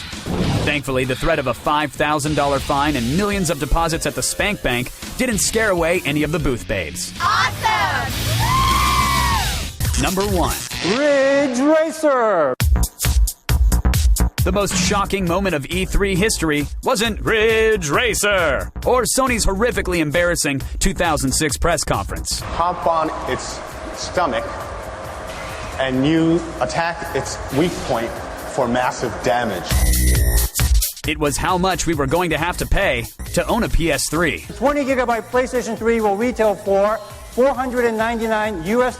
The 60 gigabyte PlayStation 3 for $599 US. Now that's what you call an E3 shocker.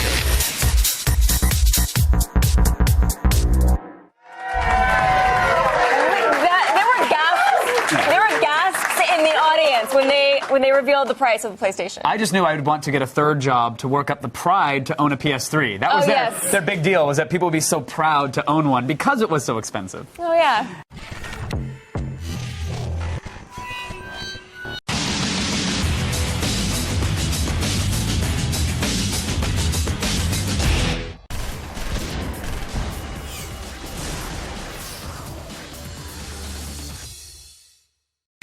I'm Morgan Webb, otherwise known as the reigning champion of the WWE,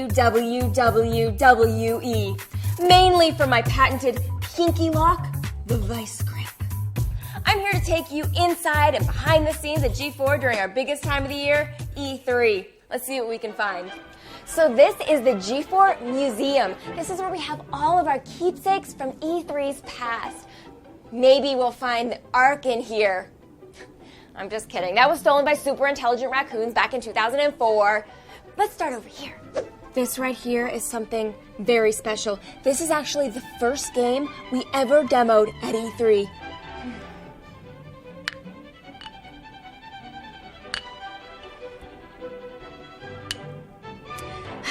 It's still just as replayable as it ever was. You have to save in your head, though. You guys, this is Adam Sessler's actual sweat rag from E3 2006. I know. Oh, and it's still wet. So that's gross. These are Kevin Pereira's cue cards from 2004. Let's take a look at these bad boys. Women belong in the kitchen. Okay, well, there's that one. Oh, they all say that. Okay, moving on. This is Ethel Stoudemire, a booth babe from the very first E3. Well, hello, Morgan. Hi. Oh, I haven't seen you around these parts in nigh on to 6 or 7 years. I know, I've been pretty busy avoiding you. Oh, just like my real daughters. So why don't you tell all the people at home about the first E3? Yes. Well, President Roosevelt looked so handsome as he rode in on his majestic horse. Oh, those rippling thighs. Okay, how about we'll just say we will see you at E3.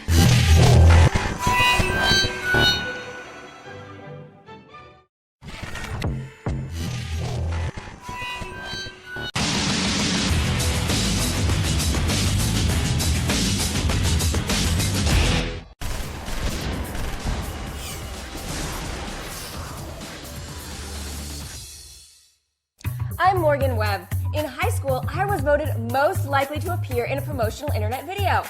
What do you know? They were right. I'm here to take you behind the scenes of G4 as we prepare for the biggest time of the year, E3. Let's see what we can find. All right, guys, this is where we keep our captured time traveler from the year 2076. Adam has called him Future Man. He's fairly clever in that regard. We keep him around to pump him for information about future gaming technologies. I'm gonna ask you one more time. What's Nintendo's new console like? Why aren't you listening to me? The monkeys are coming! They're coming! They're coming for all! I'd open the door, but you know, numerous human rights violations. Lawyers have no sense of humor. All right, let's check in with Blair. He is always good for an E3 laugh. For rent? Wait, where's he gonna sleep? Hey, Rob, have you seen Blair? You might want to check the parking garage.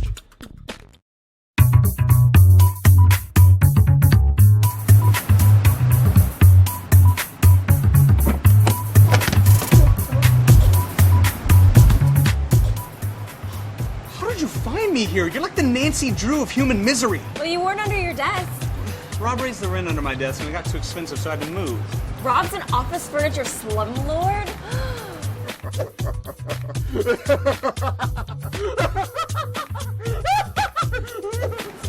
Rob looks awesome in a top hat. Yeah, he does.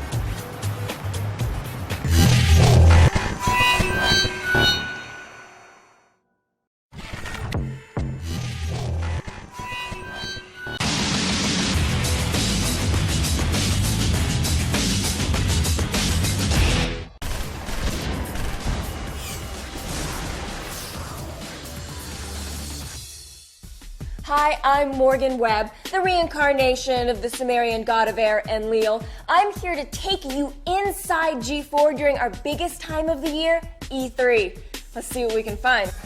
We are in the G4 Foley studio, and this right here is Bill. He is our Foley artist. He actually makes all of the sound effects that you are going to see on stage at E3. That's right, Morgan. A pleasure to meet you. Please have a seat. Oh, thank you.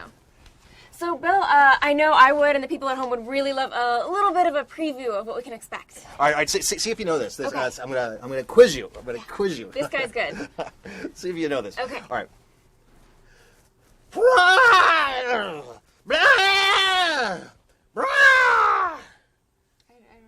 That's the eagle from Assassin's Creed. All right, check this out. Check this out. Okay.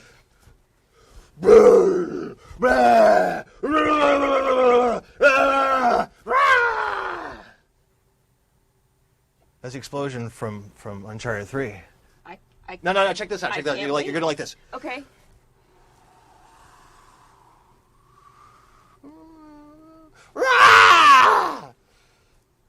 That's the wind from Arkham City.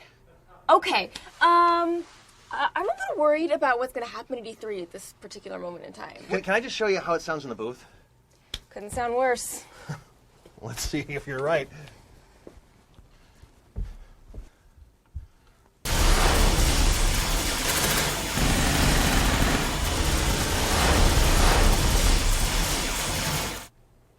Wow, Bill, that was incredibly impressive.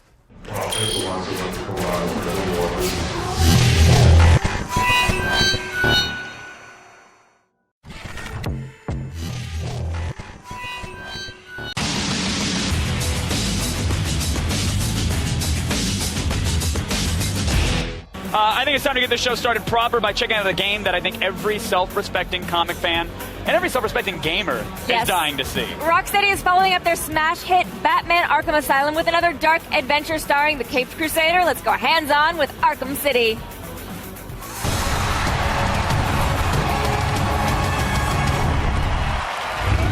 Please welcome Sefton Hill, game director at Rocksteady. He's going to show us what's next up for Dr. Batman. Hey, Sefton, how are you?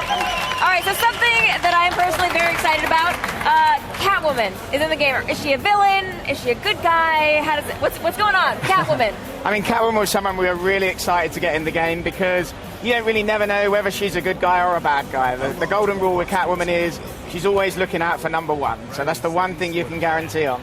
Okay, but how's she feeling about number two in this game? Is she trying to kill him, or is she trying to help him?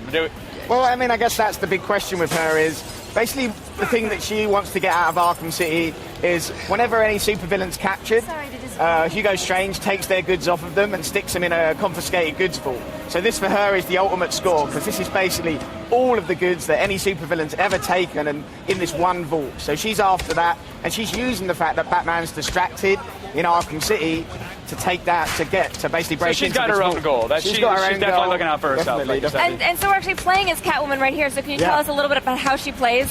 So Catwoman's great. We wanted to go with sort of a different fighting style to Batman, so you can see kind of how fluid she moves. She's faster than Batman. She's dance fighting. That's almost capoeira. Capoeira, that sort of style, but she's really dangerous as well. You know, she knows exactly the weak points to hit on any man. Oh, jeez. So she's got some great moves. She's also got all her own gadgets. So she's got bowlers, caltrops. She's got a whip she can use to trip people up, or she can use it to steal guns off people and disarm them. So she's got all her own moves. The way she moves around the city is totally unique as well. Like she can crawl up the sides of buildings, she can hang on ceilings and move around. So she's totally her own fully featured character. Will those moves give her access to areas that maybe Batman can't actually get to? Yeah, for sure. I mean, there are only a few areas in the world probably that Batman can't get to, but she can access those moves. Now, how do we actually take control of Catwoman? Is this a character that we can activate at any time, or is it mission specific? So the Catwoman story is kind of seamlessly interwoven with Batman's story. So you'll switch at key points, and you'll see as they switch through kind of how those stories interact. So a good example there is you saw Catwoman actually got captured by Two-Face as she was trying to rob from his vault. And a lot of the Catwoman story is actually about the interaction between those two characters. So those two have kind of a feuding vendetta that's going on. So basically, you saw Catwoman get captured. Where we are now with Batman on top of a rooftop overlooking a lot of Arkham City, one of the options he has here is actually to go and save Catwoman from Two-Face. So the stories kind of interact and interweave like that as you play through. I mean, Catwoman, we're kind of calling her, I guess, our special guest star. So she basically is in, I would say, to take down all the supervillains in Arkham City, you're looking at around about 25 plus hours. So it's a big game. So Catwoman's in for about 10% of that, to give you an idea. Okay. So the gas game was sort of in this very claustrophobic asylum, and so now this is in this big world. I mean, how open is it? How much can you explore? Yeah, I mean, the great thing, what we really wanted to get was to create an open world, really to create the most detailed open world that had ever been created. That was what it was all about for us, not just massive scale. We wanted something that was really dense with interesting things to do and places to go and see. So, I mean, how do you define detail? Is it buildings that you can actually go into, people that you can interact with, missions that you can pick up as you're casually strolling around? Yeah, I mean, it's all about things the player can do. That's what detail is for us. So it's seeing the influence of all the different supervillains on the world. It's taking on different challenges, side missions. You know, there's hours and hours and hours of side missions. And it's down to you when you want to take them on, what you want to do, going into different buildings. You know, there's so much in there that the player can do. But, you know, it's just... That's what we wanted to create. You know, you have the kind of focused storyline of Arkham Asylum. You've still got that focused main storyline, but now with this option to break that up with all these side missions at the same time. Right. Now, so are we actually in Gotham, and Arkham is just sort of a reference to how it's being overrun by criminals? So what's happened is Quincy Sharp, who's the mayor, has basically walled off an entire district of Gotham. So we are in Gotham, but it's like a walled-off district of Gotham that they've turned into a super prison. And that super prison's called Arkham City, basically. Oh, sounds like a lovely place. I'd love to visit. And what about the actual villains here? Who are we fighting? Who are the primo villains this time out? I know Two-Face is in there, obviously. Yeah, we got a load of great villains. We got Two-Face, the Penguin. Riddler's there as well. Riddler's there. You know, he's desperately out for revenge following you getting him captured, Batman capturing him at the end of the first game. You know, when anything bad is happening in Gotham, Joker's in there somewhere, right? Joker's got his finger in there somewhere. And the great thing about the villains is that there's so many, they've all got their own angle. They're all trying to do something different. So, you know, we've got Zaz in there. He's a serial killer. What is he going to be doing? Totally different to what Penguin's doing, totally different to what Joker's doing. The only thing standing in their way is Batman.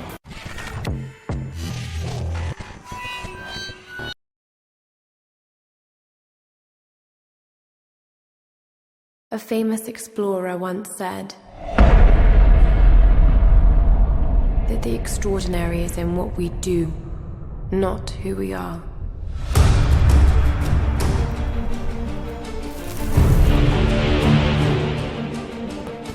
I'd finally set out to make my mark,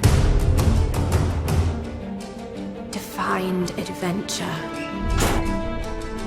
But instead, adventure found me.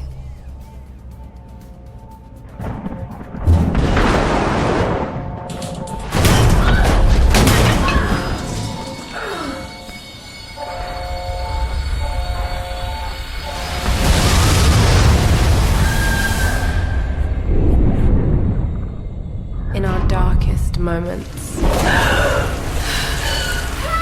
when life flashes before us,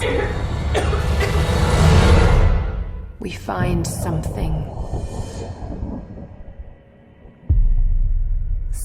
that keeps us going.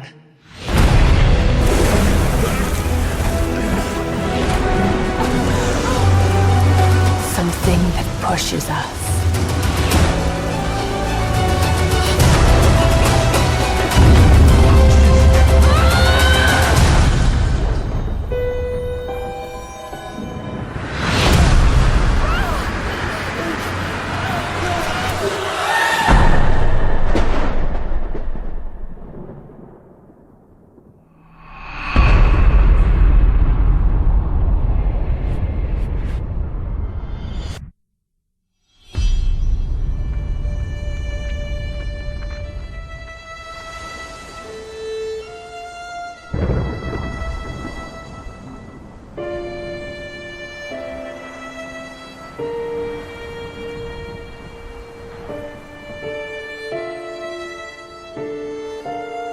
When all seemed lost,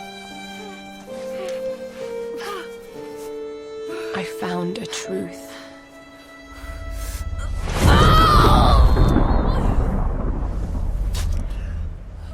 And I knew what I must become.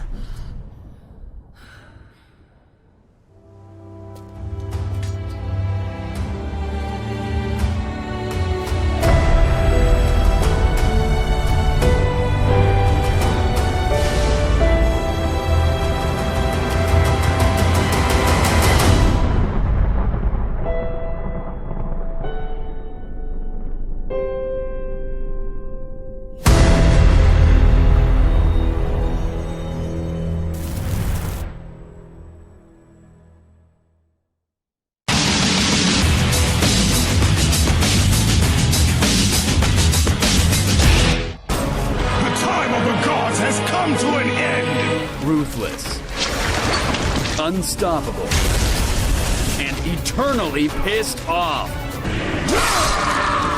Bow down to the God of War. I will have my revenge! In 2005, Sony unleashed the most fearsome warrior the gaming world had ever seen, Kratos. A Spartan soldier bestowed with incredible powers, Kratos embarked on a quest for vengeance against the Greek gods who unleashed him. God of War was a perfect blend of action, puzzle, and platform gaming. It quickly became a blockbuster hit for Sony, and their hero became an icon. Zeus! Your son has returned. Backed by the awesome power of the PS3, God of War 3 shocked the gaming world with its unrelenting combat, jaw-dropping violence, and Titan-sized monsters.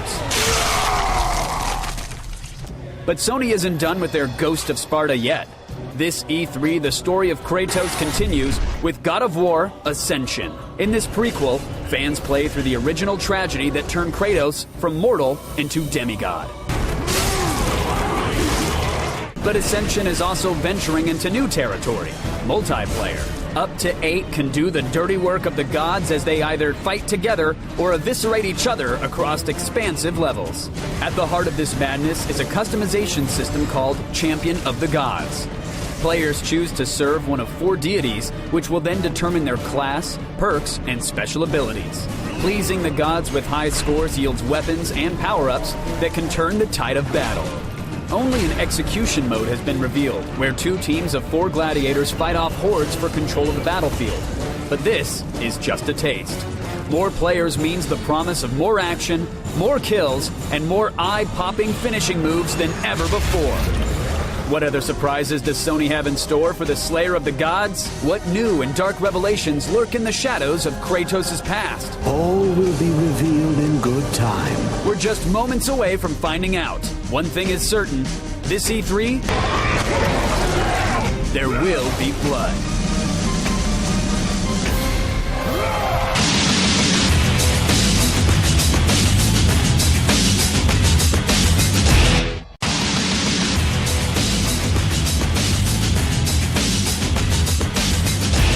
In the lead up to E3, one trend we've been observing is the rise of mobile gaming and the decline of handheld devices. Yes, gaming on mobile devices has grown in popularity, but do you think that means that handheld devices like, let's say, the PlayStation Vita, are they obsolete? Is it too early to tell? I think actually not necessarily. So first things first, a handheld console is designed for a better gaming experience. Mm-hmm. That's true, but it's not a phone. And I don't mean that it needs to be a phone. I just mean that it kind of needs to be a phone. I mean, the phone is something I have with me all the time. It's on me. It's not a decision that needs to be made. I understand I'm a slightly different demographic of gamer, but casual gaming has exploded, and these are devices that people have on them all the time. It's not a decision to make. Well, because you're also usually in a space where you didn't really anticipate needing a game. Right. That's where it's really good for. You're like, I'm waiting at the airport. I'm waiting in line. I'm going to play Angry Birds for 5 minutes. Commercial break. Sweet. I'm gaming. That's happening. And I think the casual gamer is more interested in having, again, a single device that does everything versus going out and making a purchase for that. And then paying for like 3G mobile connectivity on multiple devices, $20 a month, $30 a month, that adds up. Well, but I think that actually is going to start to change because people are realizing that people are just unwilling to pay for mobile connectivity, especially with data caps in multiple different places. Yeah. But I do think that there is really a market for that middle kind of device because I don't find the Angry Birds a very satisfying experience. Agreed. And it is nice to have an option, especially if I'm traveling. If I'm sitting in a hotel room, it's really nice to be able to have those 2 thumbsticks and actually play it. But judging by the casual gaming market boom, I would say that people maybe are a little bit less concerned with graphics than they are with portability. They want the game. They want fun, quick, easy, pick up and play gameplay versus the graphics. But there's no denying that on the cell phone or smartphone side of things, the graphics are getting better. The processors are getting dual and quad core now. The screens are getting high def. So we're coming to a point now where these phones that we have in our pockets are almost as powerful. As these dedicated gaming. But I think the ultimate answer might be an alliance. If the gaming industry could just come together and they could form partnerships with companies like Apple or even with Google on the Android side of things, that could be huge. It would be huge. However, I feel like people are going to be a little bit resistant to paying $49.95, $50, $30 even for a game on their handheld, on their mobile device.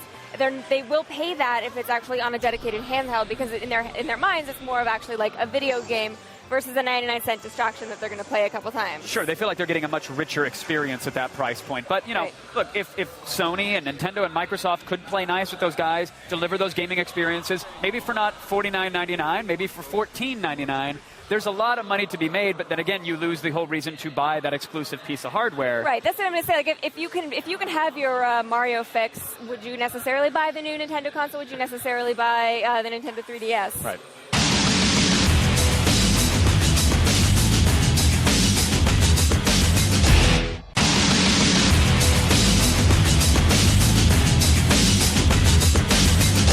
But now it's time to hurt somebody's feelings and say what we liked best. My favorite part.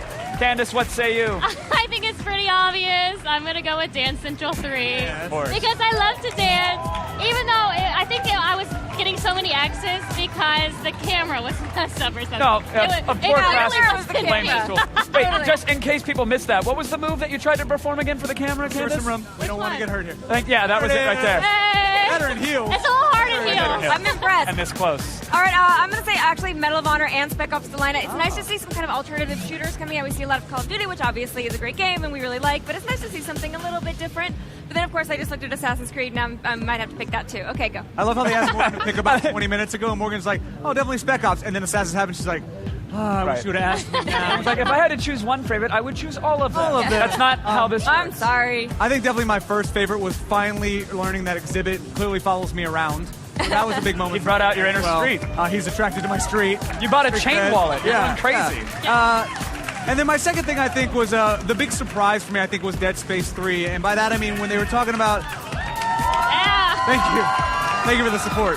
They backed you up. But they were, it was really cool because they brought in the co-op, and I think the biggest surprise for me was them saying we are committed to making that same really tight, terrifying single experience occur with two people. So I'm really excited to see how they actually do that. And again, happy that they're going to try and do that, because who doesn't want to take a terrifying journey with their friend? So that's why I'm... Speaking of terrifying journeys with their friends, I went with Resident Evil 6. That's a good one. Which surprised me, actually. Yeah. I love drop-in, drop-out co-op in any game, but I'm glad that they're returning to the slower, shambling zombies. The game looks great, and I'm excited to play with my friends, so I went with that. But Last of Us kind of got me. I know. So that I'm like, man, that is so good. They sneak up on the end. That's what it is. We commit to something emotionally at the beginning of the show, and then there's Right. so much great stuff throughout the show. Well, thankfully, we've got 3 more hours Yeah. tomorrow. Yes, we do. We're totally set. We're okay.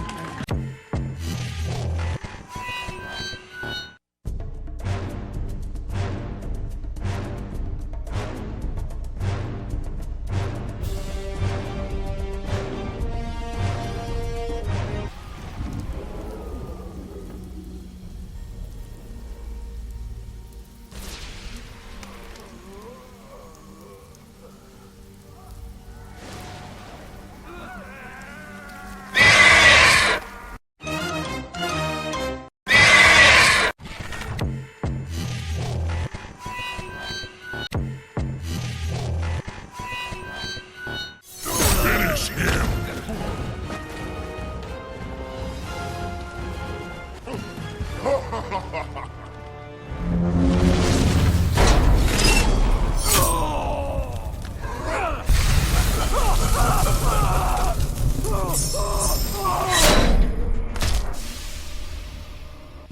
Freddy wins. Fatality.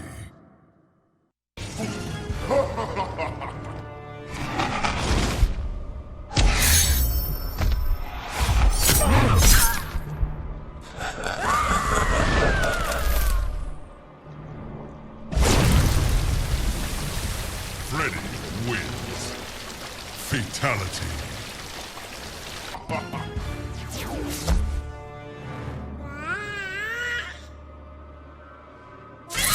Freddy wins.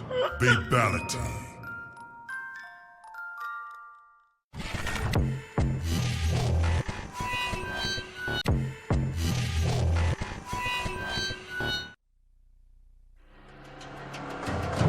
Despite telling the world that he was simply doing his job, Stryker was made a hero for saving Earth from invasion.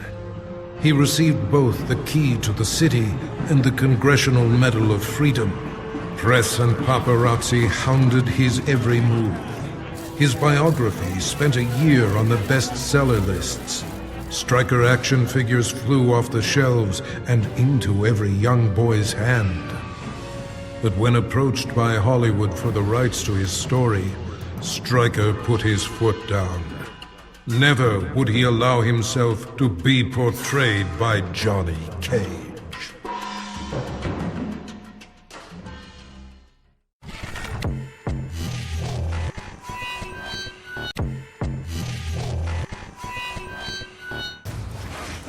Finish him!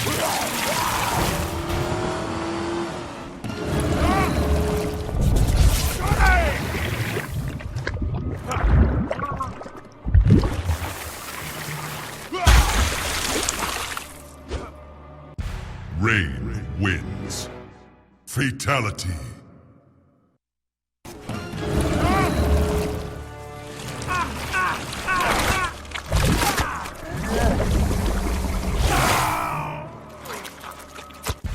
Rain wins. Flawless victory. Fatality.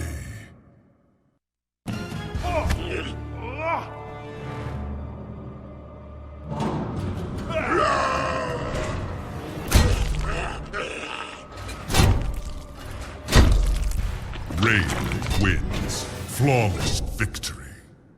Fatality.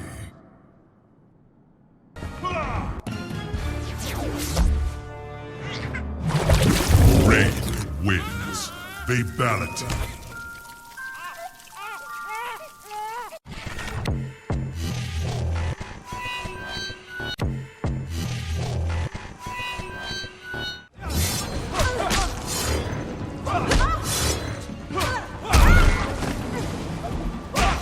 Finish her!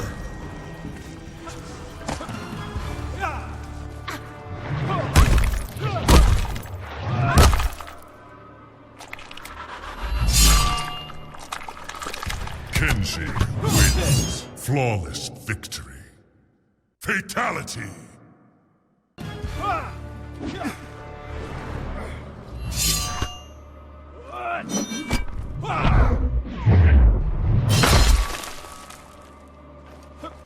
Kenji wins.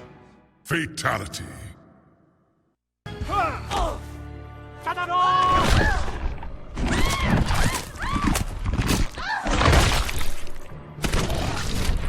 Kenji wins. Flawless victory. Fatality.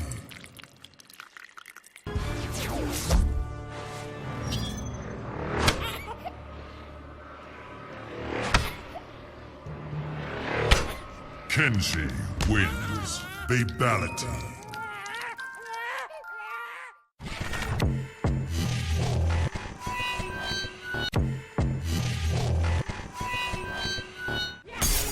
Finish her!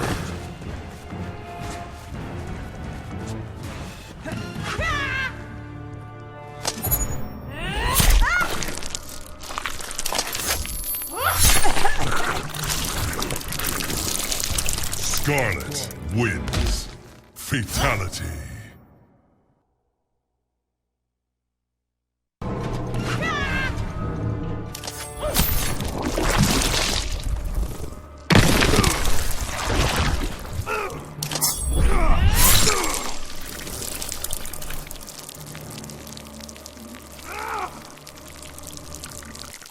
Scarlet wins.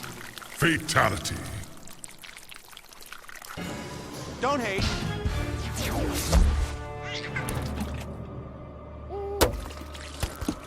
Johnny Cage wins. Fatality.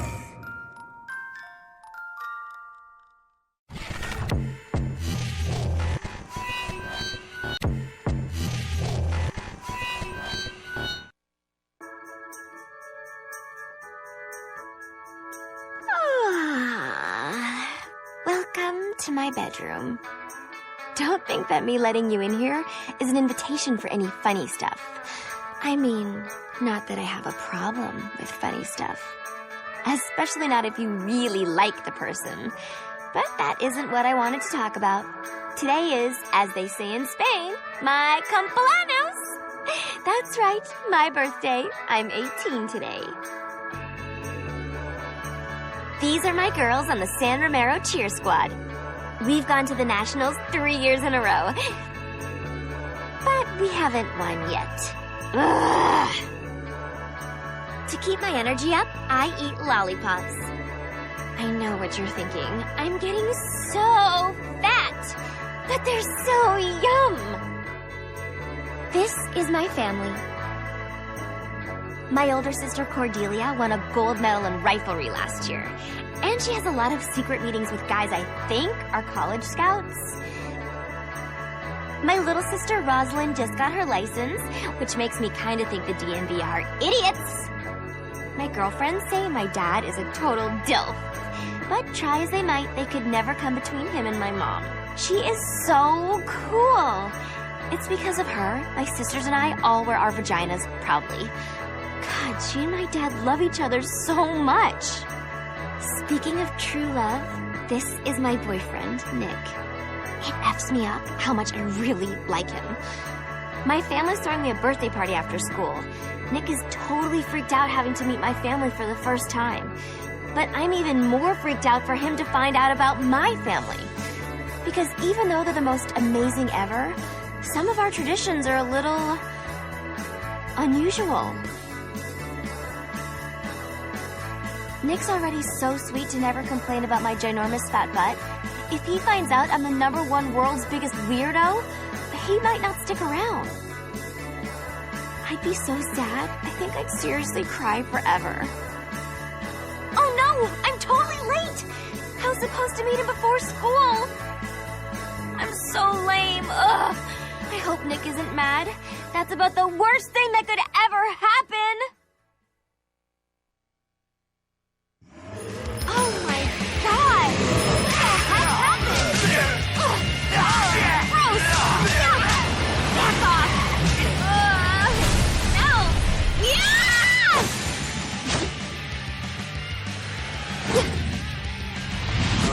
Seriously? Dude. The hell?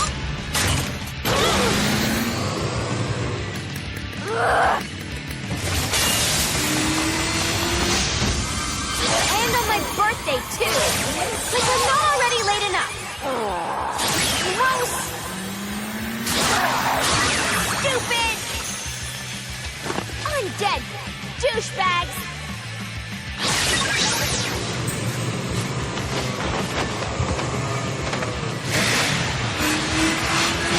OMFG.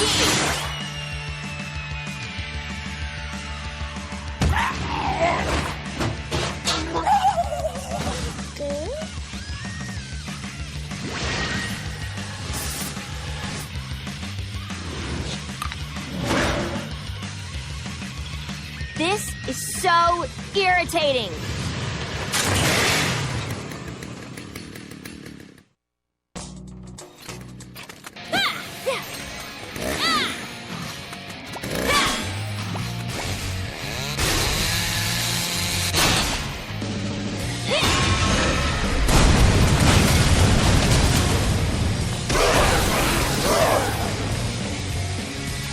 Jeez, it sucks when things explode. I need to find Nick. How to cook zombies? Awesome!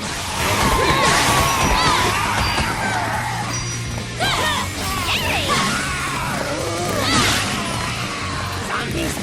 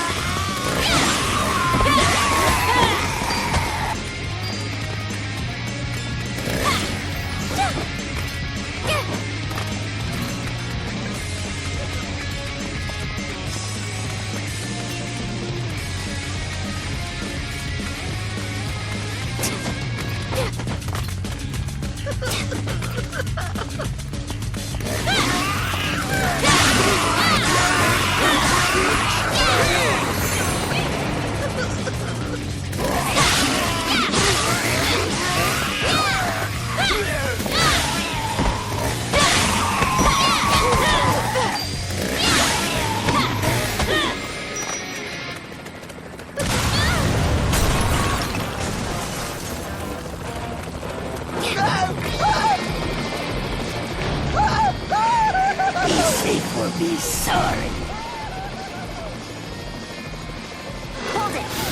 there, you zombie jerks! I'll help you!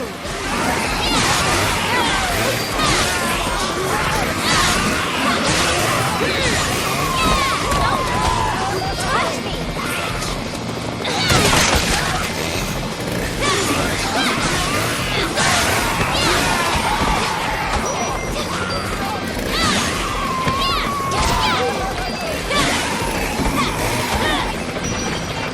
Awesome! I'm still alive! Pretty zombie medals. Thanks, kid. Really great work. See if you can get anyone else out. Be careful.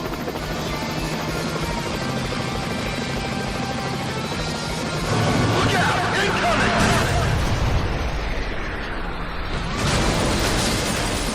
Whoa, zombies suck dick at driving.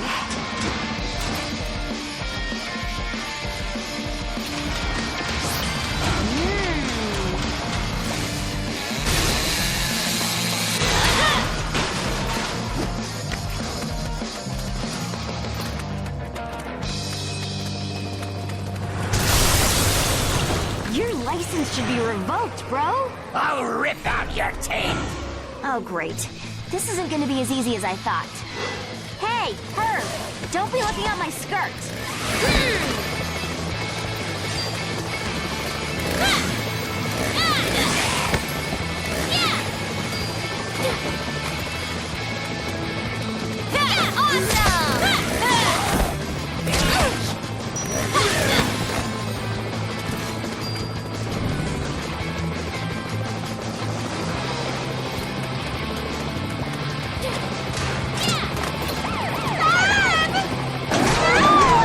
Just don't move.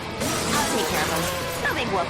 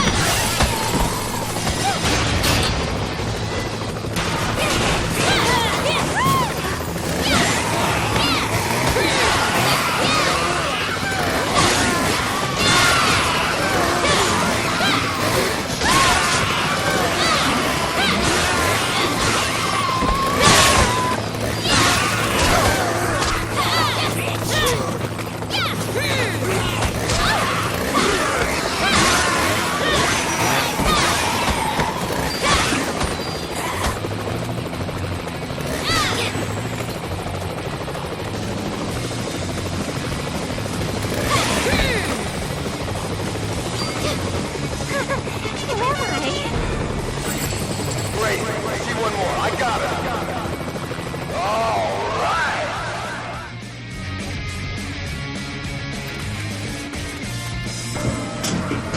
We gotta deliver them A's.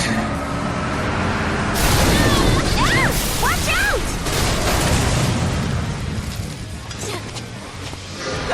Come on, get away from me! Hold on, I'm coming!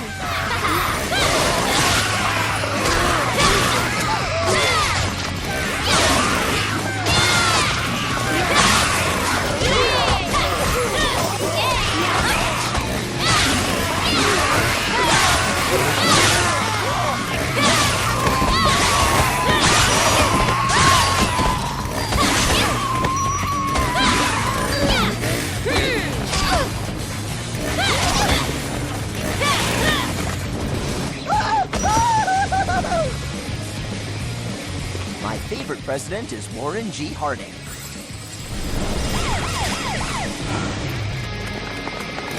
So rad to save somebody's life.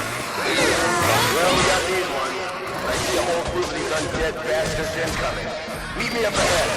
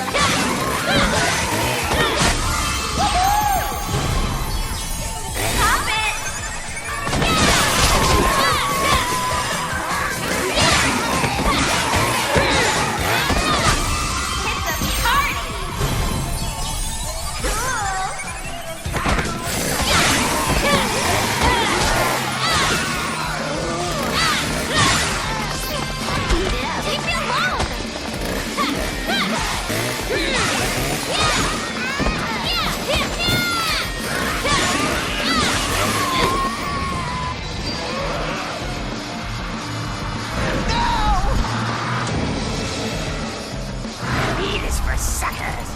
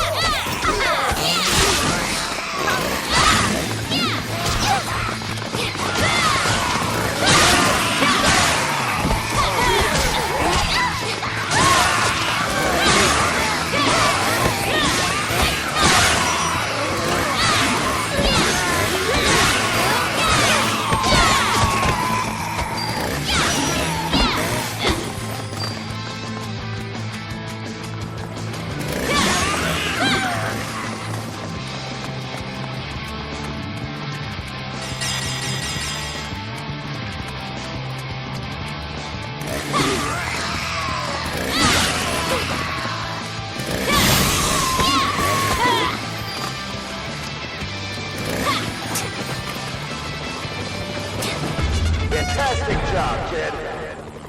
Glad you made it, pilot dude! Where's the bee? Hold on, it's too dangerous. I'll meet you in the square.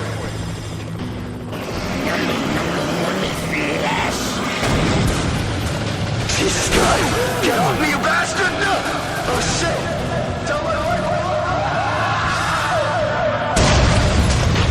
Oh no!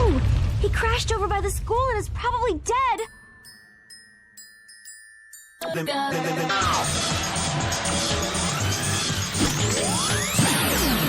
a second!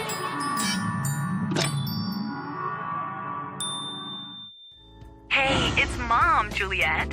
Hope you're taking care of yourself. Don't do anything stupid, okay?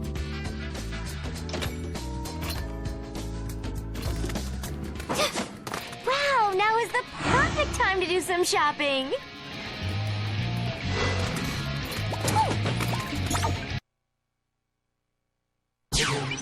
God, I love shopping.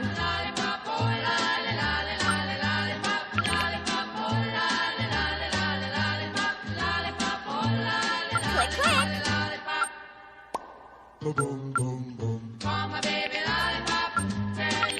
What should I get?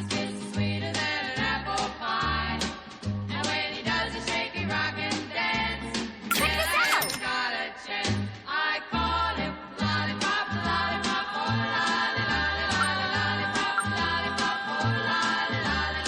What should I get? Let's go. I'll share, Nick.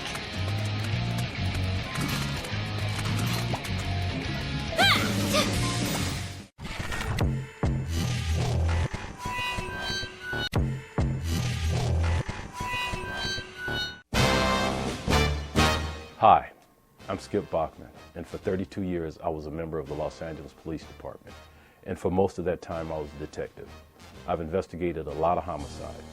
The last time I was here, you got to see me play L.A. Noire for the first time from the perspective of a detective. You had a lot of questions about that, and right now I'm here to answer. I expect you to draw your own conclusions. Not gonna happen, fellas. This is your chance. Don't fail me. We're done for now. Okay, one of the things that got a lot of responses was fingerprints, how the evidence was handled by the officers and stuff. And I can't really speak to what they did back in the 40s, but fingerprints are critical. And if you pick up an item and you don't have any gloves on it, you leave prints on it. If somebody else handles it, they leave prints on it. And what happens is when you're in court and you go, well, we know this because we know that this is the suspect's fingerprints on the gun. And the defense attorney is going to say, yes, his fingerprints on there. There are several sets of fingerprints on that gun, so why should we be so concerned about his? So it's the chain of custody of the evidence, how the evidence is handled is very important. And in the game, they don't get into court, obviously, because they don't have time. I don't know how interesting it would be, but the way evidence is handled is critical because of the next step, which is prosecution. Another thing that came up was a warning shot.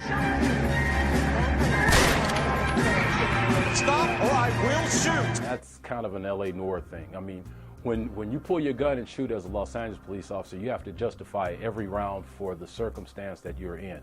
So, and generally, we just don't believe in warning shots. A question came up about handling a body if you were working a traffic accident. Now, if you're the traffic investigator, that's your responsibility. So, yeah, you would be responsible for how that investigation was handled and the inspection of the body and the way the crime scene was set up. And that's how traffic guys get homicide experience, because it's still a murder. One of the big things that people asked about was like moving around desks, moving from assignment to assignment. How did that happen in those days? And the way it did was a lot of it was by merit, if you were good at something, and then a large degree of it was by who you knew. If somebody thought that you would work out good in this assignment, you could get drafted into it. And some of that still occurs today. Some of it is very formal. You have to go through an interview and a testing process. And there's another issue there. The LAPD was very corrupt in the 40s. So guys got moved around on favoritism, or who it kind of depended on who you knew, if you did a good job here or if somebody wanted you there for a specific reason. One of the things that people are curious about is like the code of honor among criminals and them protecting each other. It exists on some levels, and some levels it just doesn't. I mean, I've met hardcore criminals that have said, you know what, I was there, I was involved, but I'm not going back to prison for this guy. He did all the shooting, yeah, I was there, but I didn't shoot anybody. You can't predict that. Some guys will just, they'll go in. So I've talked to some guys, some hardened criminals that'll just look at me and say, yes, sir, thank you, but I don't really have anything to say. And I've had guys, as soon as you get through giving them the Miranda rights, they want to start talking and won't stop. One of the things you guys asked a lot about were the call boxes. And actually, you know, it's a historic thing now. They were called game wheel boxes, actually, when I was working. But if you go back to the beginning of police work, you know, you hear the old cop shows, the guys would say calling all cars, because basically the base could transmit and the police cars couldn't really respond. They had no way to transmit back. So whenever somebody at the police station needed to talk to the officers in the field, they would use the game wheel box or the call box. And so you drive around and find one and you can actually pick it up and call the station. And they probably started phasing those things out in the 70s, and actually now they're kind of like a real nice antique to have around the house. They had them in the stations also, because generally, like if you needed the watch commander would say you could work as a PA system. They could pick it up and, you know, call game wheel 22 or something like that. And a lot of guys got pranked behind that, because they would ask you to call game wheel 22 or something like that, and it would be somebody silly answering the phone. But they've been phased out, obviously. Coroners or medical examiners, those doctors are an interesting group. There's some of them that, you know, you could not tell that's what they did, because it was just their job and they did it. And there were a couple of guys that were just a little creepy. There's no other way to put it. But no, there are some guys that are just real cool people, very straightforward. That's their job. And there's some guys, when you look up and you see this guy, you're like, man, I was hoping we didn't get him. LAPD, police emergency.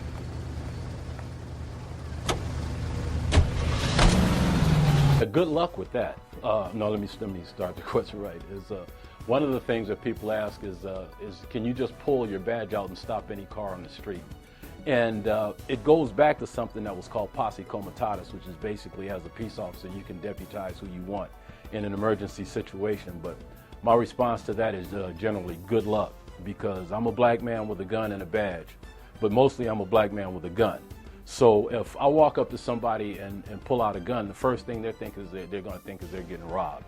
So that's one of those things. That's for the movies only. I imagine at some point in time in history in the city that stuff has happened, but I would highly advise anybody to think that they could do that. That's the big no-no. One of my favorite questions was about what happens if you're going, and the way the question was phrased is if you're going to an interview and you're crashing into things and tearing up bus benches and hitting people and stuff like that. You have to separate like going to an interview versus like a live chase where you're chasing a bad guy. If you're going to just interview somebody, even though it's urgent, if you run into a bus bench or you scrape against another car or something like that, you have to stop and get out and make a traffic report. And you're going to get some heat for it because you should have been paying attention. And two, you're going to get some heat from it from the other officers, because one of the things that they don't show in the movie is like you get razzed for everything you do. And so if you get, you know, in like 2 traffic accidents, say within a week's time, everybody that's sitting next to you is going to put a helmet on. You know, you're going to take that kind of heat. But anything like switching it over to a major pursuit, if you're in pursuit and you hit a few things, it's obviously if it was an accident, then it's just part of the pursuit report. But if you're just out driving around carelessly, now that doesn't fly at all. There were some things in there that just really made me cringe. Only a few of them, but here's like my pet peeves. It was obviously the evidence handling And one big one was at one of the murder scenes where there's one group of officers there. There's a guy on the ground that had just been shot and he was dying or dead. And the second unit pulls up and tells the guy, okay, you do this, you will be first reporting. And they look up and they tell everybody there, okay, there's nothing else to see here, move on. And I'm going, no. Get everybody's name that's there, get their information and interview them. Because if this guy just got shot and all these people were there, these are your witnesses. And it's kind of like, that's like a real old police cliche thing. Just, okay, you guys keep moving, we're going to do this. And the other thing was with the detectives, when Cole was in patrol, the detectives were like real surly, kind of showed up, okay, go do this, and we're going to take off. But it's their case. So there's a lot of instances where, there's some instances where that would happen, like it's an article search. They said, okay, we need somebody to search this area, if anything comes up, and give us a call. But in most cases, when they come out, they're going to stay and be involved. They're just not going to blow you off and give you something to do and leave. And finally, the last question was this thing about gold film reels and collections and supercars stashed in garages around LA. Grow up. No.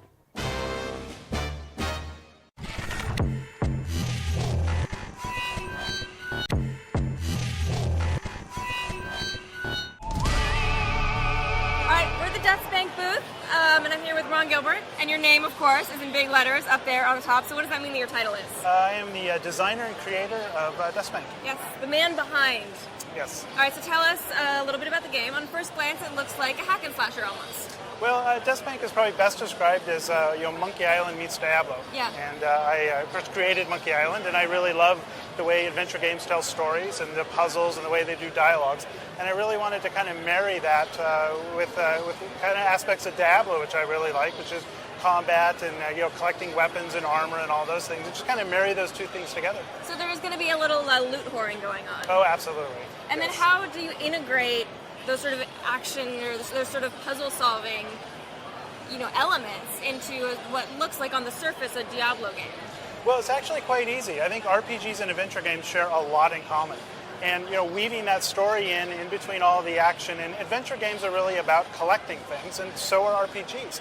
In adventure games, you collect them through puzzle solving and talking to people. In RPGs, you collect them through fighting things. And just kind of marrying those two things together is actually not that hard. So tell us a little bit about the art style you went with. Well, what I wanted to do with this, and back when I had come up with this idea almost 5 years ago, I really wanted to blend 2D art with 3D art.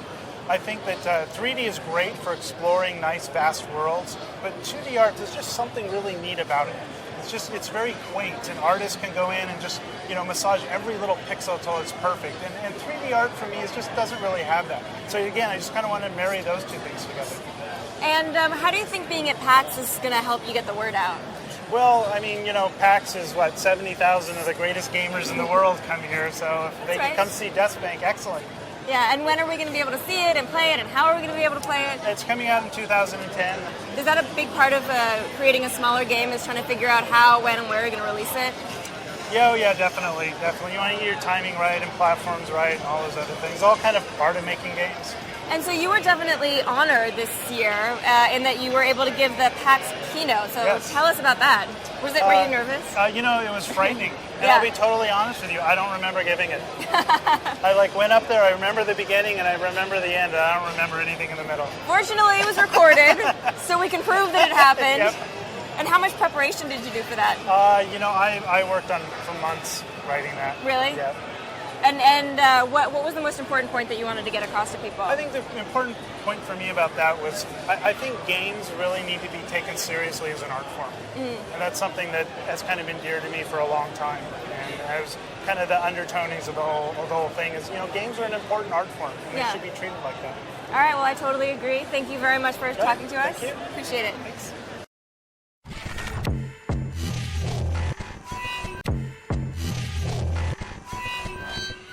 My name is Paul Anderson. I'm the writer and director of Resident Evil Afterlife, which is coming to cinemas September 10th. Well, the story of Resident Evil Afterlife is basically picking up from the end of the last movie. It's a direct continuation. At the end of the last movie, Alice was talking to Wesker, and she said she was coming for him and she was going to bring some friends. And that's exactly what she does. So the movie starts in Tokyo, where Wesker is located. and then the movie kind of moves on from there. It's a kind of globe-trotting epic Resident Evil movie. It's the biggest in terms of scope of all of the Resident Evil films. We really tried to kind of deliver an epic movie. So we did location photography in Japan, in Tokyo, in some great kind of glacial icescapes in Alaska. We shot in Canada, we shot in Los Angeles and Hollywood, in Long Beach. So it's really a globe-trotting movie. I'll tell you exactly what convinced me pre-Avatar to use exactly the same cameras that shot Avatar with, was James Cameron very kindly showed me a large chunk of Avatar while it was still in post-production. And two things were very clear. One was he was making an extraordinary movie, and the other was there was a level of 3D quality that I had never seen before. I mean, he was really upping the game in terms of the quality of 3D images. And that's what convinced me to shoot my movie in 3D, and also to use the same camera system that Cameron had developed for Avatar. So the camera system, it's built on the Sony f/35 cameras, which are the best digital cameras in the world. And then two of them are slaved together in a kind of over-under rig. One shoots forward, one shoots down into a mirror, with one shooting through the mirror and one shooting into the mirror. And that's exactly the system we used to shoot my movie, and to actually capture real three-dimensional images. You know, I grew up watching 3D movies. You know, in the 1980s, I saw the spate of 3D movies. I saw 3D movies in the 1990s. I saw 3D movies earlier this decade. A lot of them were very, very gimmicky. A lot of them kind of relied on kind of like poking things at the screen, like that, and keeping them out there, like that, ooh, you know, making a big deal out of the 3D-ness of it all. You know, I don't think that's good filmmaking. I think when you go to the cinema, there's suspension of disbelief. You want to kind of forget you're in a cinema and immerse yourself in a world and in characters that the filmmaker is showing you.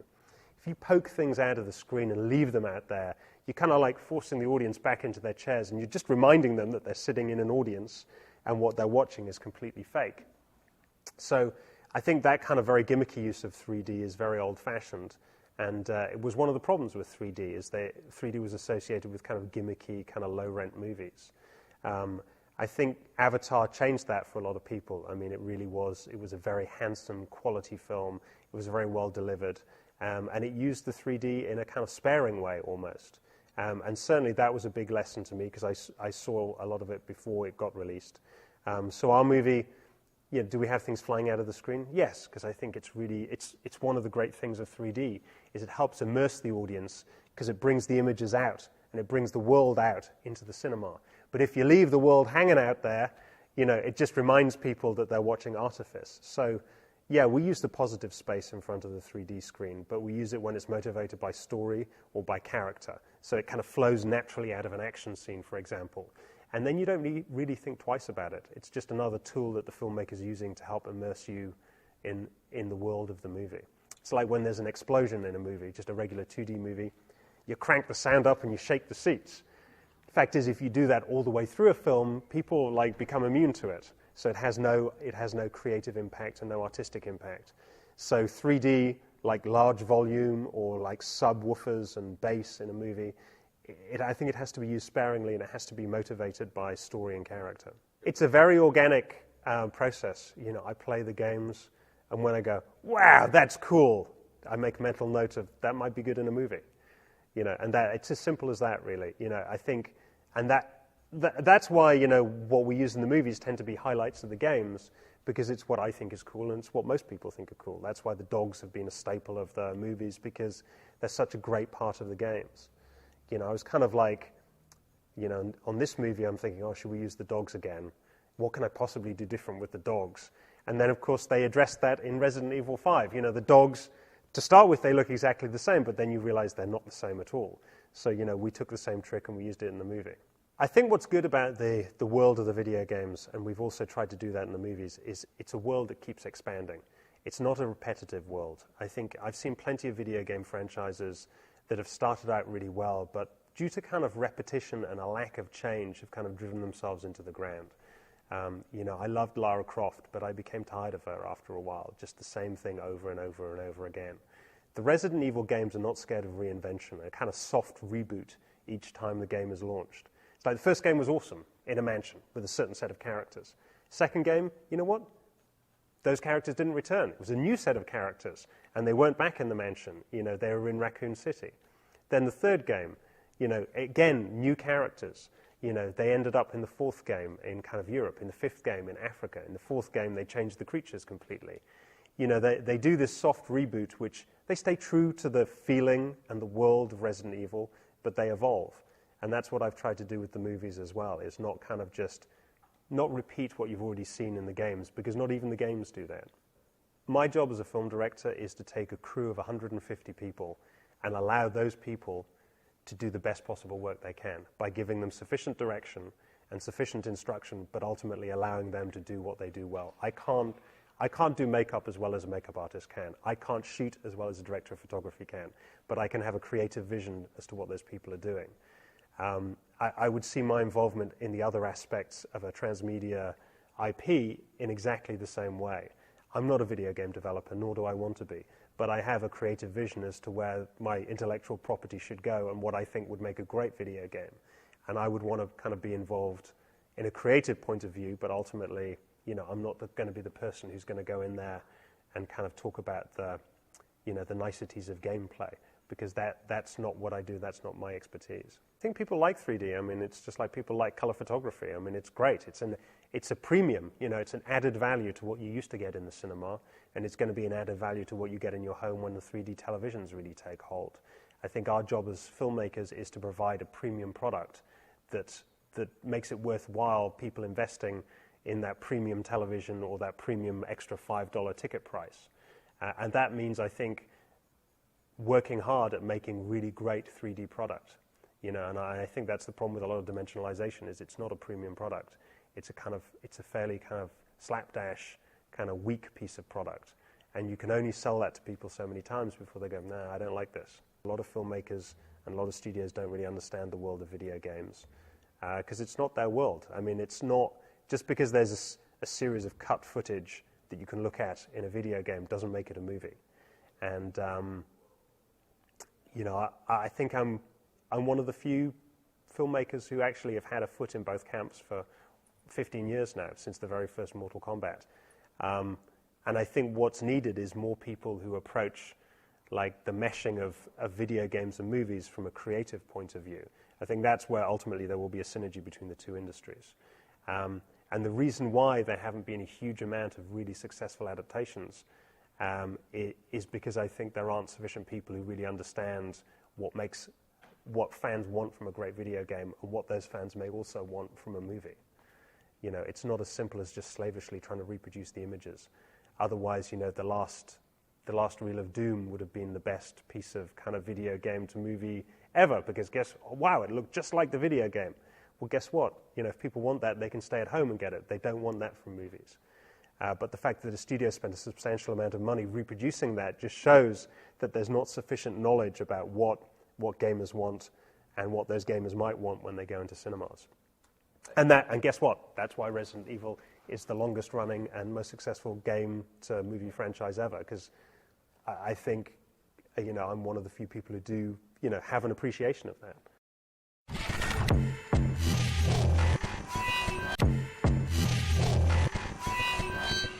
I am here with Rafael Corle-Antonio, yeah, kind of, and Harvey Smith. They are the co-creative directors on the new title Dishonored, and we actually got to see a ton of footage here today at QuakeCon. How do you sort of describe the game to people who have never heard of it before? We usually say it's a first-person action immersive game where you play a supernatural assassin. And it's really about like how you play. It's play your own way. So, you know, we have a set of tools like including powers, stealth tools and gadgets, and it's really up to the player to be creative and play the way he wants. The experience is very non-linear. Within a given map, you know, you can take a completely brutal combat approach, or you can sneak. No one might ever know that you were even there in the map. You might have chosen different powers than another player. You might choose to stick to the rooftops. You might possess a fish and swim along the river instead. You know, so it's every playthrough can be approached very differently. You know, players are very improvisational in our game. And as a player, as I'm going through and as I'm experiencing this gameplay, how do I choose one path or the other, or is there a certain path that I have to choose? Yeah, in our case, we definitely see it as something different than good and evil. You know, we're like, what kind of assassin are you here? Are you like brutal, slaughter everyone, show up at the main gate and blast it down and go in very directly? Or are you very surgical and very precise and no one even knew you were there? So what we're really modeling along that axis is like, you know, stability. Like how disruptive were you when you went and accomplished your goal? You know, were you minimally disruptive or were you maximally disruptive? There's a lot of side content. There's the main objective, and then there are secondary objectives for your allies, and there are pickup objectives. You know, like if you stop along the way. Each mission is handcrafted. You know, each mission follows the next mission. But within that mission, there's a lot of non-linearity. And between each mission, you go back to your home base, hidden in this pub, where your allies are, and you can upgrade yourself and all that. Where is this world? It doesn't take place on Earth. We released our world map not too long ago, where it shows the Isles and the ocean and the Appendicean continent. It's just not on Earth. It's an alternate. We kind of started very early on with like London 1666 was the year of the Great Fire and the last great plague outbreak. But then we kept deviating and deviating further from that until it wasn't even recognizable anymore. It was the original plan, was to take something very grounded, something real, because if you design, and one of the good things about working with Victor Antonov is that he's really like, if you talk to him, he feels like a historian, and like he really knows everything about like all the layers of history and like the influence of the Renaissance on the world and like what a revolution made this or that. And so he thinks logically, and so like starting with London and getting the architecture right, and then like deviating and adding all those layers really allowed us to reach this world that is non-real. However, it does feel real. All right, guys. So I know it's super early. We don't know when we're going to be playing this yet or anything. So do you have a year? A year to a 12. Yeah, we can say that. Yeah, the year the Earth ends, 2012. All right, thanks guys so much. I can't wait to check it out a little bit more. And of course, anytime we have more information on the game, we will bring it to you at home. Thank you.